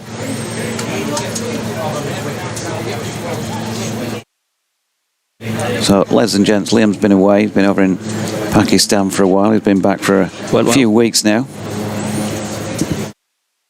And he's off elsewhere as well, as this is pushed into the offside, and Wharton is round to field. I think we've probably got one ball left before he can launch into a Liam Holgate update. You made that sound aggressive. I'd like not to be a launch. Ball of the over is left, so 158 for 1 at the end of the over. So just fill us in on what you've been doing more recently, Liam. So obviously started here at Yorkshire full time in October with the women's team as a lead analyst. And then in early April, got the opportunity to go out to Pakistan with the Pakistan Super League for Islamabad United, and it was good. And then there was some conflict between India and Pakistan, and it got less good. And then came back here, been toiling away, and then just recently got offered to go join the Cricket Ireland women team, and excited to go with them for the summer until late September. Great stuff. So career progression. So you're leaving Yorkshire behind then? I am. I know he's got a tissue out, ladies and gents. He's wiping his eyes, so that tells you everything you need to know. He's having to leave Yorkshire behind for Ireland. Nothing to do with hay fever. No, the pollen's not been kind today. There's Matthew Revis at the rugby ground end, right arm over to Wesley, who leaves. But yeah, leaving Yorkshire on the 13th on the double header, and then moving out there. So it's going to be weird. Been here since I was 15 now, so 6 years, and spent a lot of time here even before that as a member. Feels a strange move to step away from that, but I can't turn down international cricket. Not with the sort of huge salaries that brings as well. Especially with Ireland women. As Revis is in, and that's flicked off the hip by Wesley, and he timed that really well actually. It's gone zinging its way towards the boundary, out wide of long leg. Lovely shot by Wesley. It was one of those that felt like he just timed it quite nicely, and then it really travelled across the York turf. So how many games have Ireland women got between when you arrive and the end of the season? They've got a 5-game series against Zimbabwe to start with, so all hands on deck for that, and then we move into a series with Pakistan. Revis in, and pulling away from this one is Wesley. So when you say a 5-game series, is that all one days or all T20s or a mixture? I think it's 2 1-days, 3 T20s. Oh, I'm under the pump. If I get this wrong, I'm out of a job. Oh, you are, aren't you? Really? I'll see you back here in September. Yeah.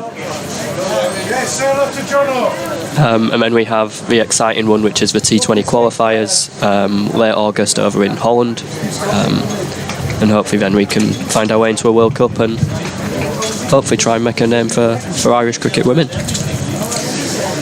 Revis is in, driven very nicely by Wesley, strode into that one, but draws a good piece of fielding from George Hill at mid-off. Forgive my ignorance of things Irish women's cricket in terms of their standing, but would you be favourites to do that, to get through? I think it'll depend on who's available for the other teams with 100. They're 8th in the world at the moment at Ireland women. Their aims to raise that a few steps. It's in, and Wesley shouldering arms. But I guess there's no run. The same with a lot of lower ranked teams internationally. There's a few very good standout cricketers, and then there's a few who you could do with being a little bit better, I guess is a way to put it. But I think if we have our standout cricketers there, we should have a good chance. Wish you all the best with that. Thank you. As Wesley prepares with that high backlift to face Revis now, and manages to get the bat down quickly enough to block that end of the over. That's 62 now complete. A couple of overs to go before the tea break, which is not going to be too far behind time. 162 for 1. And what else can you tell us? I mean, what about this match so far today, from an analyst's point of view? Obviously, the Kookaburra ball provides its challenges to get any sort of swing, really, especially after that first half an hour. But I don't think Yorkshire have bowled bad. Their big metrics for forward defence percentage, and that's in a good spot. Obviously, had a few LBWs that have looked mighty close, I guess, and they haven't been given. So I think on another day we're in a better spot. Bess to Elgar, pushed into the offside where James Wharton fields.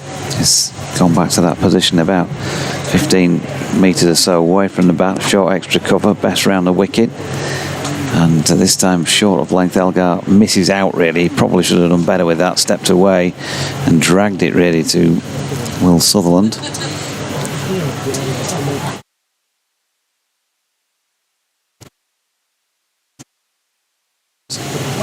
In he comes again, and Elgar defends. Yeah, I mean, look, they're on an outground here, and you kind of, you expect a certain standard of outground pitches, which are good, but if it's going to be, if you're going to find a pitch that assists the ball, test ground or outground, you would think that it's going to be an outground. And Don Bess finds the edge of Dean Elgar's bat, and Adam Lythe has put that down at slip. That is going to hurt. 69 on the board to Dean Elgar. He's had a 70 odd against Yorkshire, but never a ton. Got to take those opportunities, haven't you, when they come on days like this, when they are few and far between. This next delivery then spits a little bit, and Bairstow has the job of trying to reel it in, can't do so cleanly. So first one I think that's gone down all day, can't remember another one, and I'm getting nods well from Kate alongside. George had a toughie hit back at him earlier, but avoiding that, they have played well. The pitch is slower than what we'd want. I think you think of Yorkshire outground, you think York, Scarborough, you think fast and bounce, and this one definitely still has the bounce, but I don't think it's as quick as we wanted. It's quite tacky, quite stoppy. Lets them play quite a lot on the back foot without too much difficulty. Yeah, it's just it's a difficult job when the ball's not offering you much in the way of a seam, and it's said to go soft after sort of 25 overs, and then you're not getting a lot of life out of the pitch. Makes for difficult cricket from the fielding side, and then a more difficult watch for the speckies as well, I guess, Liam. Yeah, to be fair, it can get dull, but it's also pure county cricket sometimes, is battling away and trying to find alternative solutions. First ball of Matthew Revis is over. I still think the pitch will evolve over these next 4 days, so especially with this sun beating down on it, it's hot today, even too hot today, but then it'll get harder, it'll get a little bit more pace in it, and might be able to offer a little bit more as it goes on. Yeah, and the forecast is that tomorrow is going to be the hottest of the 4 days. So you might well be right there, and I've been at pains to point out it's a bit early to be writing it off as a draw just yet, but it does look hard work taking wickets, and I think while that might improve slightly with a bit of extra bounce, it doesn't look like it's doing vast amounts off the straight. We just had another dot ball there from Revis to Wesley. If I was to be the Bazball optimist, I'd look at what England did against India on that day 5 recently on a good surface at Headingley, and we could chase 400 down in a day here on a pitch like this if it does get a bit harder. And again, Wesley leaves. It'll only take a 15 over spell, I reckon, of good bowling, and you could definitely find yourself in a game here.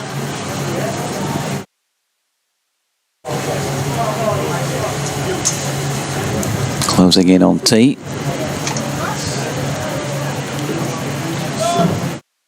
Our scorer's not sure how many balls there are left. What has she been doing? Revis in again. That's flicked to leg by Wesley and fielded by Wharton. We do have the streaming pictures here on a monitor on our desk, but we don't have any of the graphics. So if you're shouting at your television screen or whatever it is you're watching on saying, well, it's all there for you, it isn't for us. We have the pictures but not the graphics to accompany them. So Kate thinks it's the last ball, and I also think it's the last ball. We'll find out after it, because Revis is in past Peter Hartley and bowling it now, and Wesley, leading edge, although drops perfectly safely on its way to Don Bess. It wasn't the last ball. He's walking back past Peter Hartley, so we both got it wrong.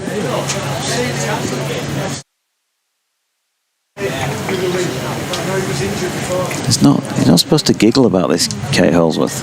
It's an important job, keeping the score accurate. I'm staying out of it.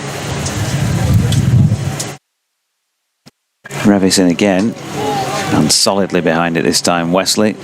And Kate is very confident that's the final ball of the over, because she saw Peter Hartley start walking forward with cap in hand, ready to give it back to Matthew Revis.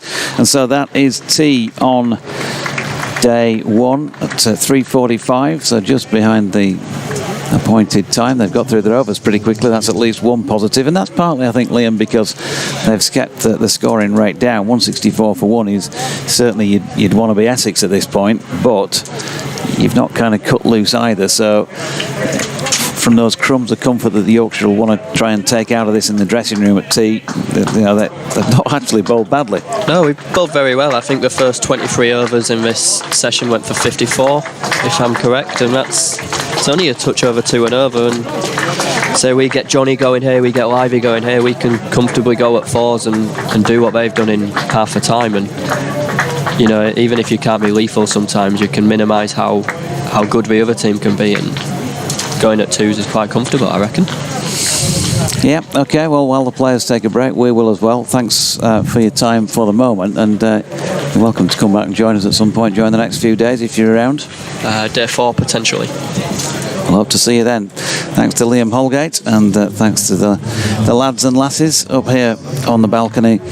It is tea then on day 1, and Essex 164 for 1, Dean Elgar 71, Tom Wesley 77, back in about 20 minutes time for the final session on this opening day.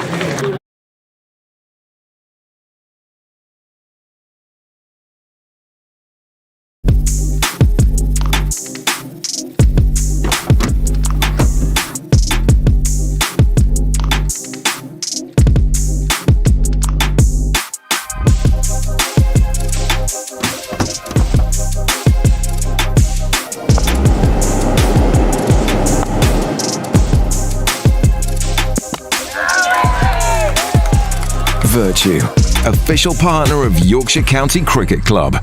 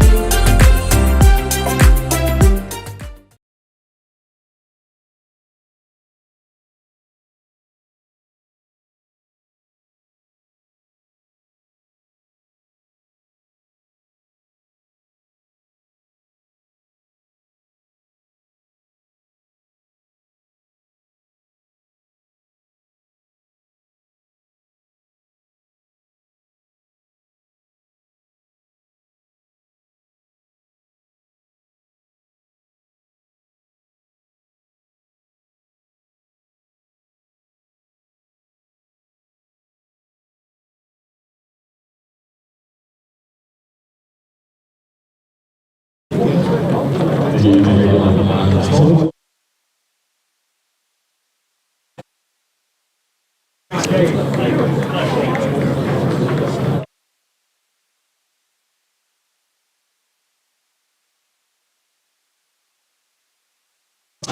welcome back. Paul Newton here with Nasser Hamif to bring you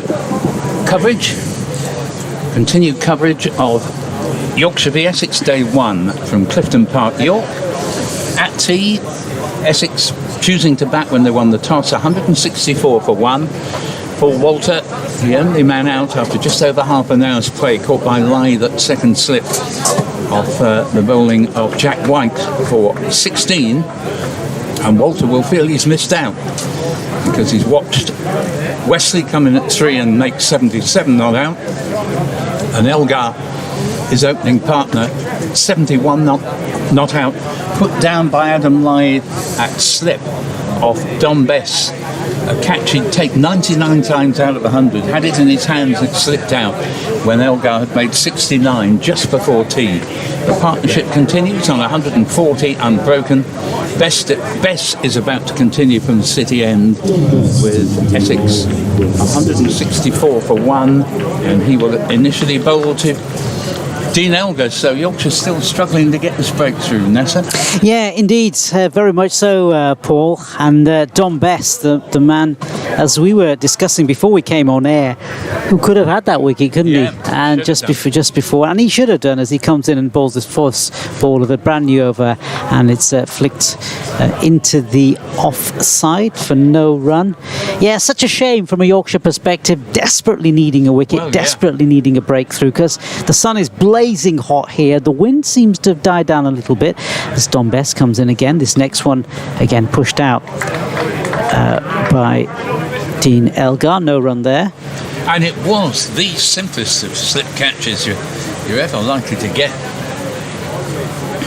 Dom Bess in again. Yeah, because there is that, isn't there? Because sometimes these catches in the slip cordon off a spinner come really quickly, and you've got to really be, on your A game. Yeah, this one didn't, and just nice height, straight into his hands and out. In comes Bess again, the next one, and this is pushed out. And again, these sort of things sometimes happen, don't they? In games like this, the game is sort of, it's not going your way. It's certainly not going Yorkshire's way, certainly during the afternoon session, and then suddenly a chance happens and it goes down as Bess comes in. This next ball is played square into the offside and no run. Picked up in the field there. Will Sutherland there. Will Sutherland, who had a few overs this morning as Bess comes in again. The next ball flicked onto the leg side this time. And a few more runs there for Elgar. And it's the end of the over. Just a single off it, 165 for 1. 65 overs gone, 15 to the new ball becomes available. And I think, if I read the situation rightly, short of anything remarkable happening in the meantime, I would expect Dom Bess to bowl unchanged from the city end until the new ball is taken, because these quicker bowlers in pretty oppressive heat need to be given a proper rest as far as is possible. So we're going to see Matt Revis, who bowled the last over before tea, hasn't bowled much today, coming around the wicket to the left-handed Elgar from the rugby ground end, and Elgar steers it into the covers as no run.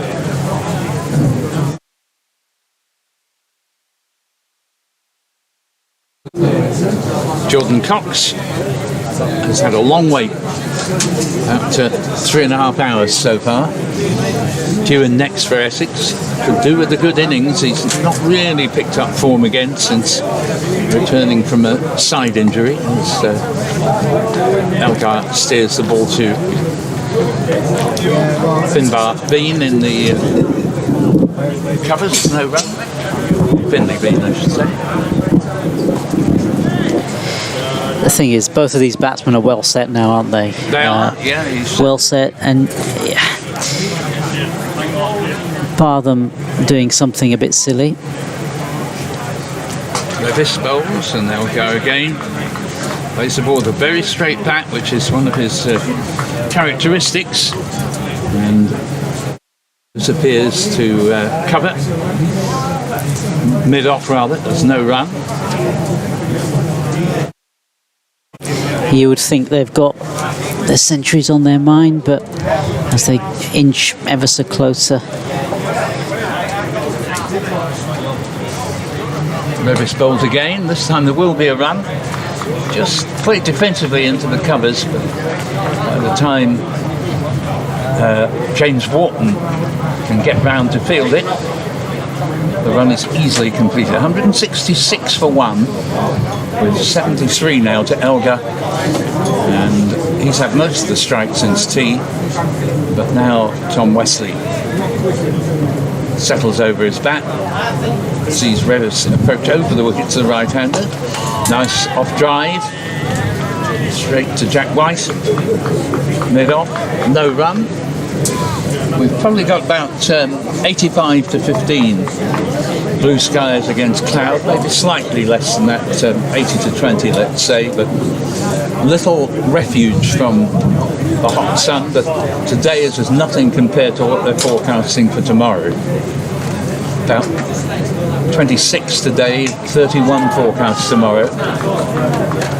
As Wesley drops the ball into the onside, and there is no run. The over completed, 66 gone, another 30 to come today. 77 Wesley, 73 Elgar, 166 for 1. Yeah, Paul, I think it's going to be about managing resources as well here, isn't it? Managing these fast bowlers this afternoon as we approach this second ball as well. Because, as you said earlier, the heat is quite oppressive. So this is where the bowler who's coming on now, Dom Bess, will be playing his part. And here he comes.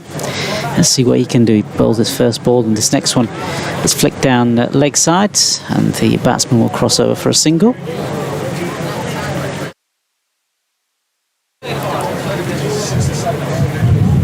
Yeah, 167 for 1 there.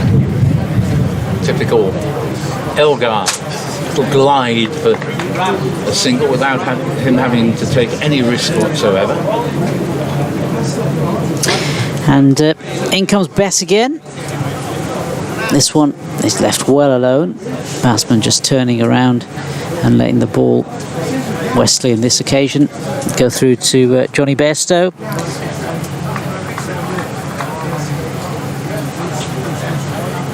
Here's Bess. This next delivery is punched out. No real threat so far in this over. Bess. There just doesn't seem to be any help in the no, nothing. The quicker stuff. And he comes again, Bess, and this time he's flicked it down leg side. It's going to be picked up by George Hill in front of us here, in front of the commentary position, and the batsman will cross over for a single. So, George Hill goes into sort of gully area as Bess comes in again. This time the ball is left well outside his off stump. Yorkshire trying the only tactic really they've got at their disposal, and that's just to keep the runs down. Yeah. Elgar facing. This next one is again is cut and fielded. And that is the end of the over. End of the over, 168 for 1. And the two batsmen looking good in their 70s. And our first extra of the day. And it's the first extra of the day. Right. Sorry, it's a bit late. Thanks to Kate, who's been keeping tabs on all. When exactly was that, Kate? First ball. First ball. After tea? Yeah. No, first ball of this end. Last Ah, right. Yeah, I think I probably First. thought Elgar had got a bit of bat on it. Well spotted, so a leg by. And thanks to Kate, we find that is the very first extra all day. 168 for 1 is the score, with Elgar 73 and Wesley 78. Matt Revis to continue from the rugby ground end. In and bowls, and Wesley drives to mid-on. No run. Fielded there by Ben Code. Deep mid-on. Hit far too firmly for there to be a single, however. Wesley, who, having had a very poor start to the season, has begun the second half of the season in very much better form. As Revis bowls to him, Wesley flicks it straight to square leg. And Finn Bean is there.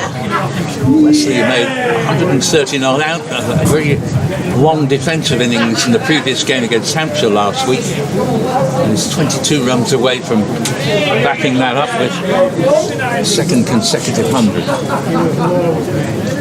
And bowls to him, almost got under his back, just gets it down in time. Steers out to Bess in the covers, 168 for 1. Cox due at 4, Critchley 5. Then another man who has already registered back-to-back hundreds in the last 2 games, Charlie Allison, young 20-year-old, very promising player at 6. Wicket-keeper batsman Michael Pepper at 7.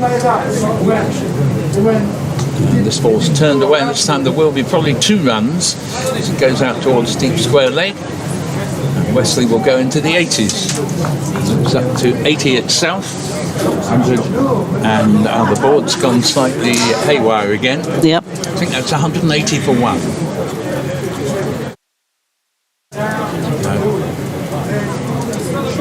No, sorry, 170 for 1. Yeah. 170 My for 1. mistake. 170 for 1. Here is Revis. Bowles, defended by Wesley.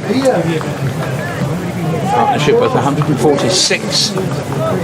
Just completing the batting still to come for Essex. They will have Noah Thane at 8. Simon Harmer at 9. He's a bit good to be coming in at 9. He's been one of Essex's most effective batsmen in recent games. Shane Snate at 10 and debutant Indian overseas Halil Ahmed at 11. Revis bowls, Wesley defends, ball out to Bess in the covers. He will pick it up and keep it because he'll bowl the next over. And in fact, I think the next 5 overs he will bowl from the City end before I would imagine Johnny Bairstow will elect to take the second new ball straight away after 80 overs. At the moment we have 68 already bowled of the 96, 28 to go to none.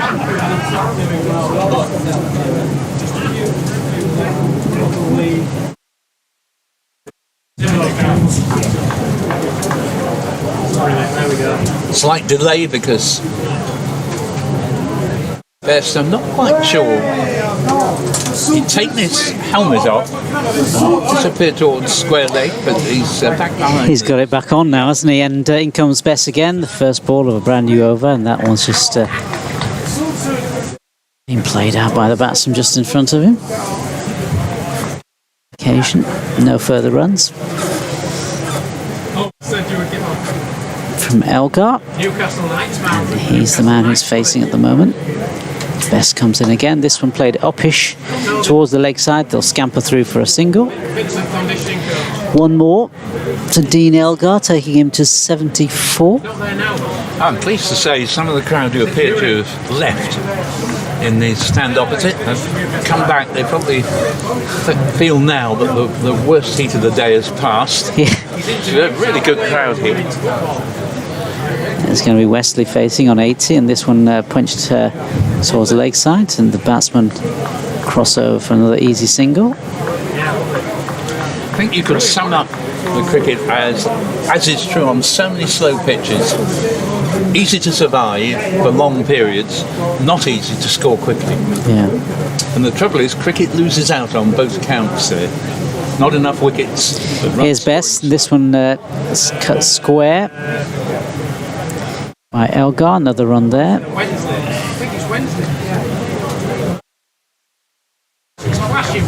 So the scoring rate, considering only one wicket has gone down, is very slow. And credit to the Essex bowlers, for the Yorkshire bowlers, for keeping it tight. It's well under 3 and over. Here's Bess. Next one, flicked leg side. They'll collect another run. Yeah, just run accumulation here. Steady as you go, up to the new ball, and see where we go from there. But Yorkshire really need a wicket here. If they could just get one of these two out, it might just help their cause. Here's Bess again. This time it's played again into the offside. There's no run this time.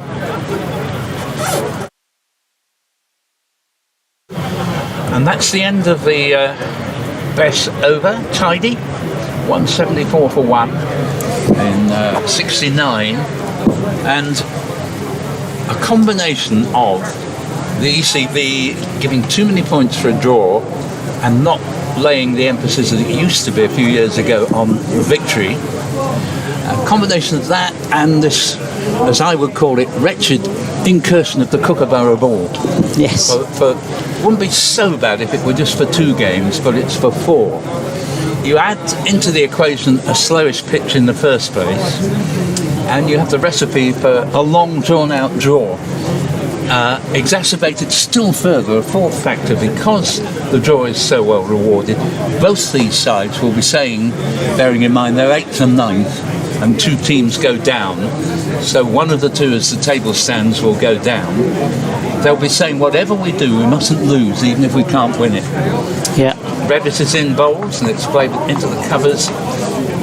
There is no run. The score remains 174 for 1. Looking through some of the other games, the most wickets today, Lancashire 238 for 6 against Derbyshire. That's where it seems to be most of the wickets have fallen. And that's probably more than anything due to Lancashire being in a rather paralytic state at the moment. Yeah. As I'm sure all Yorkshire supporters will be very sad to hear. Such a flat track. Revitt is in bowls. Oh, and that's beautifully away by Wesley to the mid-wicket boundary. Yeah. 4 runs, and he moves along to 86 and scored to 178 for 1. Yeah, he hoiked that one. Just giving you some of the other scores. Surrey 239 for 2 against Durham. Durham bowled first. Somerset 204 for 5 against Nottinghamshire. Worcestershire 262 for 2 against Hampshire. Warwickshire 242 for 4 against Sussex. Here comes Revitt. To Wesley. Wesley defends. Straight to a shortish mid-wicket. And 78 for 1. And in Division 2, Kent 225 for 3 against Northamptonshire. Lancashire we just spoke about. Glamorgan 177 for 5 in their match.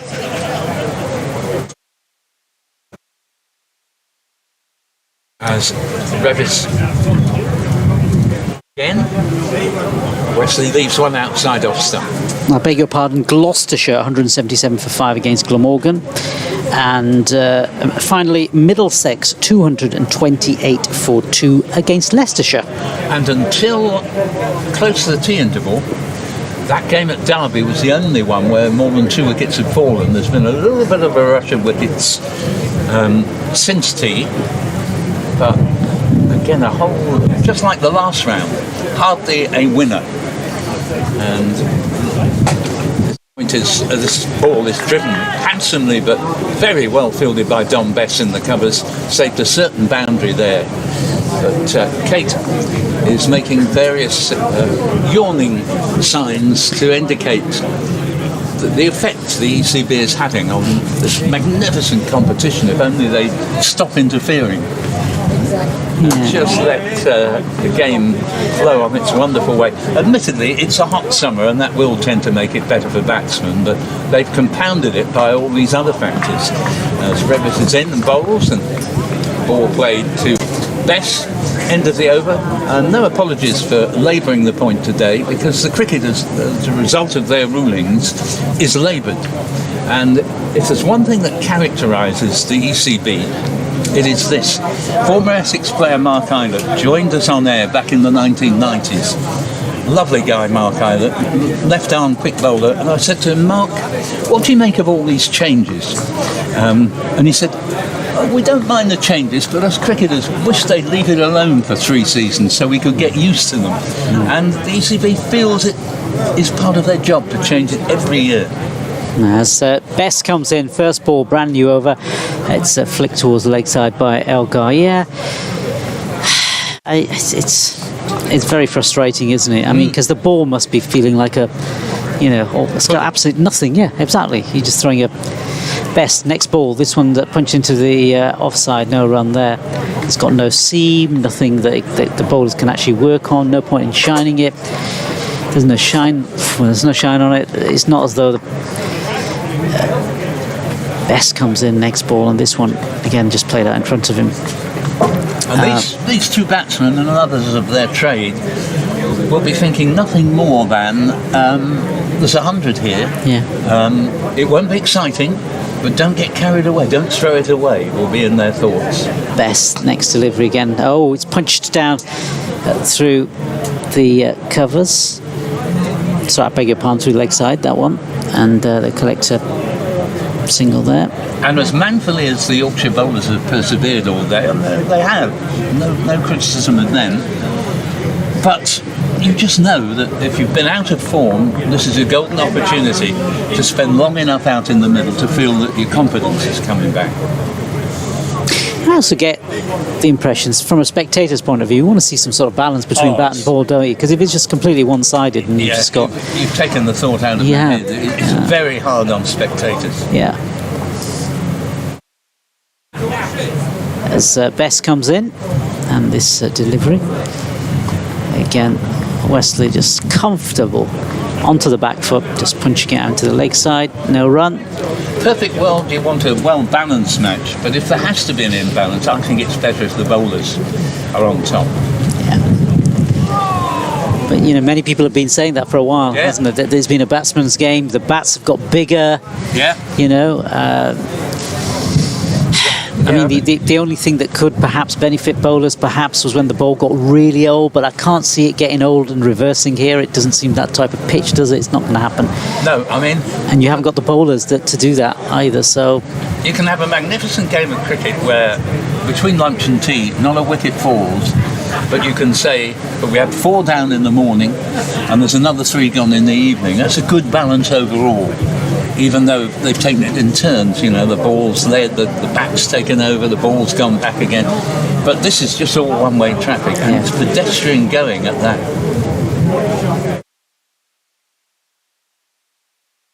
Let's fast forward ahead. You can probably predict if the conditions stay the same. You'd expect Yorkshire to equally, put a total up. Anthony McGrath will just be saying, now it's your turn. Yeah. Don't throw it away. Don't try and be a hero. Just make sure you take advantage and spend a long time out there. No, absolutely not. As Revis is in bowls and the ball played to mid-wicket, Kate is saying you can't blame them, and she's absolutely right as usual. The worst of cricket is that most of the people on the sides can see the pluses and minuses of the situation, but those who make the rules can't. I think the reason is the wrong people have the power, not just in cricket. The leaders of the world. Have a look at the mess the world's in. This next ball is played to mid-wicket and there is no run. Most ordinary people, give and take, can come to quite a happy way of getting on together until the big powers interfere. And a lot of ordinary people often know the game far, far better because they've been watching it for such a long time, haven't they? Absolutely right. Me on to another point I would make, but Revis is in and bowls to Elgar. Single out to deep mid-wicket. By Jack White. And one run, 179 for one. Maitland 180, 77. Elgar 86. Wesley. Somebody might, well, as a commentator, people will often say, "What do you know? You were never good enough to play the game." And my point about that would be, well, that's true, undeniably true, but you can learn an awful lot watching the game and getting it from a good perspective, from up above or at the side, as this next ball's well fielded at mid-wicket by James Wharton, and there is no run there. By the same token, I know various people who just don't drive, but does that disqualify them from passing a comment on the driver? I don't think so, because you don't have to be an expert driver to know when someone is not driving at all well. They keep bumping into things, which isn't really the idea. Is Revitt is in them bowls and played a few yards into the offside. Best field, 180 for one. I think it's omitted to point out when the 150 partnership came up, but it did a few minutes ago. 156 is the current partnership. Second wicket.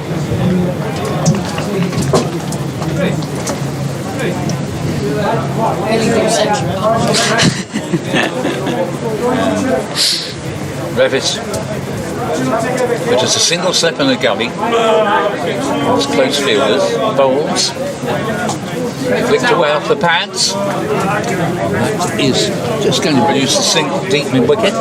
Wesley, the man who moves along to 87, 181 for one. And Johnny Bairstow, I suspect, is bowling his last option among the medium pacers, so that when the new ball can be taken in 8 overs' time, he can bring back the likes of Ben Code and Jack White. Yeah. The pick of the quicks. So 181 for one is the current score. Yeah. That's what he's hoping. He's hoping that the new ball, new seam, may just help him. But, we've got a little bit of time to go before then, as the batsmen sort of meet in the middle for a welcome drinks break in this searing heat. Don Bess, who's worked harder than most since tea, having bowled the overs from the City end in that period, also helped himself to a quick drink, for which I'm sure he has all our sympathies, and will now bowl initially over the wicket to the right-handed Tom Wesley, 13 runs away from potentially registering back-to-back hundreds in the county championship.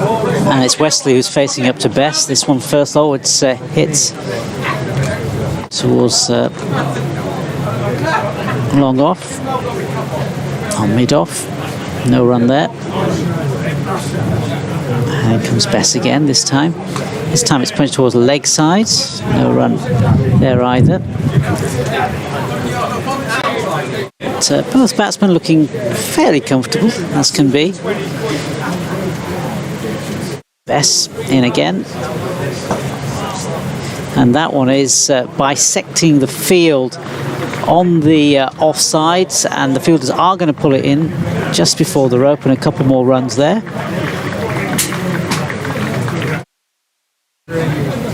To Wesley on that occasion, 2 runs there. Good bit of retrieving again. The Yorkshire fielders have been commendable in that regard all day here, despite the heat. Yeah.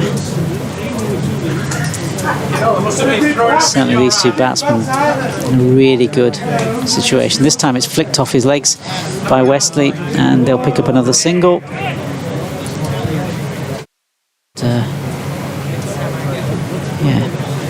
Sort of feels as though it's going to cloud over now. The sun seems to have gone in a little bit. I think it'll soon return. Yes, I don't know who the fieldsman was who prevented the boundary a moment or two ago. I think it's Here we go. This time it's Bess again, and this time pushed out in front of him. Onto the offside. Elgar, of course, left-handed batsman. 77 to his name. This next ball again. Groans from some of the close infielders, but really That's all it was, to be honest with you. At the end of the over, 184 for 1 is the Essex score. And it's Elgar's made 77. And on the other side, it's the captain of Essex, and he's 10 short of a century. Well, the two of them have been neck and neck all day, but Wesley has now pulled some way clear, 90 to 77. And Elgar's continued in his defensive adherence, while Wesley has taken advantage of one or two that have just been sufficiently over-pitched to enable him to get to the pitch and pick up a boundary here and there. We do have a change of bowling. It won't be Revis. Looks like George Hill's back in the attack from the rugby's ground end. Here he comes. Number 18 on his back. Bowls, and this ball's beautifully stroked away through mid-wicket. Should be able to come back for a second here as square leg has a long run round and then has to come round the ball to pick it up right-handed and throw. Two more. 92 for the Essex skipper. 186 for 1 in the 74. And he's been in good form, hasn't he? Scored a century. Yeah, 130 not out, previous knock. Hadn't been in any sort of form at all until then. Yes, laying the ball down to mid-on. Well, I suppose as a batsman, if you wanted to pick a pitch to come out after you'd scored a century, this would probably be your ideal platform, wouldn't it? Although I think even Wesley, who's a fine stroke player, would say he'd like a pitch where the ball came onto the bat a bit more. Yeah, I guess the batsmen are having to do most of the work here, aren't they? Yeah. And that therein lies the danger sometimes. Still well below 3 and over, Essex going at, and this ball is carved through the offside. It's going out toward the boundary. It's going to be hauled in. And Revis does the fielding. Two more. 94 to Wesley, who's beginning to disappear into the distance in relation to Elgar on 77. 188 for 1. Remember, 6 overs after this till the new ball can be taken. Because I guess, as we've said before, it's all sort of leading to what will be a draw. Indeed, it was edgy, but well stopped in the gully. It was along the ground, so there was no hint of a catch, but just inducing the edge there. George Hill bowling to Wesley, 188 for 1. All things being equal, because either side will not be able to score the runs quickly in order to sort of get a result. Or indeed to take wickets quickly enough to bowl a side out twice. I think that's the biggest. That's the biggest, exactly. Sticking point. Yeah, sure. Hill again. In and bowls. Wesley defends. And change to the score. Hill, a good business-like cricketer, does everything at a decent pace. Back at a decent pace, doesn't take an over-long run-up. Certainly one of the more promising young bowlers emerging on the county circuit, especially if he could just extract an extra yard of pace as he bowls now and goes through outside off stump. I'm not talking about 90 miles an hour, but just getting that little bit extra over what he's got at the moment.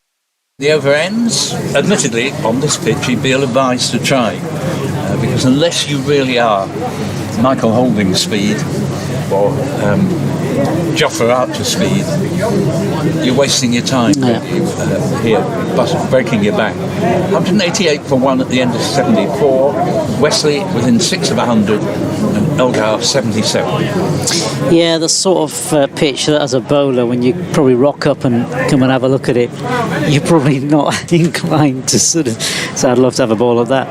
And particularly with this ball in hand at this stage of the game. So I think those are some of the issues facing the bowlers now. You have to settle for, while not giving runs away,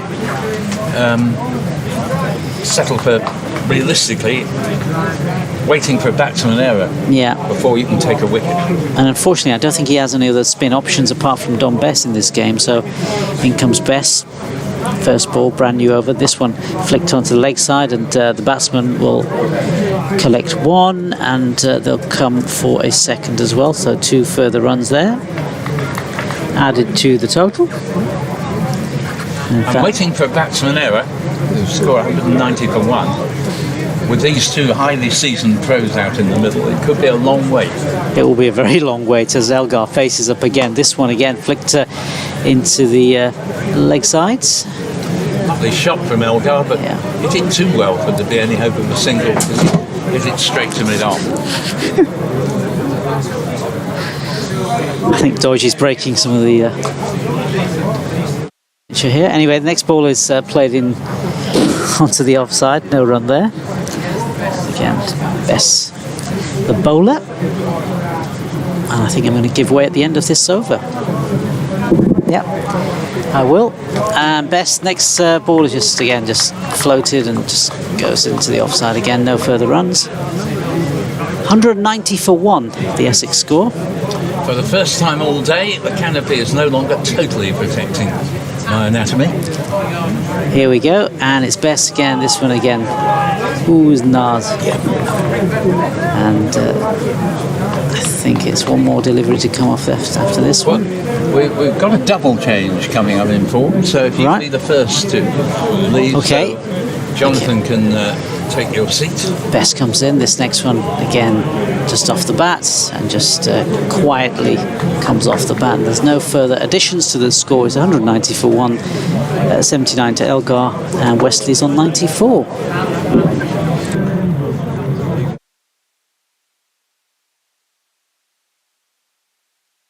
As we're just covering until we make our double change here. Thanks, Paul. There we are. We'll bid farewell for the time being. So George Hill to continue then at the rugby ground end here. The laptop is getting pretty hot in these conditions. I'll give Paul a breather for a little bit as Hill is in again. That's flicked away to mid-wicket. And they pick up a single. Tom Wesley on to 94 now. One previous century against the hosts. But if he gets there, it'll be a first for him on this ground in first-class cricket, because there has only been one previous first-class match here, and it didn't involve Tom Wesley. So 191 for 1. Elgar back on strike is on 79. Hill round the wicket. Ooh, that just has Elgar checking as he played the push, so maybe just a little bit of a nibble off the pitch. Be hard to imagine that there'll be much of that after 75 overs now with this initial ball. They can take a second new one in 5 overs time, or just under that.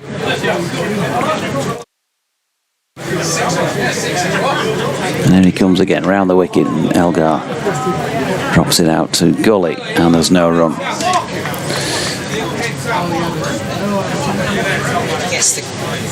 The good thing is that they will. I guess the good thing is that they will have 2 experienced players when the new ball eventually comes in as well. Yeah, probably the way things are going. Here's Hill, driven to the onside of straight this time by Elgar, fielded by Bess. There's no run. I think there's a level of disgruntlement around the ground among the spectators. They've just done a lap and stopped and spoken to a few people, and a lot of people feeling this is not the cricket they want to watch, even though they love red ball cricket. Of course, the contest, well, it's not really there, is it, between bat and ball, unfortunately. It's been some decent bowling by the Yorkies. After 75 overs to only score 191. We'll underline that as Elgar drops one out into the offside and there's no run, but it very much feels already as though Essex are trying to set up, as you might imagine, to try and bat just the once here. It's such a shame as well, because there's a lot riding on this game in terms of where both of these teams are, in terms of the table and in terms of what both actually want from this game. Here's Hill again round the wicket, driven out by Elgar, half stopped by George, ricocheted off him and then well stopped by Best. They got through for one. John Story says boring day at York, county cricket is already in danger. The Kookaburra ball and negative batting attitude will only make it worse. I'm at the ground today and I'll not be here tomorrow to watch uneven match between bat and ball. Rob Key is only interested in England and the 100. Many members here today feel the same.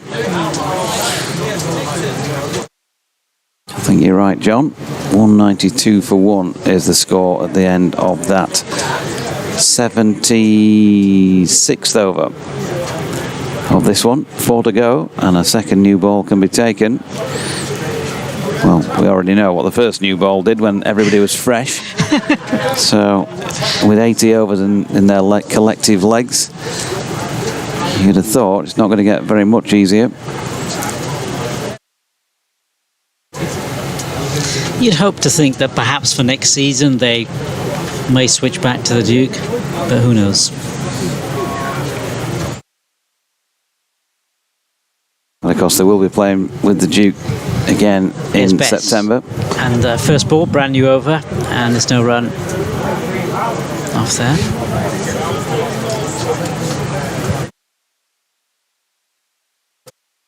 Oh, I beg your pardon, I thought it was for the remainder of the... As Best comes in, this next ball is just pushed out in front of him. No, it's just for 4 matches in mid-season, so last week's match, this one, and the next 2 at Scarborough. That makes the decision even more stranger? It doesn't make any sense at all then. Okay, as Best comes in, next ball, and this one is just left outside. If you're going to do it, well, why not do it for the whole thing or not do it at all? It's sort of like a halfway house almost. Yeah, I think most people are saying something like that, but then following on by saying, let's just not do it at all. Yeah. Best comes in, this next one. It's punched into the leg side, no run there.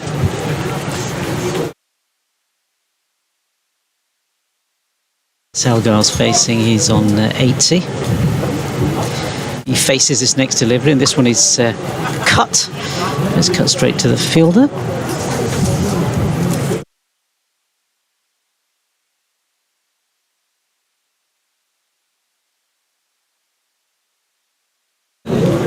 As Best comes in, this next one is left outside. He's off stump, and there's no run there. And Elbar is going to take a bit of he's going to change his gloves, is he? Most certainly. 12th man is coming on. Getting a drink. Yeah, a bit of refreshment for Dean Elgar. It's of course a very hot day today. You can see the sun actually glistening. To my right is the rugby stand end, and you've got these tents and the sun. You can actually see it from here. There's deck chairs underneath. A sparse crowd now, not as much as earlier. Most of the people on the right, the shade. Yeah, quite a lot of people have left, haven't they? Yeah. I think a bit bored with the situation. Maybe gone off for sort of some Sunday dinner out, something like that. Kate's sorting us a Sunday roast here.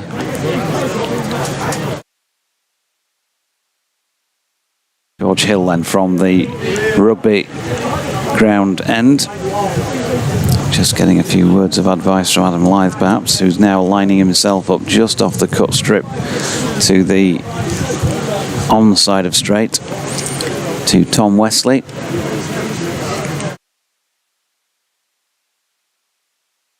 Who's on strike here. Just a little delay as George gets the field exactly where he wants it.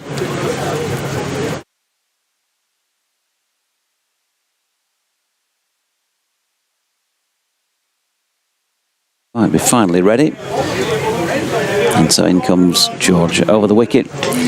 And Wesley right over the top of that, just runs it out Square on the offside. Jack White doing the fielding.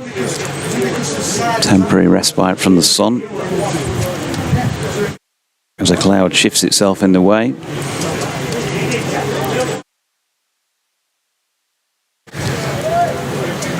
So 192.41 as Hill turns at the end of his run once again. Passes umpire Hartley. Wesley once again solidly behind it. The fielders, you'd expect at this stage, as well long dispersed in various directions. No slips at the moment. Will Sutherland is at gully. Jack White's going through a few stretches at point. Matthew Revis in the covers. Don Bess mid-off. Lythe, like I say, just off the cut strip, and two other fielders on the catch for a ball that's lofted slightly into the leg side. James Wharton's one of them. Ben Code, I think, is the other. He's slightly obscured. Yeah, it is Ben Code. And they'd only be about 15 yards off the bat. There's another one who's pushed back to the bowler. Imagine you stuck your compass point in where Tom Wesley's feet are. They'd be on that sort of arc about 15 yards or so away. Through straight mid-wicket. There's a deep backward square and also a leg gully, really, as Hill is in again, and Wesley pushes into the onside once more. And there is no run. Okay, has she got some tidbits of information for me?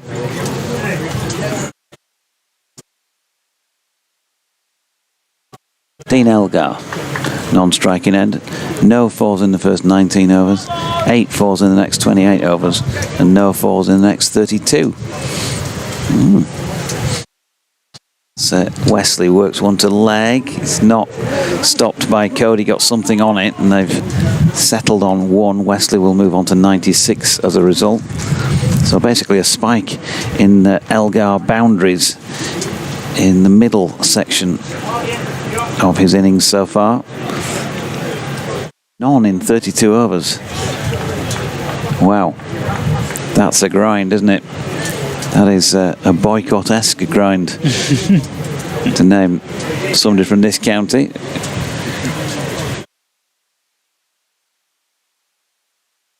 Still there, though, as Jeffrey was on many, many occasions.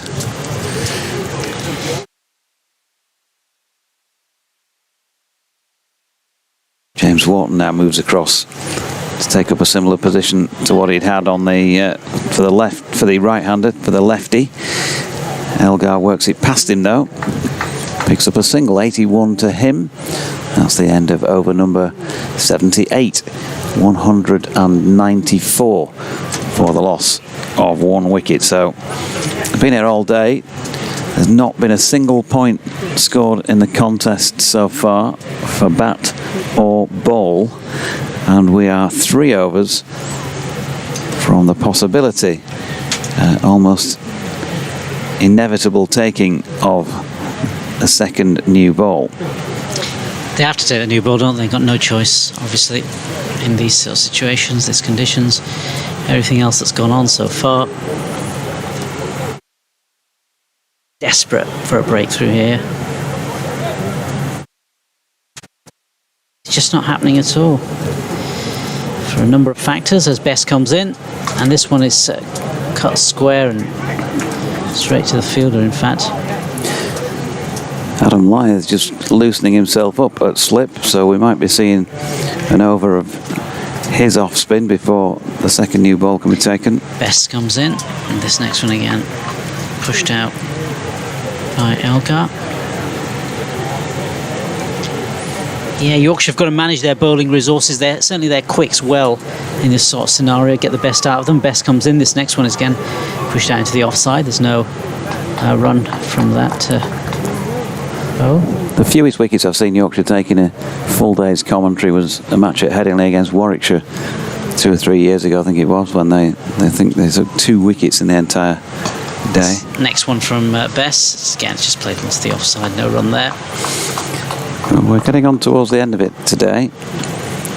18, well, just under 18 overs to go. Here comes Bess. This next one's left outside.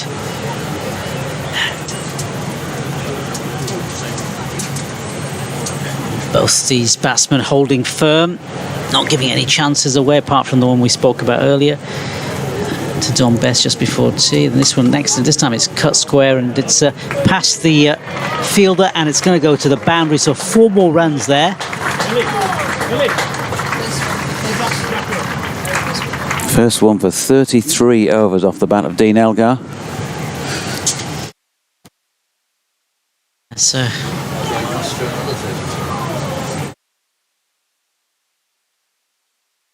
yeah, it takes him on to 81 now. And Wesley just 4 short of his century. 85. What are the odds on another 33 overs before his next one? There'll be a few people slashing the wrist before that, I think. Not only the Yorkshire bowlers. There we go, the golden voice announces Adam Lyth. So a bit of off spin from Adam. We know he can turn the ball. He can turn it fairly sharply. It's usually slow turn. Who knows? Might be just what the doctor ordered here. He does come on and break a partnership up now and again. And he's on from the rugby ground end, right arm over the wicket. His loosener is right up there, full. And Wesley, well, he'd be pretty embarrassed to lose his wicket to Adam Lyth on 96, having batted all day. And not only embarrassed, but just annoyed with himself, I guess. So he'll want to make sure he gives nothing away here. And he's still there for the second new ball. Pats this latest delivery into the leg side. Finlay Bean playing Bill to Jack White's Ben. Does the fielding.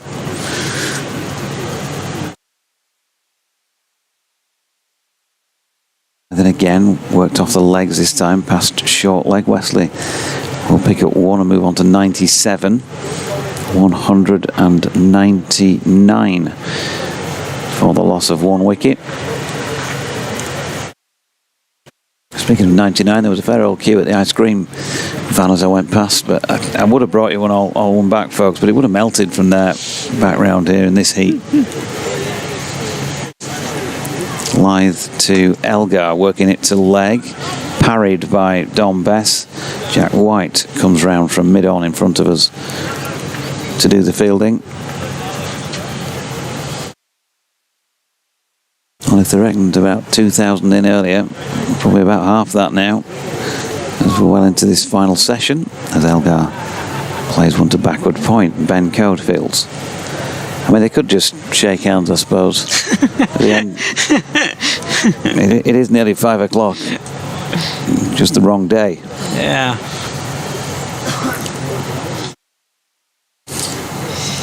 Well, then again, Elgar defends to complete over number 80 on 199 for 1.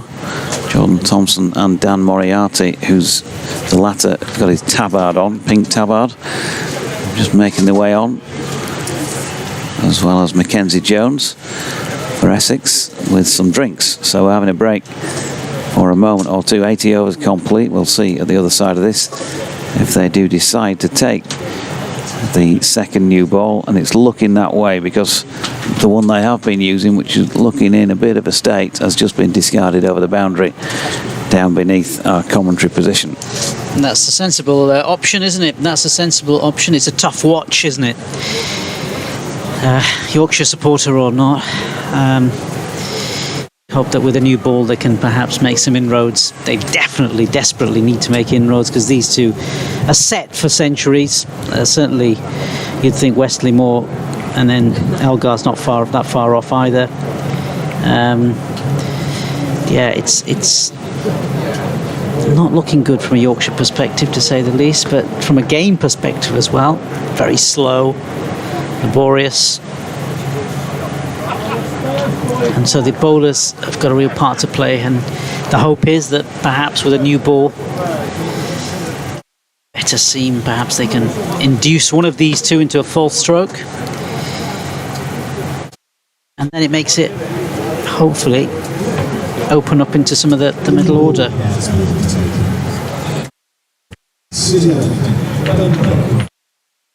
And Code then coming back into the attack with that second new ball having been taken. So it is.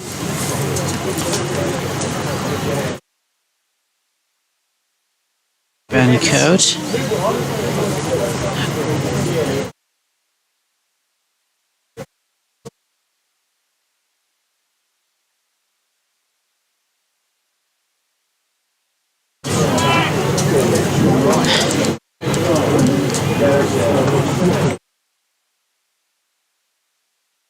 Just getting some final bits of advice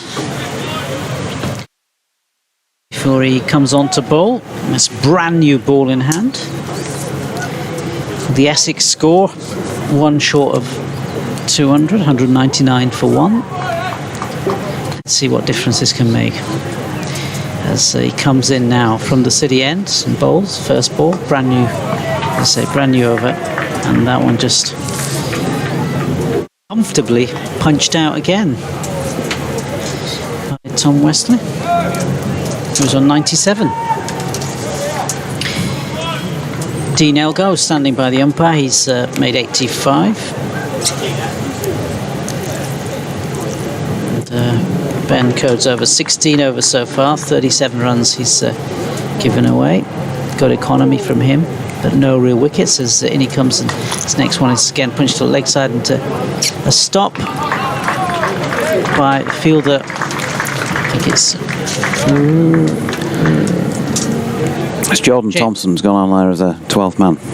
Jordan Thompson, thank you.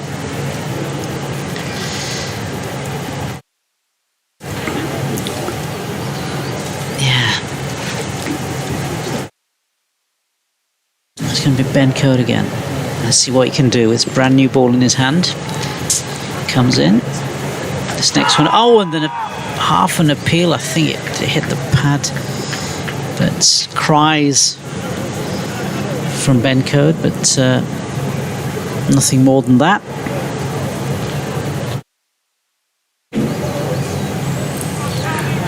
Jack White getting loose over at mid-off. He'll be doubtless taking the next over at this rugby ground end.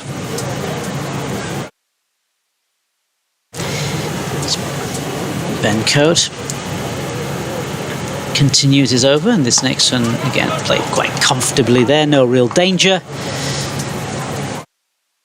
Completely in control. That last shot to Wesley.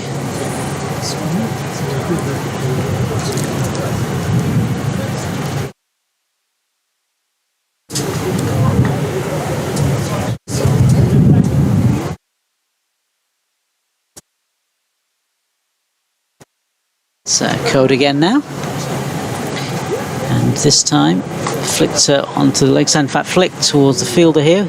So Revis, who picks up the ball. So Johnny Bairstow, one further run as the sun comes out. And in fact, that's the 200. 200 for the loss of one wicket.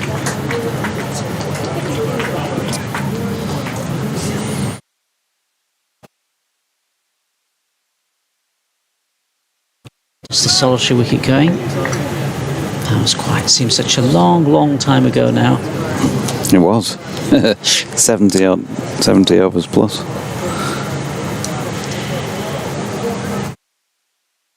Here we go. It's Ben Code again. This next one again played into the covers. No run this time.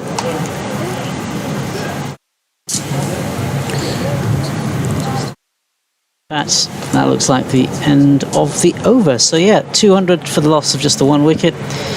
Wesley's on 98 and Elgar is on 85. Beautiful late afternoon sunshine here at Clifton Park, at least, for us to enjoy. While the cricket is not as enjoyable as it might be.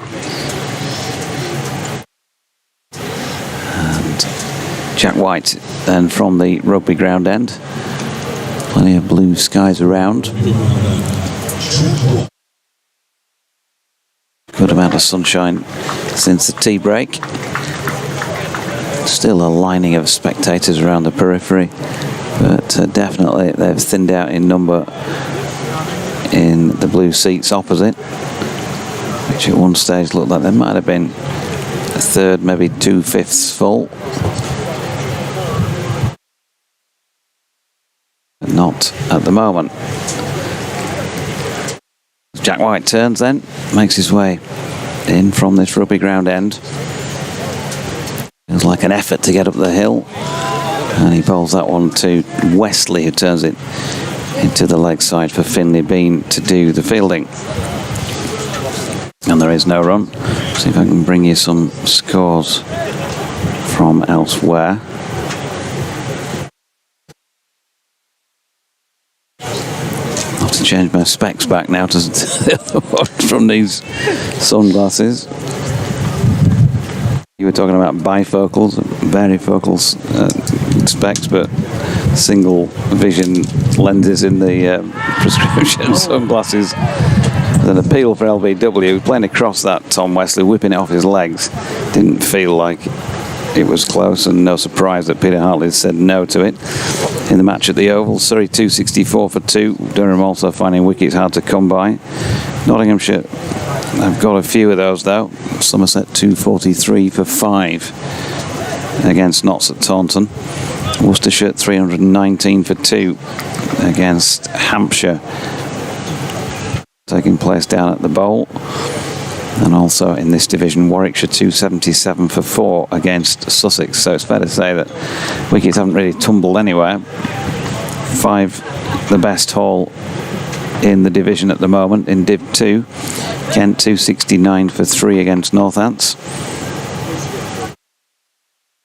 Just seen White ball, another dot ball to Elgar. Lancashire, well, they've lost 7, 259 for 7 at Chesterfield against Derbyshire. 203 for 6 Gloucestershire against Glamorgan. And Middlesex 268 for 3 against table topping in Division 2 Leicestershire. Now then, good delivery by White, and he's not so far from playing that on Dean Elgar. Not straight on in the commentary position here.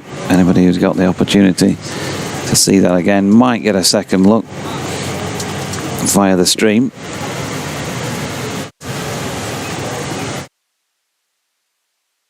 Or maybe not.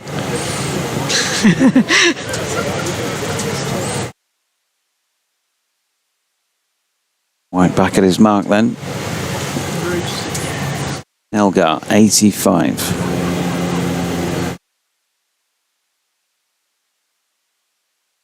Now I'm bowling and flicked off the legs. Bairstow with a tumbling attempt to take that. Couldn't get anything on it. It was 4 leg byes according to umpire Peter Hartley. So 4 on the total. How many extras is that now, scorer? 5 extras. 4 leg byes. 205 for the loss of 1 Essex. So the Leicestershire score in front of me. Apologies to fans of both clubs there.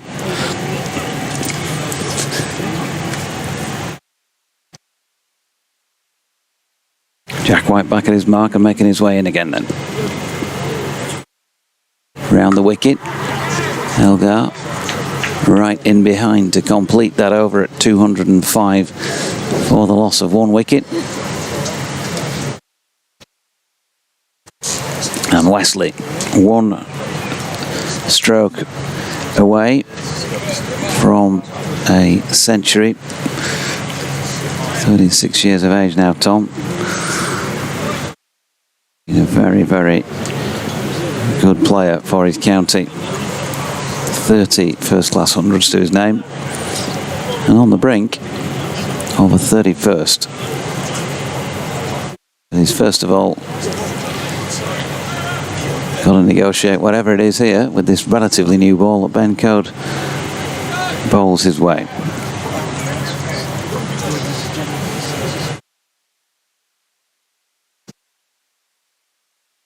He's making some hand signals before he comes in. Does Ben Coe to bowl from the city end here at York Stadium. This one again punched out in front of no run there from Wesley. Yeah, it's 99 strike rate of 44 from him. Considerably more than Dean Elgar for his 85.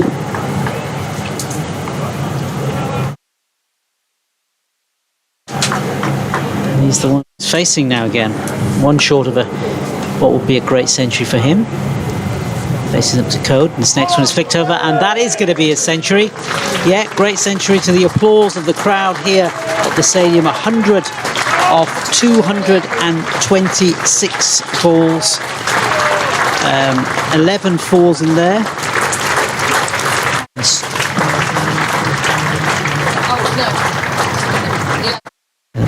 And a strike rate of 44. So applause from the crowds. Another century to his name. He's been in good form, scored a century as you heard from Paul earlier in previous games. Code comes in again, and this next delivery. This time it's thwacked onto the leg side for 4 runs. Pulled by Elgar.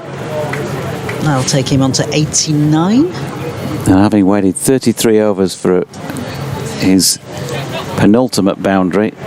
What was that, Kate? 2 overs between? 4 overs between. Time flies when you're having fun.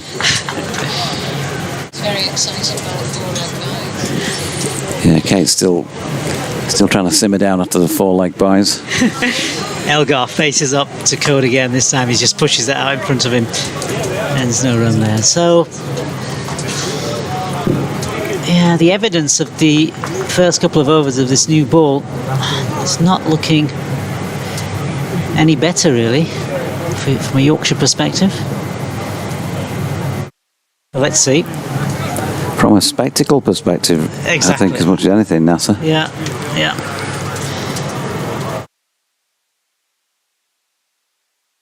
Code, he's in again.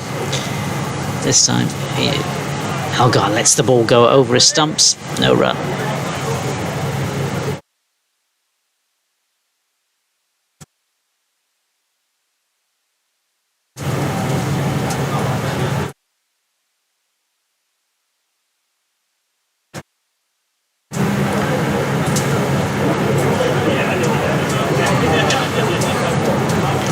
Yeah, looks like some people are drifting off from the stand to the left of us.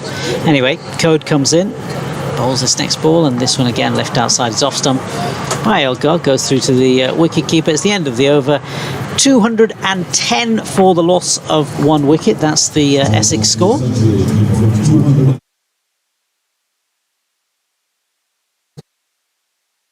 .227 deliveries, 11 fours is what Golden Voice made of it.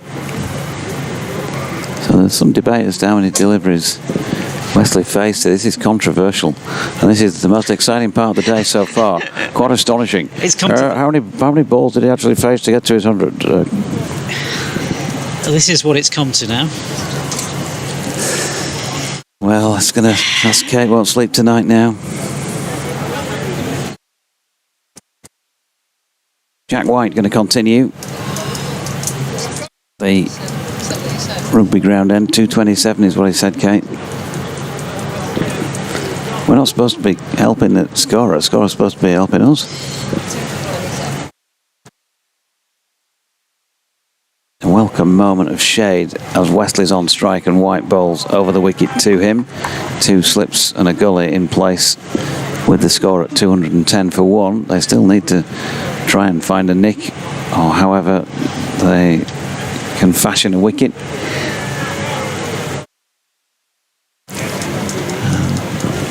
Can't see there being too many people left come 6 o'clock at this rate.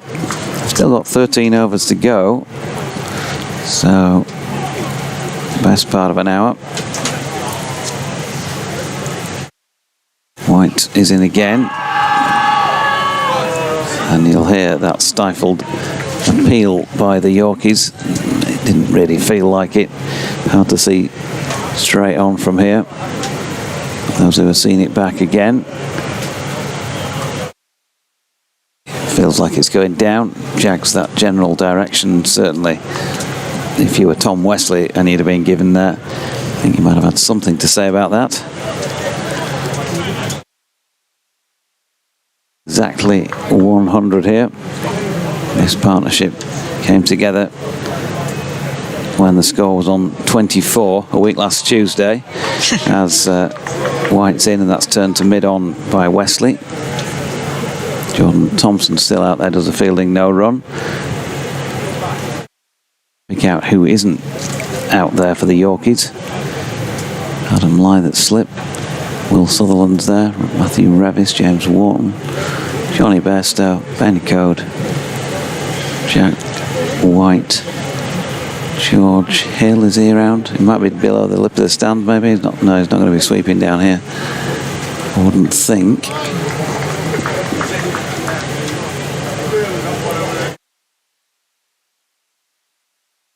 Don Bess, has he gone off? Oh, this one is flicked to Finlay Bean at mid-wicket. No run. Yeah, Abdullah Shafiq is down at long leg in the distance. George is at first slip. Yeah, so it's got to be Don Bess who's off for the moment. Don Bess. Jordan Thompson just lobbing the ball back to Jack White.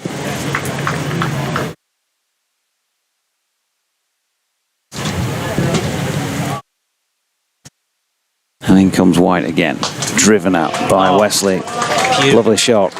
Now you heard the calls there from the Essex contingent down beneath the balcony. As soon as he stroked that one away, hit the gap through extra cover. That was freely available. And Jack White just straying onto half volley length to a man who's already got 100 on the board. 104 then to Wesley, 214 for one.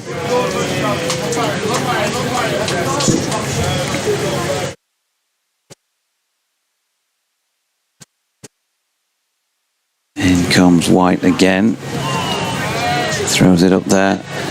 Wesley not tempted into driving this one though, having got the boundary.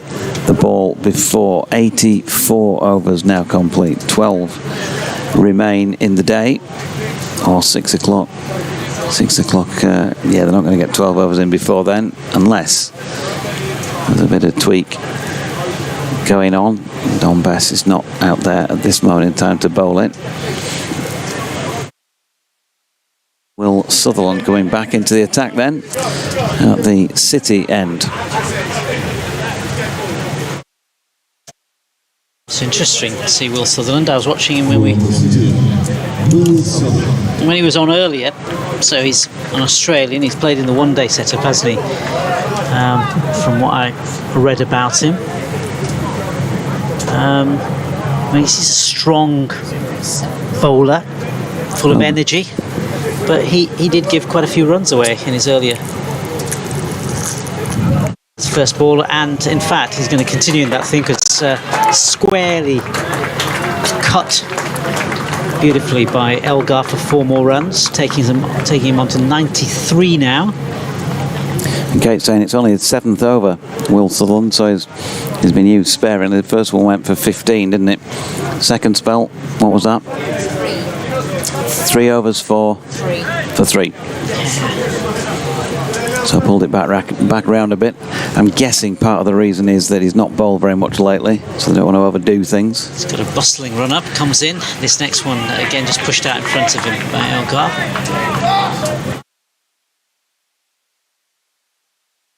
You get to see too much of him in T20s with the ball in hand, as I mentioned earlier, because of that broken toe.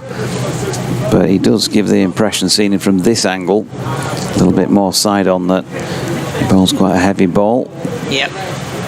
That's what I was thinking earlier, because I think he's very well built, very strong as he comes up, bowls this next delivery, and again this time it's dispatched square again by Elgar, collects another single. But the runs are certainly flowing when he's bowling, which is a shame.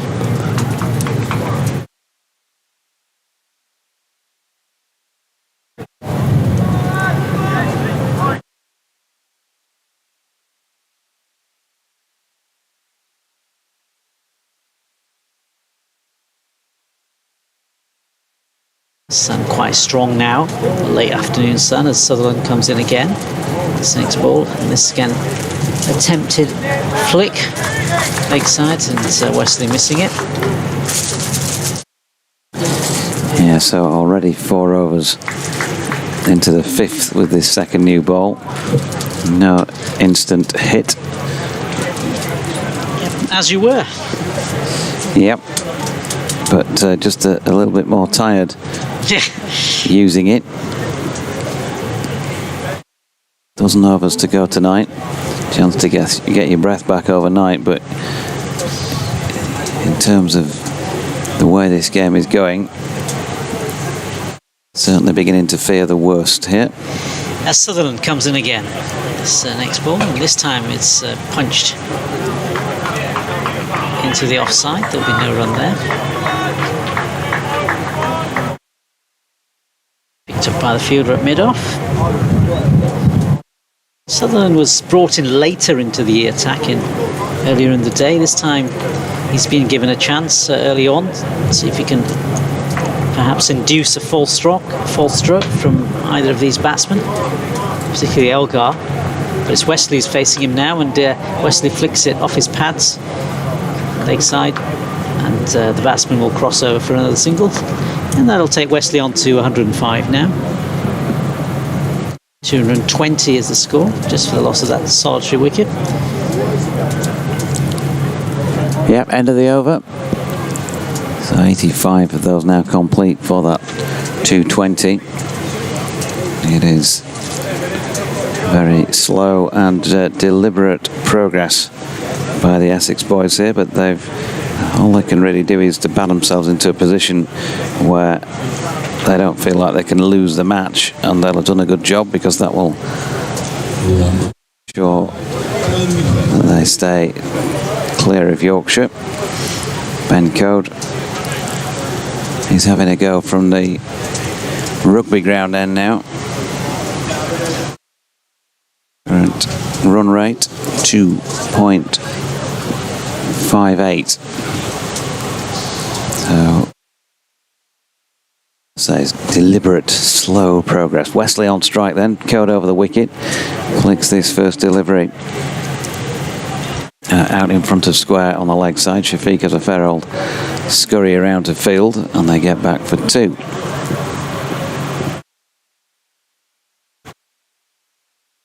Nicely played off his legs by Tom Wesley.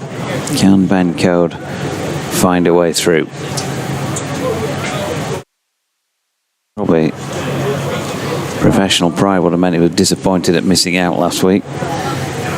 Probably on reflection, might not have been too bothered when he saw the state of the pitch and the ball at Trent Bridge. So it's going the same way, in fact to a more exaggerated extent even here. 222 for 1, that latest delivery left by Wesley.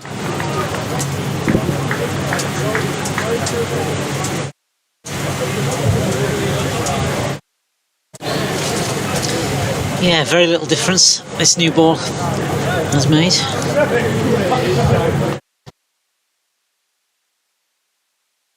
Code pushes off, making his way in again over the wicket. Oh, now then there's an appeal for LBW. Gone! Goodness me, stick that one in the diary. Tom Wesley has gone 222 for 2. And he's out for 107. LBW to Ben Code, who did finally make the breakthrough. Wow. And thank the Lord for that. I know, commentator's curse. I just said that, didn't I, beforehand? I just said that very little has this new ball made any difference at all, and then suddenly we get the wicket that we've been craving for such a long period of time. Big wicket. Tom Wesley, the captain. Great innings from him. The wicket falling at 222. Breakthrough from Yorkshire perspective in the context of the game. And a magnificent innings together, of course, with Dean Elgar, who's still there, 94, don't forget him. He's played a massive role in this partnership. Jordan Cox, new man in. Now then, I think he'll be needing to go to the local hospital for pad rash. He's been sitting there for so long, from over number 10 to over number 86 today. And he finally gets his chance with the bat. And Yorkshire will, as they say in modern cricketing parlance, want to go bang bang here and try and get the new man out while the new ball is still relatively fresh. Kate is chomping at the bit to tell us exactly how many overs had gone when that wicket fell. She's been sitting there all day and she disappeared at the precise moment we actually needed her to do something there. And so Ben Coe then to bowl to the right-handed Jordan Cox, who thinking about playing at his first delivery, and then having gone half at it, pulls the bat out of the way. Tom Wesley's 31st first-class century ended at 107 from 239 deliveries, 284 minutes of batting, and 12 fours. He'll, of course, been so disappointed. What, half an hour or so to go before the close of play. In comes Code, lovely shot by Cox. He's driven that one just like Wesley did a couple of overs ago, straight through the gap at extra cover. 4-4. The wicket, by the way, falling after 85.3 overs. Thanks to Kate for all that information there. That's going to cost her a pint after the play's finished. 222 for 2. Yep. No longer though. 226 for 2. That boundary to get Cox going, and Code in, and that's run down to Gully, where Will Sutherland does the fielding to complete that over, in which there was just the second wicket of the day falling.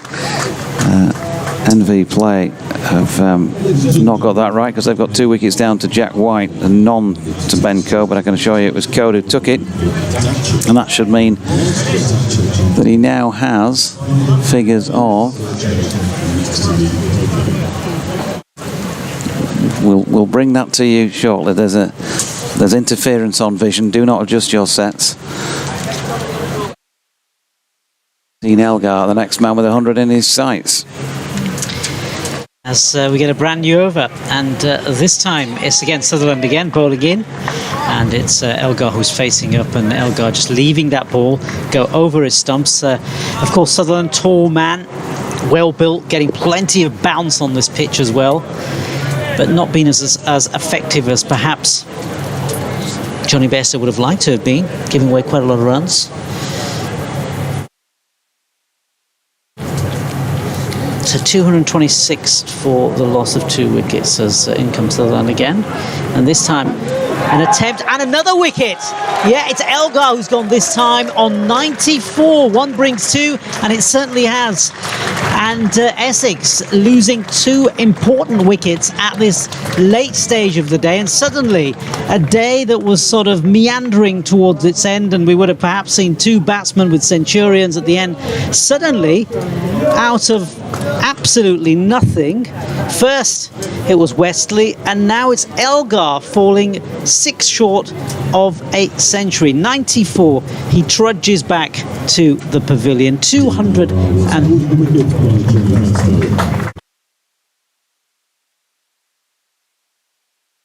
Critchley is the man who's going to come in and replace him, and we'll give you the details very shortly of Dean Elgar's 94. But he was there a very, very long time, I can assure you of that. Off 247 balls and 11 fours in that total of 94. But he is out, and it is a huge blow for Essex. The 2 set batsmen, 1 centurion, 1 nearly there, both out. Completely changes the complexion of the scoreboard. It's now 226 for 3. 2 new batsmen in, Critchley and Cox. Yeah, 226 for 3. I'm not sure how huge a blow it is. It's a blow for Dean Elgar on 90 odd, I suppose, but they've got a pretty good platform from which to work with here. Matt Critchley, very capable, as we saw in the match down at Chelmsford. This next ball again, just played out for a single.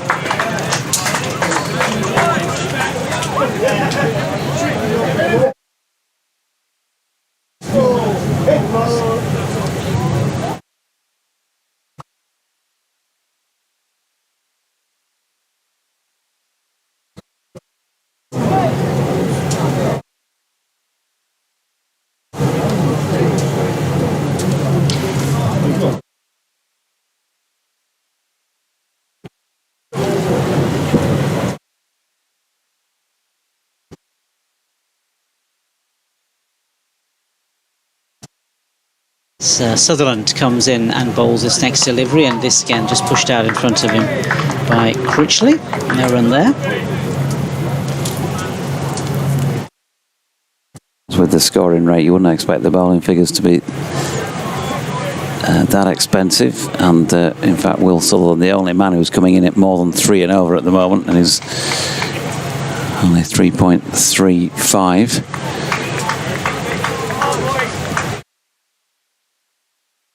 Yeah, it's Sutherland who's going to come in again. Bowl. This next delivery is left well by the batsman. Bounced through to the wicketkeeper and the slip cord. Yeah, interesting that Yorkshire have brought Sutherland on at this stage. Second new ball. The two openers have obviously had a bit of a go, but rather than going straight to George Hill, they've gone to Sutherland here with a bit of zip about him, seeing if he can get any life out of this second new ball. Let's see if he can continue. He's bowling this next ball, and that's just played out in front of him by Critchley. And that is in fact the end of the over, a successful over from a Yorkshire perspective. The score now for Essex is 227 for 3. Sutherland taking his first wicket of the match so far. Wicket for Yorkshire in Championship cricket, in fact, as well. So he'll have an average, I suppose, at least of 25 or so at the moment. Once he finished that over with Kate. He, of course, with Abdullah Shafiq, two of the people playing overseas players in this game for Yorkshire. Ben Code then at the rugby ground end. 2 slips and a gully. And in and bowling here. And that is dropped into the leg side. And there is no run. Yeah, Sutherland in the early part of the day came on a lot later, didn't he, in terms of the sort of bowling. Oh, the other bowlers, a couple of the other bowlers came on in front of him, and he came on towards the end, but this time brought in a lot earlier into the attack and proving to be successful. Code to Critchley, flexes at the knee. High back lift, he's got underneath this one, and he's put it away for 4 through mid-wicket. Lost that one completely, but it is signalled as 4 by Peter Hartley after it disappears over the fence, I think. Yeah, Finley Beat having to disappear over behind the fence, the far side of the ground. So Critchley getting going with a boundary. 2:31 for 3, I think, when they update the scoreboard. Yeah, 2:31 for 3. He's on to 5. And Code pushes off once again. Bowls. This time Critchley happy to watch that one go by. Can get in touch if you've got anything to say. We know your opinions about the state of play with the Kookaburra.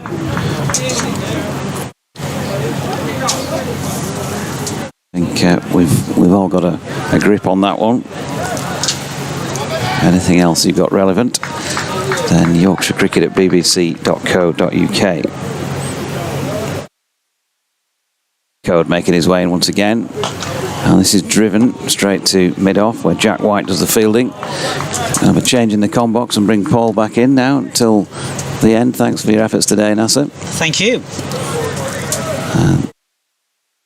Got a train to catch, and we'll see Nasser tomorrow. Nasser, see you tomorrow.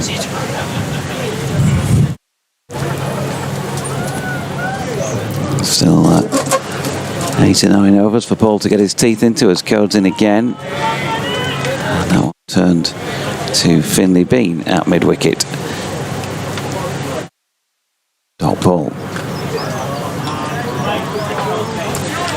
An increasingly thin line of onlookers pitch side. I think I'd probably try and secure that to your head, Paul, so that we get the full effect of your voice when the microphone goes on. Just get my colleague to get his headset sorted as Code is in, and that's driven firmly, well fielded by Jack White at mid-off. Jordan Thompson is just about to set foot on the field of play, but now been sent off. Sorted. Let's pull up. Sorry. trying to dress him here. There we go. Just get that in the right spot so we can hear you. Yep, let's hope you can hear me loud and clear. Many thanks to my dresser. And 231 for 3. As you said, I don't think the 2 wickets, as welcome as they were to Yorkshire, necessarily will change a great deal. What it will bring is almost certainly an increase in scoring rate, because Elgar and Wesley, in their old age, are still very skillful, but will block. And Cox here won't. As Sutherland runs into bowl 2 Cox, steers it into the offside, no run. I mean, doubtless these two will try and see they're there in the morning. Critchley, who's had a very poor season with the bat, nevertheless came back to form in the previous game with 71. The next man in is Charlie Allison, brother of Ben Allison, who's now gone to Worcestershire. Charlie has hundreds in each of the last 2 games. At 7, Michael Pepper, who got 140 in his previous innings. So there's a fair bit of batting suddenly in form to come. This ball is played into the offside. There's no run there. And if that weren't fairly formidable, Simon Harmer at 8 has been in colossal form recently, batting that low down.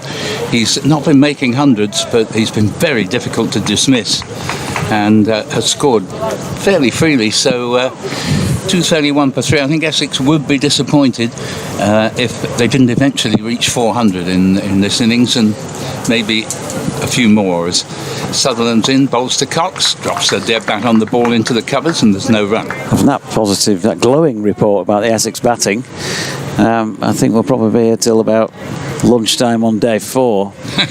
Yeah. And then Yorkshire might get a look in. Well, yes, it's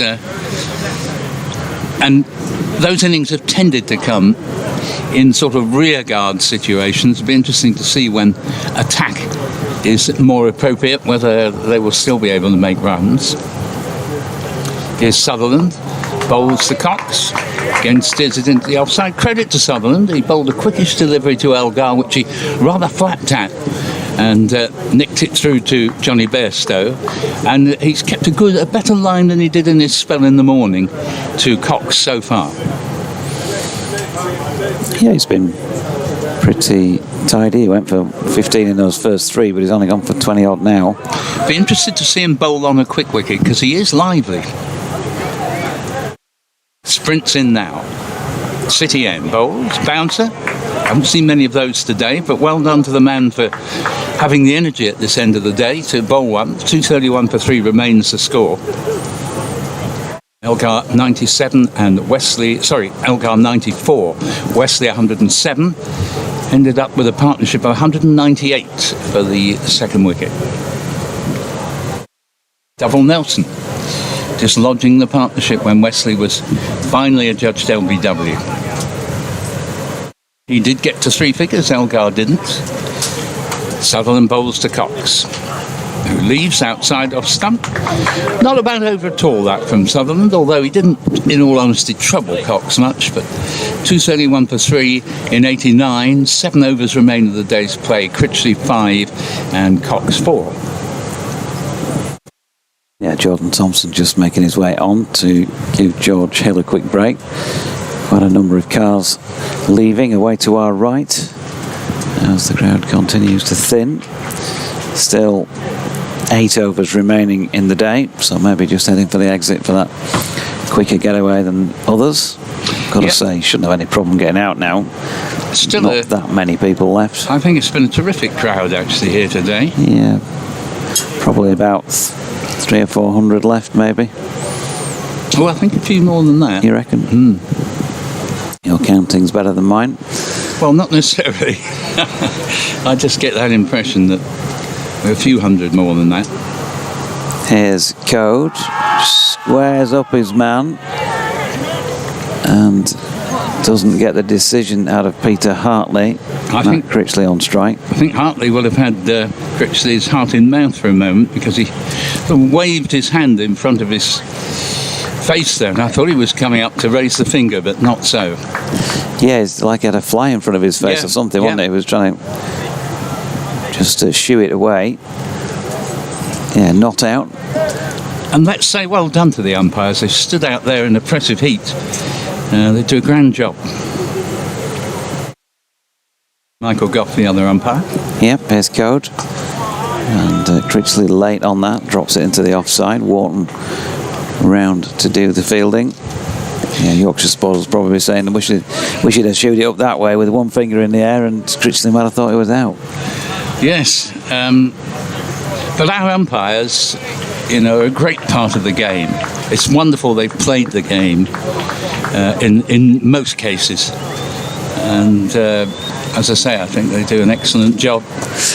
And despite the signs that say please do not walk behind the bowler's arm, and 2 so-called cricket fans don't still realise that you're not supposed to do that.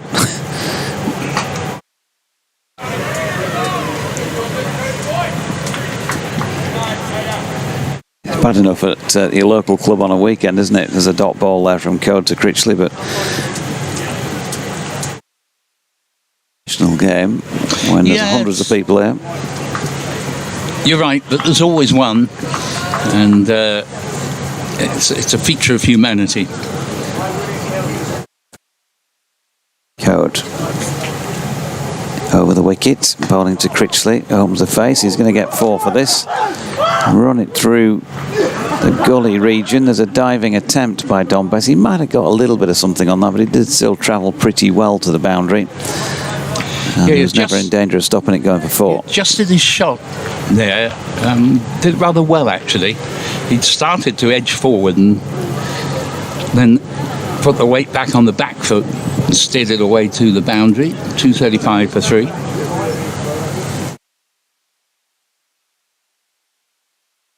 Code coming in again, bowls it now. Critchley, straight play, this time pushes back to the man from Ripon. There is no run. So Critchley at the moment has 9 to his name. Partner out there is on 4 at this moment in time, Jordan Cox. 90th over of the day. Code in again. Up there, and once more defended with that. He kind of doesn't get fully over the top of it in some senses, Matt Critchley. Sort of walks into it and plays a half-blade defensive push, but it's doing the job. End of the over. That's 90 now complete. 235 for 3. Like the way you work the name of one of Yorkshire's great 9 race courses into the course of your commentary on that over. Man from Ripon indeed. I was there the other week actually. Yeah, it's a lovely track. Yeah, I went to Royal Ascot on the first day and then came back up north and went to Ripon on the Wednesday night. Much more room Yeah, there would Much have more room to move at Ripon. Yes, I've always loved Royal Ascot, but I wouldn't want to go there now, with the crowds that are there now. Life used to be rather simpler back in the day, and the last time I went, you didn't need to pre-book or anything, you just went in on the day, and it made life so much more ad hoc, you'd suddenly think, oh, perhaps I'll go, and away you went. Here we see the start of a new over. And this ball is pulled to the square leg boundary by Jordan Cox, who's not a man who dies wondering. Jack White there going for 4, having come on to replace Will Sutherland. And beginning with a bit of a loosener, it was in a previous spell of Jack White, who's bowled pretty well, let it be said, but he also began first ball with a bit of a loosener that went to the boundary. So 239 for 3 with 8 to Cox, dealing so far only in boundaries, and 9 to Critchley, who's begun well here. White bowls to Cox, hits it firmly back, nicely fielded by the bowler, and 239 for 3. Walter out for 16 and scores 24. Then the huge part of the day belonged to the second wicket partnership of 198, before Wesley, having reached back-to-back hundreds here, went for 107. And as so often happens when one member of a long partnership goes, the other quickly follows, and the other being Elgar, out caught behind for 94. Here Jack White bowls, and a lead from Jordan Cox. Now, I mentioned several Essex players who've scored big runs recently. Cox isn't actually one of them. Since returning from the injury I described earlier in the day, sustained in the match 4 at the beginning of May at Taunton, he hasn't lit any fires since coming back, but he's still very ambitious to play for England, and probably would have done by now, but for injury. Definitely, in fact, because he was going to wicket keep in the winter. As White thunders in. Oh, and gets the better of Cox here, not to the tune of taking his wicket, but he turns him round, and off a bit of a leading edge, the ball squirts out sideways into the offside. 239 for 3. Nice bit of flapjack there from Kate. She's got her uses. Yeah. There we are. Can't keep up the score, but as White sunk on in for the moment. Bowls to Cox. Cox, routine backward defensive shot, nicely played. And just a few yards into the covers, James Wharton, and the score is 239 for 3. I'll tell you what, Paul, this scoring malarkey must pay well, because she's got a very expensive looking grey leather jacket.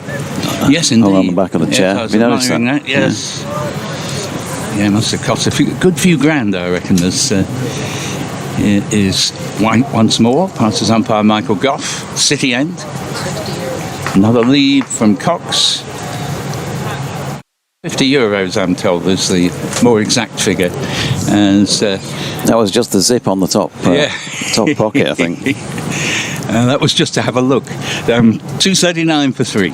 In 91, we have 5 overs left of the day's play, and there are 9 to Critchley, 8 to Cox. It would be nice to be able to say it's been a thoroughly entertaining day's play, but I'm afraid the various conditions we've been mentioning all day mean that you tend to get this stalemate where it's easy enough to survive in the middle, not easy at all to score quickly, but devilishly difficult to take wickets.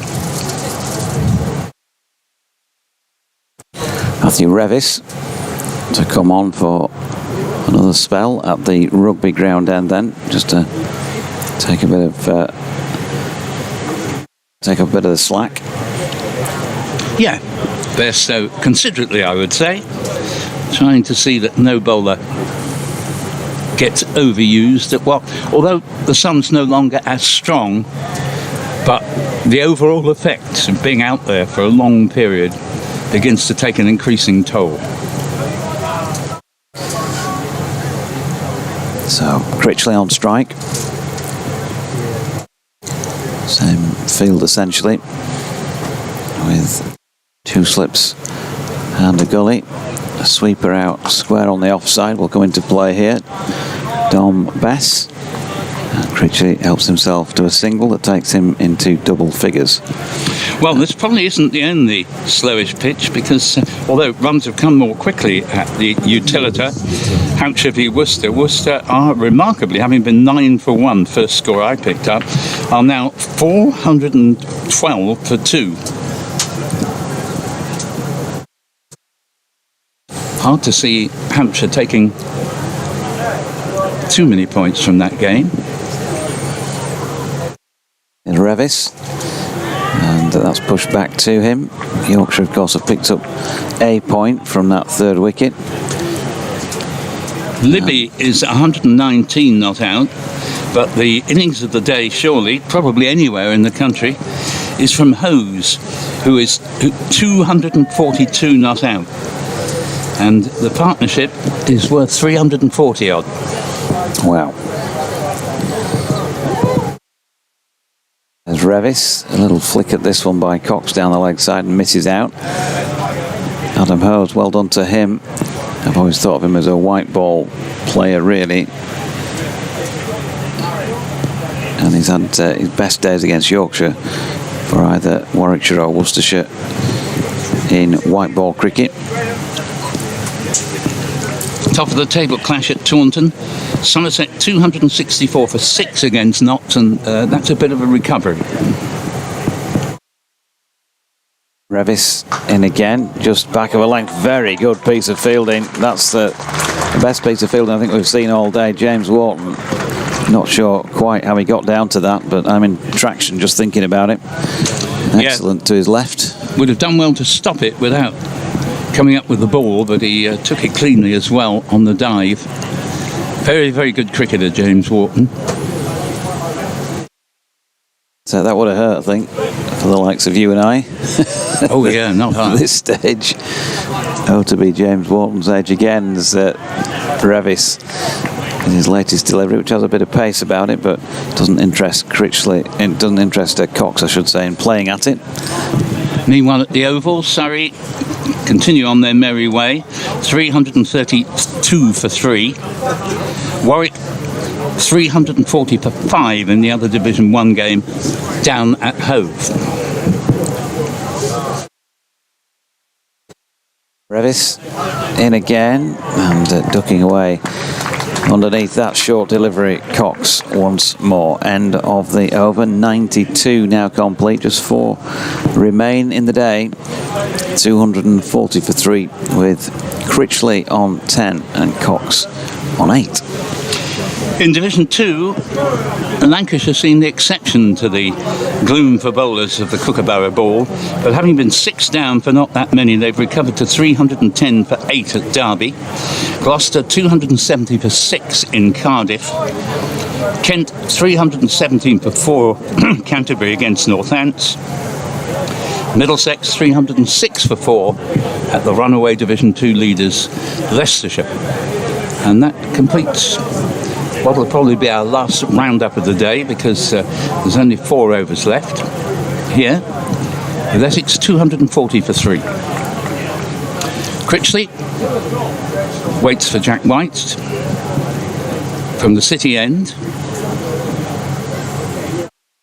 And he's played that ball gently into the offside. And the aforesaid James Wharton in the covers. So 92.1 gone. 23 deliveries to come, and I particularly commend Yorkshire's bowlers. I don't think we've seen a single wide or no ball all day.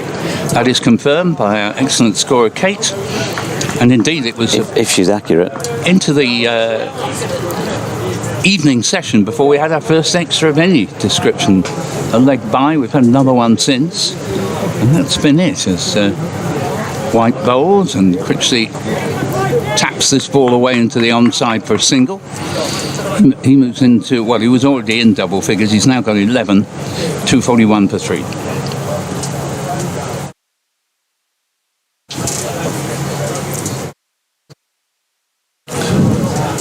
Yeah, a few hardy souls have decided to see it out to the end. The white chairs on the front row in front of the marquee away to our right are probably only about a half populated at best now, and they were fully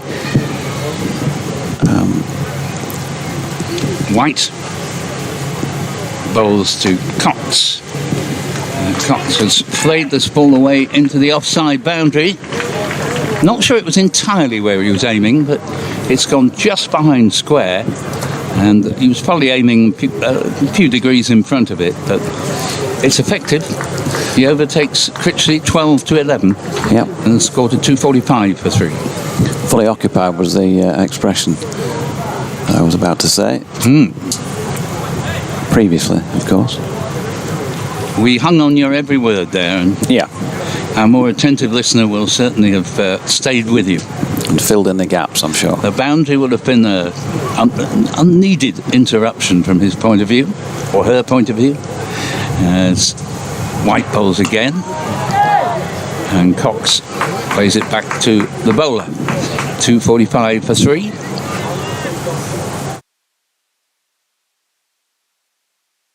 Essex, who've struggled mightily in first innings. The high scores I've tended to give you have more often than not been in second innings. For instance, Wesley's 130 not out helped save the game against Hampshire last week, an innings in which Pepper, also in the second innings, made 140. But for a first day, they've done well today, even though they haven't scored quickly by any manner of means. That's a leave. So even 3 and over, which would be a modest rate of progress, would see them 288 by the end of the day. They're probably going to finish up maybe just over 250.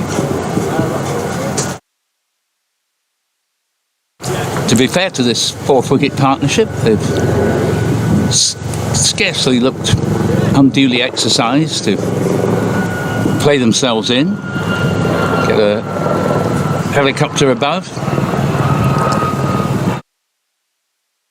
White bowls and Cox forces off the back foot without changing the score, which is, at the end of the 93rd over, 245 for 3, 12 to Cox, 11 to Critchley. Yep, Abdullah Shafiq did the fielding there, and from his point of view, taking the team out of the equation, if you like, he'll have been happy, I'm sure, to see this baked in the sun for the day. Get any moisture, and there won't have been much of that if there was any, but get any moisture out of it. Long gone that should be today. Looking forward to having a bat on it by the looks of things against this ball. 245 for 3. James Wharton has just popped off the field, and Jordan Thompson has come on to replace him. So it's 18 balls remaining in the day, 3 minutes before 6 o'clock. Matthew Revis is going to continue from the rugby ground end. Very good over rate from the Yorkshire bowlers today. We're not going to do much overtime. Revis then in and bowling to Critchley. Runned it out to point. Will Sutherland doing the fielding. No run.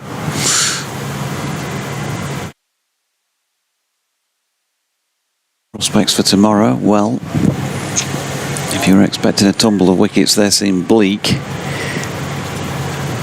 But all Yorkshire can do is to keep chipping away with the opportunities they can work. And Essex, well, the amount of time they've taken to get to where they've got today as Critchley blocks the latest Revis delivery suggests longer rather than shorter will be the order of the day. This sort of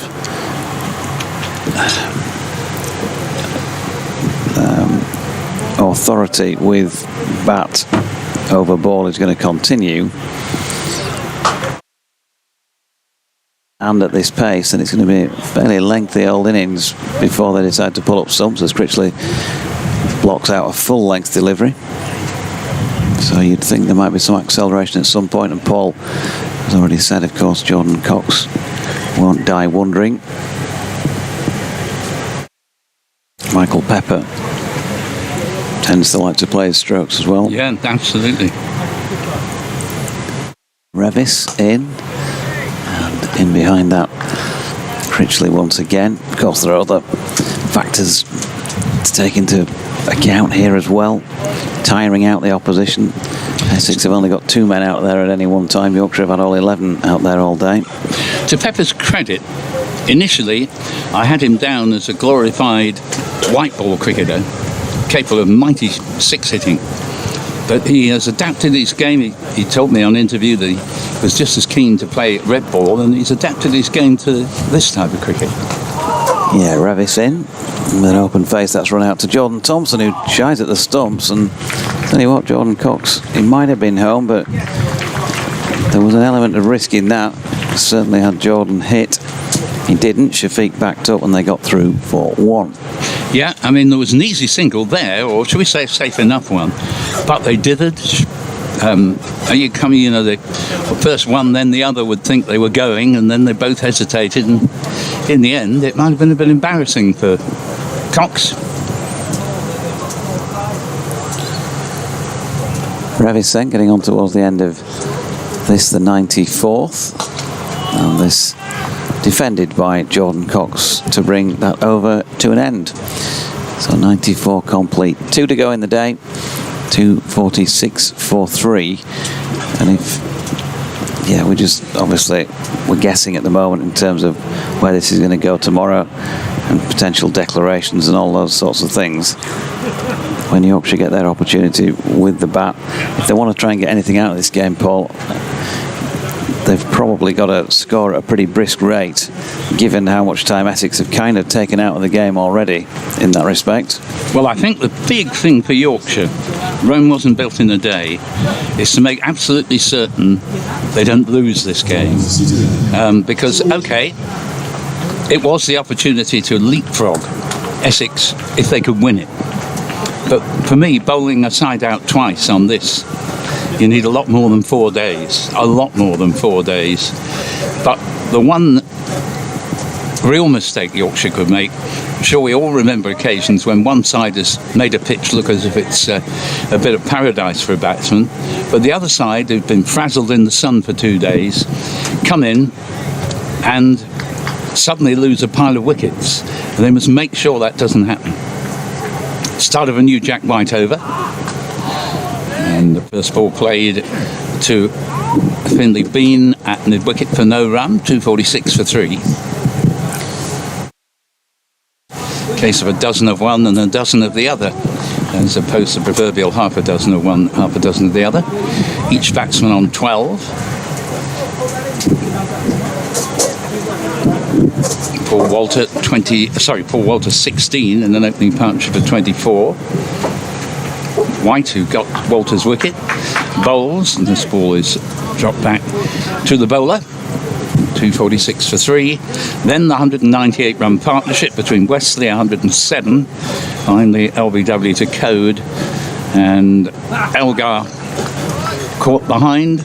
A bit of an airy-fairy waft at the ball from Will Sutherland, and he went much to his own disgust at 94.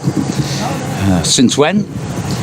Critchley and Cox have made relatively untroubled progress up to now, and that hasn't changed, as Critchley can leave a wide delivery to the good offices of the Yorkshire skipper.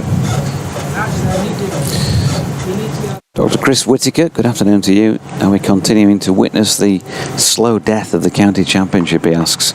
A pedestrian day, messing around with the ball type, what a shame. And thanks us for our efforts. Yeah, one can only hope that if enough of us speak out, it might be different next year. As White is in bowls, and that's beaten Critchley as he went on. He played the shot on the move, which isn't really how you should play the game, and he missed it on the drive, and fortunate that it didn't take the edge.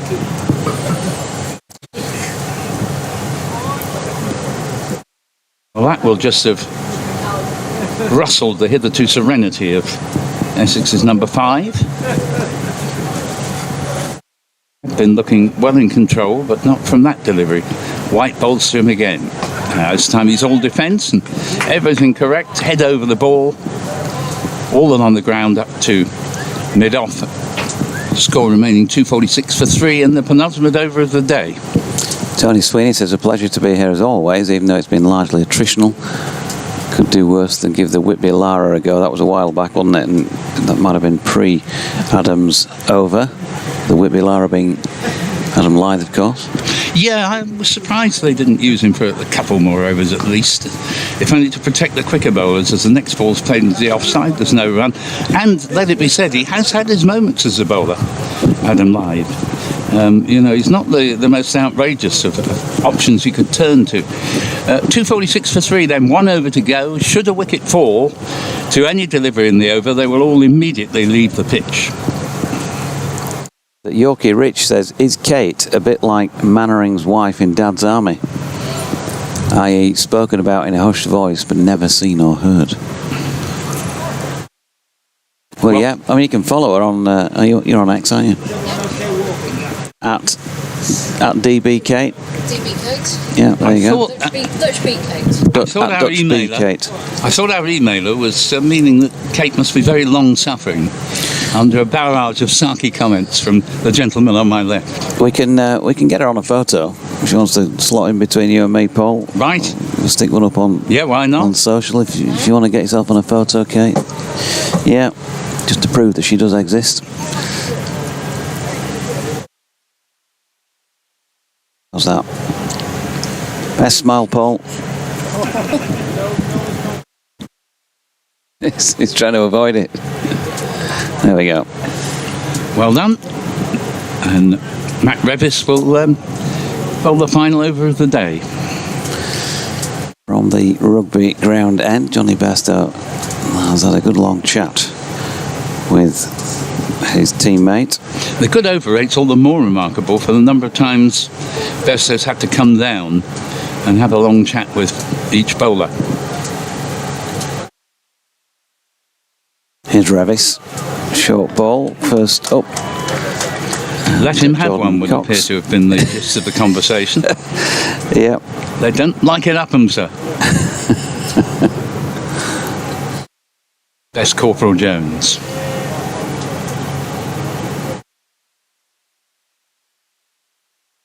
Yeah, so just to prove that Kate is not the sort of fictional Mrs. Mannering or her indoors or whatever it is on or was on Minder. As Revis is in again, that's a short of length delivery, turn around the corner by Cox for 1.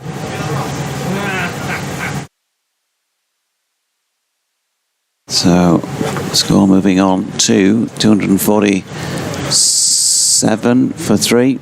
I think I'd have Kate down more as, talking of Dad's Army, Pike's mother, who was always in control. Poor old Pike, he didn't really move. Revis in again, turn to the leg this time. And again, no run. 4 balls left, maximum. Fewer if a wicket were to go down in the meantime. Doesn't look as if it will, but you can never tell with cricket.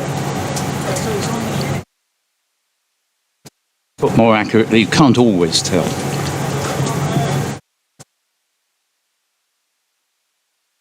Here's Revison again. Solidly in behind this, Matt Critchley. Trying to find Kate's handle on here now. Dutch B.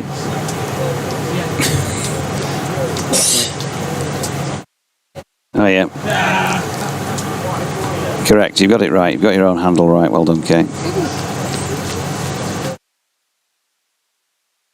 As Revis is in again, and Critchley once more defends on his way towards the end of the day. There you go.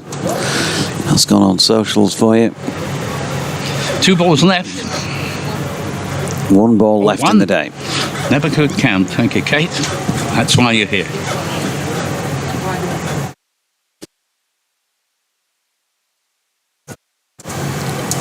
So Matthew Revis back at his mark for the final time, well, probably the final time of the day. Hopefully the final time of the day. comes in to bowl to Critchley, who nudges that one away backward of square on the leg side. A diving George Hill can't reel it in, so Critchley will finish the day with a single. And once again we have two batters who've got the same score on the board, 13 apiece. And Essex at 9 minutes past 6 on day one will conclude the day on 248 for 3. We've had 107 from Tom Wesley, 94 from Dean Elgar.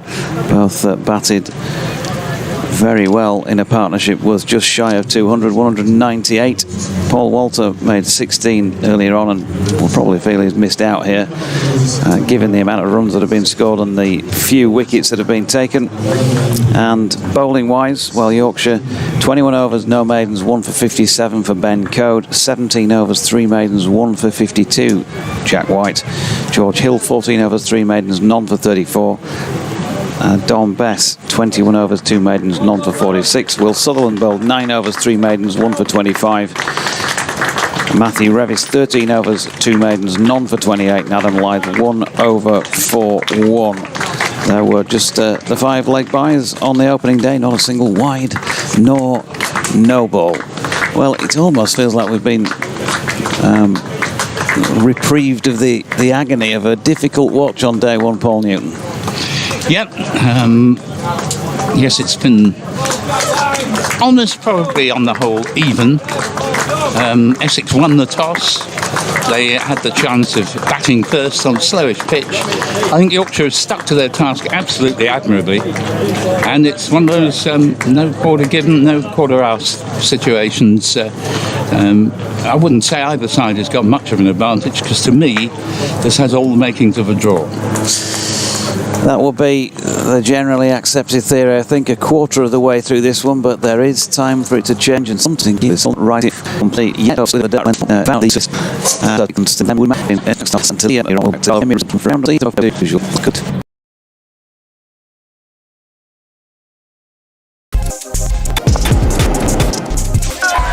Yorkshire